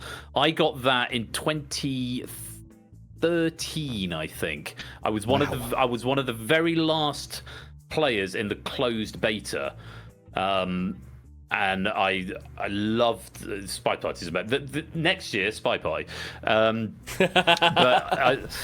it went into open beta and it sort of expanded. And then it went on to Steam, and it's still technically in beta at the moment, but I don't think it's had an update for a couple of years. But yeah, Spy Party is a wonderful game. But I knew Lieutenant Hummus from over there, and then I remember seeing this Catane video. I think it was the first Catane video that went really viral. I know which one you mean. Yeah, I think it was basically the last bomb of the main game on I Am Hardcore mode. I Am Hardcore, that was it, with one of all the vanillas, and I think that's probably was my gateway drug into Catane. But it turns out, and Lieutenant Hummus was one of the diffusers on that, as I think was possibly Crazy Kaylee, who's another Spy Party veteran. Yeah, Crazy Kaylee, yeah. Strand and everything. And Strand, oh fucking hell. Going back. And so yeah, so the gateway into Catane, which was my gateway into programming, which was my gateway into my career, came all the way back to Spy Party in a weird sort of way. That's the sort of the community weird moment that happened. But I had an IRL moment. Oh. Which was slightly disarming actually. Because it was, oh god, when was it? I think it was probably post-pandemic, but quite soon post-pandemic. I was back doing the university pub quiz, which used to runs on Sunday evenings in term time. Yeah.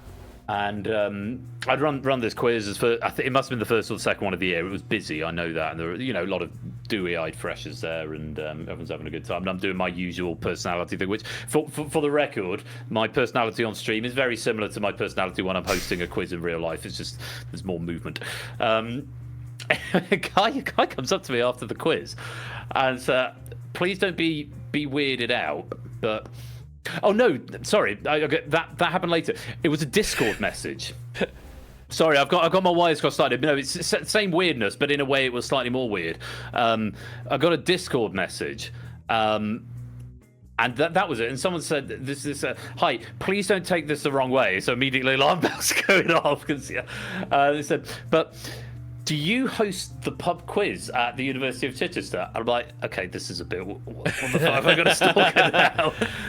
And then it turns out he'd come along to a couple of quizzes.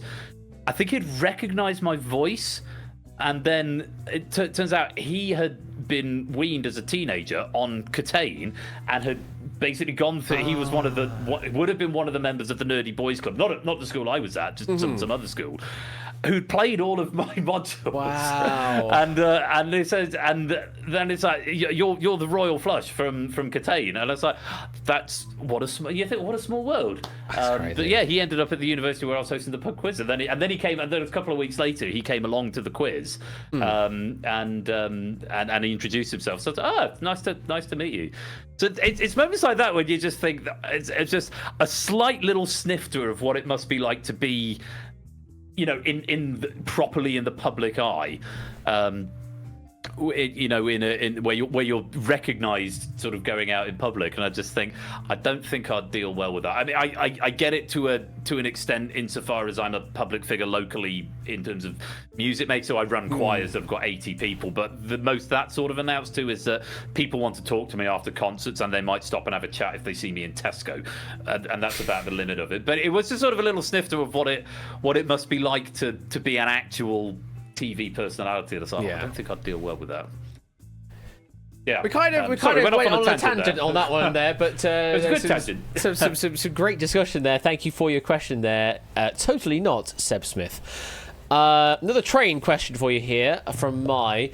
If you could close one train company down today, what would it be, and why would it be cross country? I'm not really particularly well versed to answer this. I don't really get the trains that often. My only association with the train at the moment is my girlfriend gets the train from Brighton, which is about an hour on the train. And they're generally, I have to say, my experience with Southern Rail in the past wasn't great, but they seem to be pretty okay. Replacement bus services on the occasional weekends are a pain in the arse, but it would be cross country because Mai has decreed it so. I would go with Northern, though I know that would cripple a lot of networks, but in Northern I've always had a less than stellar performance with. It's because the trains are overcrowded, because there are no roads in the north. Well, that's true, but also there are roads it's in the true, north, but also they no. did run pacers until like only a few years ago, and those are buses on wheels. They're literally buses on wheels. Like that's their entire design. It's a bus chassis chucked on a train. That's it. But why are there buses no also are on roads wheels? That's very between- true, Colin. But yeah, Why are there no roads between Sheffield and Manchester? it's a good question. Talk to British Transport about that. Honestly, I would love to know. Because the thing is, there are currently two. There may only be one very, very soon, because they're thinking of closing down Snake roads, Pass. Colin. They're Colin's saying that the A57, but they're going to be. They're thinking of closing Snake Pass to road traffic. What I mean by no roads is that you've got Manchester, which is the third biggest economic hub in the country, after London and Birmingham, probably. And then you've got Sheffield, which isn't in the top 5, but is probably in the top 10. And so you've got these two major... Sheffield's a great connection hub as well. Yeah, there's no motorway between them, no. It's a journey that should be 40 minutes, and I mean, because my brother lives in Rotherham, so he's just down the road from you. Used to be literally next door, but one.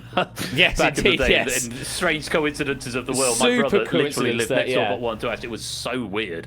Because I found out when I went for QNL, so I stayed with my brother, and then Ash and I lift shared. Anyway, he's now in Rotherham, but he works in Manchester 1 or 2 days a week, and he says it's a right pain in the arse because it's a journey that by right shouldn't take much more than half an hour, and it takes him like an hour and a half each way, and it's just But anyway, again, tangent, but a relevant one.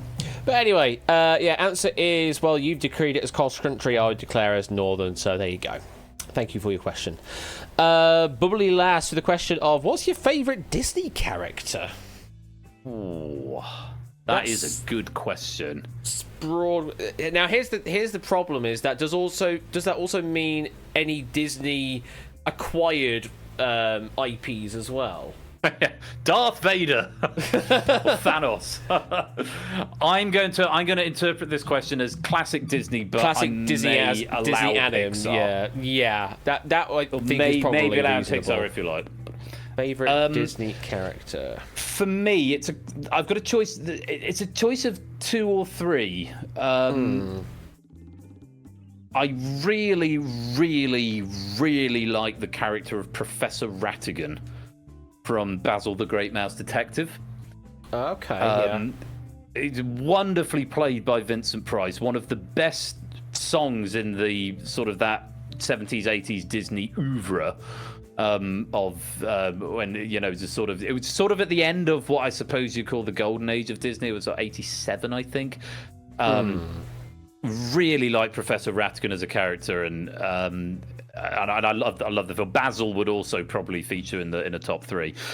The only other one that I would consider is again a slightly niche case, and again it's maybe it says more about what the film meant for me at that particular point in my life, and maybe because I like the music and because it's not quite as black and white as the obvious answer, which would be the film. The original film, not the prequel, the sequel that I'm going to talk about. But Kovu, the character of Kovu from The Lion King 2, Simba's Pride, is a really deeply interesting character when you sort of take a step back and look at it. Kovu was voiced by Jason Marsden, who also voiced the character Tino Tonatini in the Disney show The Weekenders, which was my favourite childhood cartoon. So actually, it makes me think actually Tino Tonatini is probably my favourite Disney character. I was just thinking of films. So Tino from The Weekenders probably would be easy. Go and watch it. There are some episodes on YouTube. It stands up to this day. It's very, very funny and very wholesome. Looking purely at films, Kovu or Professor Rattigan. So there'd be 3 that I'd probably throw. Or Zazu from the original Lion King. That's a good answer as well. I don't really know, really. If I had to pull a character out of the hat, probably the genie from Aladdin, because it was just so impeccably performed, and just such an incredible character to have in any sort of animated film. A couple of really interesting anecdotes on the genie. Aladdin wasn't able to be nominated for Best Original Screenplay. Yeah. Because so many of the genie's lines were improvised. Yes. And do you know the trivia about how Robin Williams got done dirty on that film? Don't know. No, what's the sitch on that? So Robin Williams, obviously massive name in the early 90s. This is pre-Jumanji. It's pre. I think it was the year before Mrs. Doubtfire, but I mean he'd done Dead Poets Society and he'd done Good Morning Vietnam and Mork and Mindy, obviously. So I mean he was a massive bankable star. I think it was his. I might be mixing this up with something else, but his. No, I think I'm mixing it up with something else.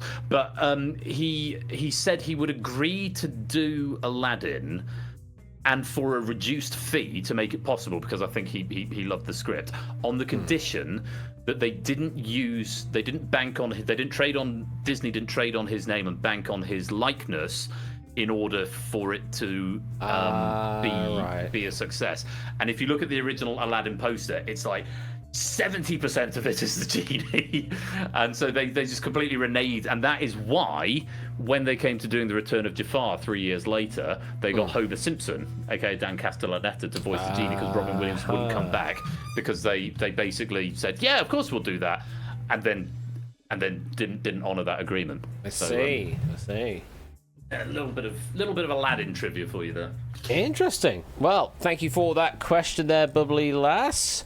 3 to go. SB asks the following, and it's time to make opinions known. What would be on your perfect pizza? Imagine that you could pick the crust, the sauce, the cheese, and any number of toppings, and cost being no issue. Pick what you would enjoy most. Where I'm wondering if I'd have something cut into 6 with 6 different slices. I think one of the great things about I am very half and half these days. When I get a pizza for myself, I'm very half and half, and I will tend to go quite greenery on one side, so like your peppers and mushrooms, maybe sweet corn I'd probably have sometimes on a pizza, and then on the other half would be all kind of very meaty, so like double pepperoni, maybe some sausage meat on there, bacon bits and that kind of thing. So you've got the really, really meaty side of things, and you've got the more veggie, lighter side of things as well. That's what I would tend to do with a half and half these days. As for whether or not that's my perfect pizza, I don't know. I'd have to think a bit more on that. I think a perfect pizza is very difficult, because it's like it's very you can have so much stuff, but if you have too much of all of this amazing stuff, it suddenly is not as good. It's less than the sum of its parts. So I mean, for me, it's the thing for me is that I actually prefer a calzone more than just a regular, like, you know, normal open pan pizza, as it were. So yeah, that was going to be more the route I would go, is calzone style, and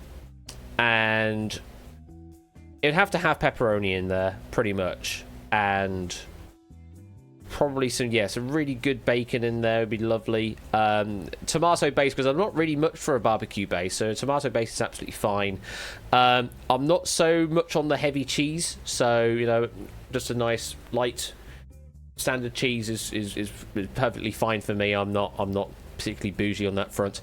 And the crust, it'd just be sort of a standard kind of thing for a calzone anyway, because it's self-enclosing, so it is the crust. So that's sort of been my choice there. Going for that particular route. What's your pickings? I think I suffer from the problem that I have with any sort of fast food outlet, that the majority of my pizza knowledge is Domino's, and I see what you mean, all Domino's pizzas taste the same. Like Subway. They do. All Subway sandwiches taste like that Subway smell. They just do. Doesn't matter what you have in it. And I think Domino's, to a lesser extent, is much of the same. I mean, when I order a Domino's, I tend to do a mix and match thing anyway. But it's sort of the opposite of Ash's actually. I'll go for a stuffed crust, barbecue base, shitload of cheese, cheddar and mozzarella, and then deck it up to the max with meat. So sausages, chicken, pepperoni, beef, bacon would be good, ham as well, meatballs. I would countenance a sprinkling of sweet corn as well. I do quite like sweet corn on a pizza. I do like pineapple on a pizza, but I wouldn't put pineapple on that pizza. That's fair. That's absolutely fair. I would agree with that. This whole argument on pineapple on pizza, people get very funny about it, which is, I think, I think it's more of a meme now. People get ironically funny about it. But I do like a Hawaiian pizza, a ham and pineapple pizza. I think is a perfectly lovely way to, spend the dinner time.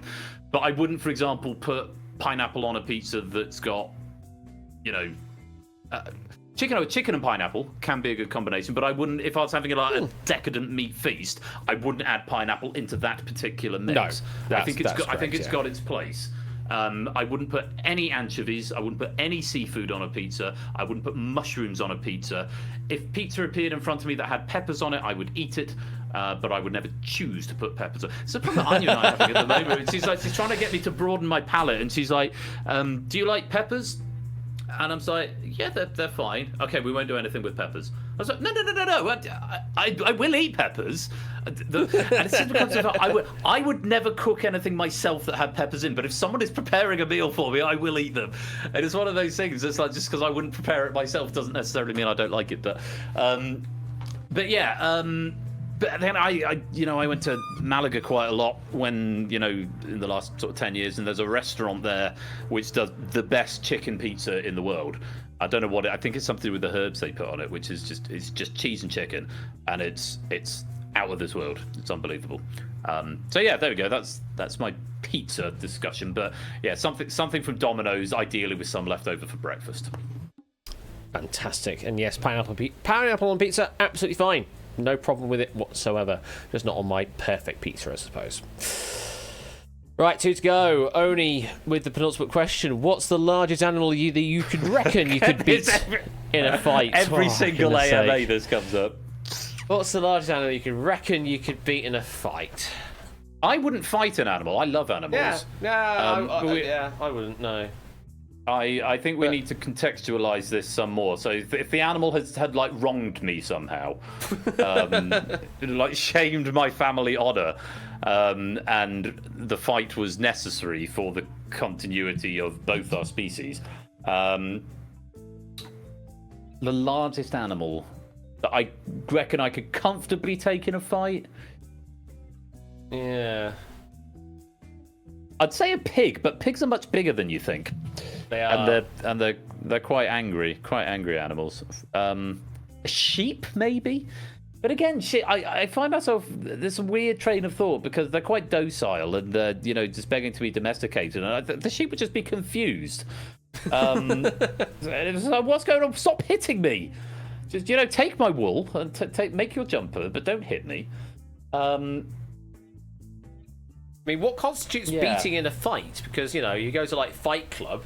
So we don't talk about Fight Club, but if you go to Fight Club, what's the rules of engagement in this case for a fight? What counts as winning the fight? Yeah, we don't talk about it, exactly. But, it's not to the death necessarily here, is it? Who's officiating this fight, Is it suddenly the WWE? WWF? You come in with the horsey referee. Pinfall or submission, surely, yeah. Well, if you do it by submission, you just pick the most docile big thing you ever can and just go... Bleh. I think you could argue a horse. We domesticated horses thousands of years ago. You sit on one, you put some reins on it. I would say we have beaten the horse. we have abused their hierarchical structure, and they look at us as top dog now. Oh my god. So yeah, basically the largest animal you can domesticate. So by extension, probably an elephant. Just get one of the Ringling brothers to come down. I want to beat this elephant in a fight. Can you put put a saddle on it, and I will consider that a win. There you go. Oh, fantastic! I await only to rebuttal with the Queensbury rules with regards to this particular fight. Okay, final question then of the evening, and actually, it's a pretty good question. What's your favourite question from your respective shows? Bonus for favourite question ever written. I think my favourite question that I have written. There've been a few, and I think I've gone on the record of saying this is one of my favourite questions I've ever written. I think it will be very difficult to beat the first youth slang question from the March edition of the Mole. Because that. All right, besties. Besties. That I can't take all the credit. I came up with the idea and the first draft. Lewis and I did work that one through together. That's so good. That I think is probably the best reaction I've ever got from a question I've written. Let me see if I can find it real quick, and I'll give you the full. I'll give you the full read out of the question in case you didn't see it. Give us the down low on it. Yeah. For me, favourite question. Well, certainly recently, favourite one that I have written though, sort of more of a slow burn. It was actually the categories of wipeouts that we played out earlier this week. Just getting to do Tchaikovsky like that, I think was maximum very mean value. Maximum mean value, and it left you in a bit of a confused state on board one. It was like, Chai, what are you on about with Chai? Where is this going? Where is this going? And then when we There's get to a number the of ways it could have gone. It definitely was a number of ways it could have gone. But when we got to the cough, there was the penny drop, and that was exactly what I was hoping for with that. I was very distressed.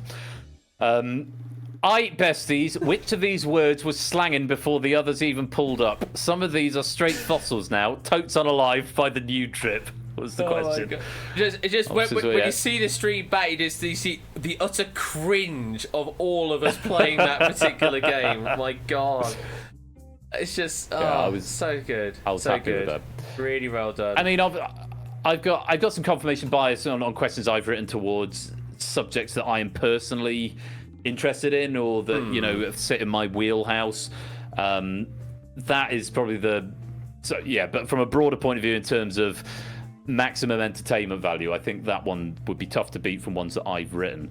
The best question that I've seen, there's so many good questions that come through here that incredible caliber here in the wider community. I'm just gonna look through the used questions. You can easily go to in Duel with Comic Sans best font. That's a great reveal when that comes up. I mean, Duel is a really good source of very creative question writing. I have to say, you get some really creative stuff coming through there. There's a secretive one that I don't think many people caught on to.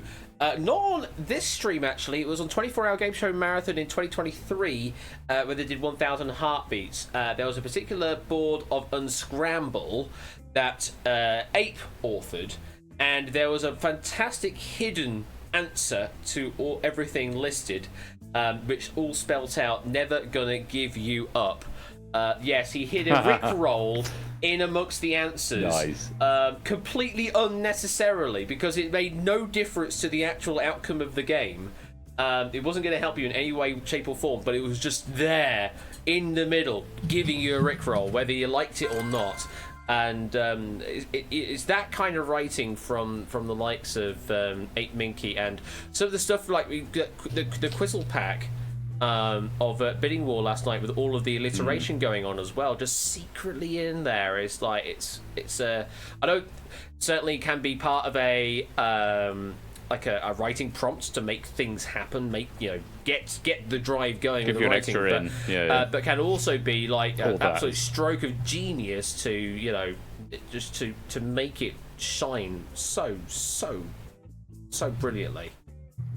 There's a lot of argument to make, and I know Lewis is particularly vocal about this, when themes for packs are seemingly forced, and then you write your questions around a preconceived idea that you have coming in. That can lead to packs that either end up being very, very easy or very, very difficult, or just unbalanced, or uninteresting, where you end up having questions forced. Yeah. But that having been said, anytime I'm going to write a pack of outright, I don't think I've ever written a normal pack of outright for you. They've all had some level of theme, and that is not out of a desire to try and plug a theme into it. It's because when you're faced with writing 60 questions, it's a good in from a writing point of view. It's the same way I like writing for the Abyss, because I don't think of the Abyss as having to write 50 questions. I think of it as having to come up with 5 good categories. Yeah. It's a good way. And if you can do that, it sort of can write itself. Yeah. And of course, there is a difference between having a theme for something like a round of the Abyss, which is a category which has by definition of the format got to have a theme, and having something where you're just trying to crowbar in something for the sake of it. And if it works, if you get something memey in there, or something that might be useful after the fact. I know I've done like what is the connection between all of these answers, that can be kind of useful. But when you're crowbarring in a theme at the expense of the rest of the questions, that's when you've gone wrong somewhere. I think personally, as a writer. That's probably one of my favourite questions. It'd be very, very difficult for me to tie down a single favourite question from the community, because, as I said at the beginning, it's the calibre is so high that I could pick any stream out of any of the ones this season and probably point to something in any of the packs and say that's an excellent question, and it's for different reasons as well. Sometimes it's good because it fits well within the scope of the pack or the difficulty curve. Sometimes it's just really cleverly worded. Sometimes it's taken a flip on something that should be obvious, but it's flipped it into another way. Sometimes for things like Money Box, where it takes things like, I think I know that, but... So clever placing of answers that makes you second guess yourself, which is the sign of a well-written question pack. Aren't designed to catch your players out, but are designed to make them think. Exactly. Absolutely exactly on that front there. To your point there, Panda, that's a really, really interesting point as well. Yeah, to talk to all the individual authors as well and see what their individual favourite questions are as well.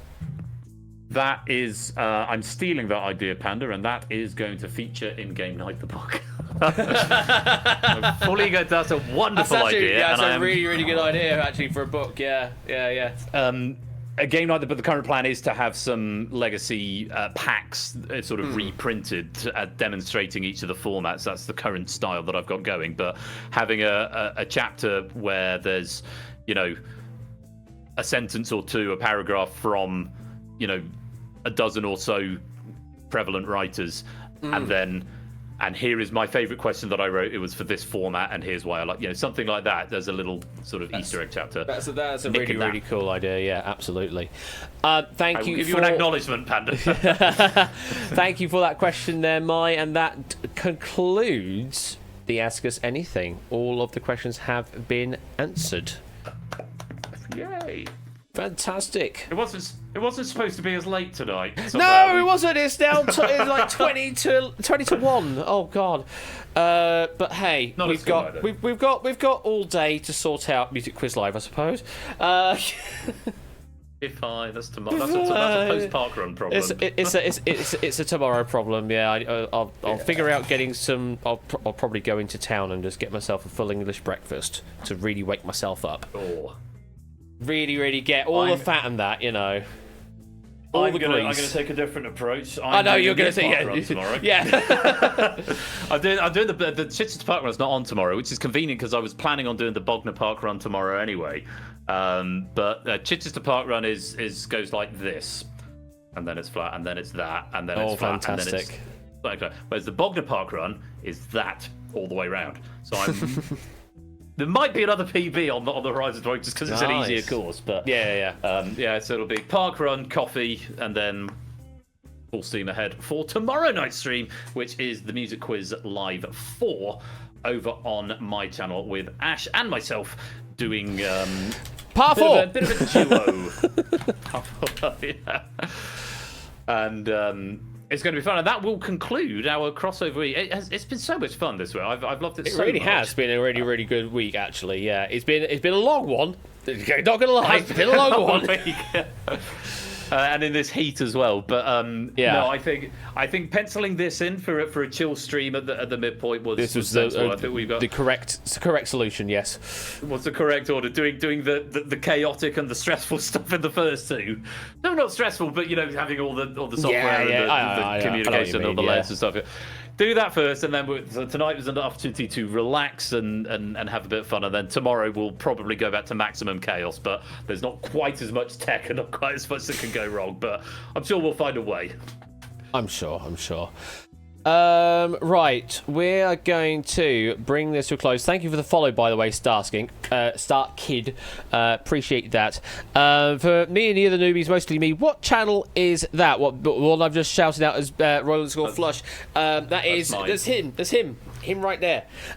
He does basically the stuff that I do, but different ones, if that makes sense. He does interactive quizzing, much like I do interactive quizzing, just all original stuff over on Ben's side of things, with a plethora of content. But tomorrow evening, is going to be Music Quiz Live 4, where we're still performing together for one final act, and we'll bring this show to a close over on his side of things tomorrow. And if you enjoy stuff over on my side of things, though you haven't only recently followed, so you probably don't know what I actually do. I don't regularly play Keep Talking and Nobody Explodes, but interactive quizzing here on Twitch is what I do here on the Wednesdays and the Fridays. And no problem. I'm about to fall asleep at this point, Sasuke, because it's been 4 hours into this stream. We had 5 hours in the previous stream, and then I really could. I mean, if you want to do another bomb, then you can do another bomb, but I'm going to bed. Maybe I could ask Dexter to help me. You can ask Dexter. Maybe. Yeah, Dexter. There you go. Yeah. There you are. Maybe not. Maybe not. He's a plebe. Oh.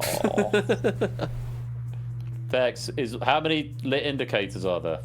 Vex. Oof. Oh.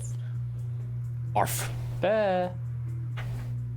Oh, there he is, rolling out. Hello, my gorgeous. Hey, Starkid Pep, thank you for that follow.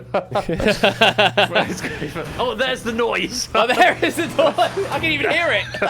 My follow alert coming through. It's come through on OBS, that's why, I've got OBS open to do the green screen. Oh, fantastic. And on that bombshell. That is his bed, Colin. That is his bed. Yes, and on that bombshell, thank you very much for tuning in to tonight's stream of Keep Talking and Ask Us Anything. That's what we should have done, really, is combine it together like that. Ask us anything and nobody explodes. Yeah, that also works as well. Ask us things, and maybe, and sometimes we'll explode. We did have a couple, but there you go. It's what it is. It's just the nature of bomb defusal, folks. You will explode a couple of bombs along the way. But yes, tomorrow evening will be the final part with Ben on the Music Quiz Live. On Sunday, I'll also give JB Henry a shout out right now. JB Henry XIV. There we go. Sunday evening on his side, which is like Sunday night our time. Like we're talking like 1 or 2 in the morning, going into Monday morning. Will be Wheel After Dark. So if you're interested in, basically, it's Wheel of Fortune, but with slightly more naughty puzzles, let's put it that way, and a lot of BS along the way as well, with all sorts of points that could be earned and also just be not earned by spinning the danger wheel.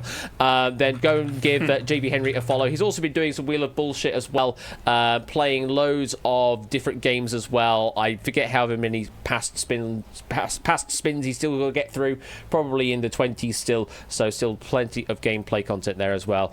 And there'll be some DRMC eventually soon as well. I don't know if that's happening this weekend or not, but there will be some Doctor Dr. Mario monthly competitions happening very, very soon as well, because I think qualifying has been happening very, very recently.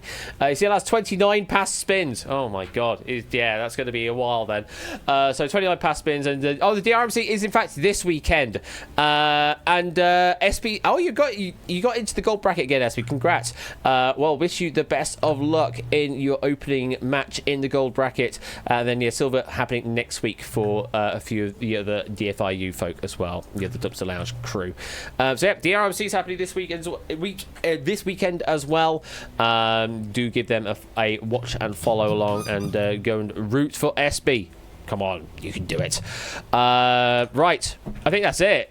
Do we have anyone to go and raid in with? I think. Oh, Spud is still online right now, so we can go and give Spud a raid. Bash is doing. Oh no, that's you. I know, I'm alive. We can. Emwood is doing Final Fantasy VII. But yeah, if you've got. Yeah, we'll go and give Spud a raid. What would you like to raid with? That's a good question. One final question before we finish up. What's our raid message? That would be a good raid message. Possibly. What's our raid message? Or ask us anything and nobody explode. We could go with the title that we didn't have. Ask us anything and nobody. Ask us things and sometimes we explode. We asked and we exploded. That's a bit more concise. Yeah, go on then. We'll go with that. We asked and we exploded. That's going to be our raid message as we go over to Spud. I'm getting a bit spleepy now. I'm going to put the raid in right now. Thank you very much, everybody. I'll see you over on Ben's side tomorrow for our final part of the Conflab week, and then we can rest. Except we can't, because we'll do all the streams all again, but just our own side next week. Yeah. Wednesday, Friday, Thursday, next week. It is your finale week next week, indeed. Yes. I've still got a few more weeks until my finale week of this season, so a little bit to go. But anyway, take care.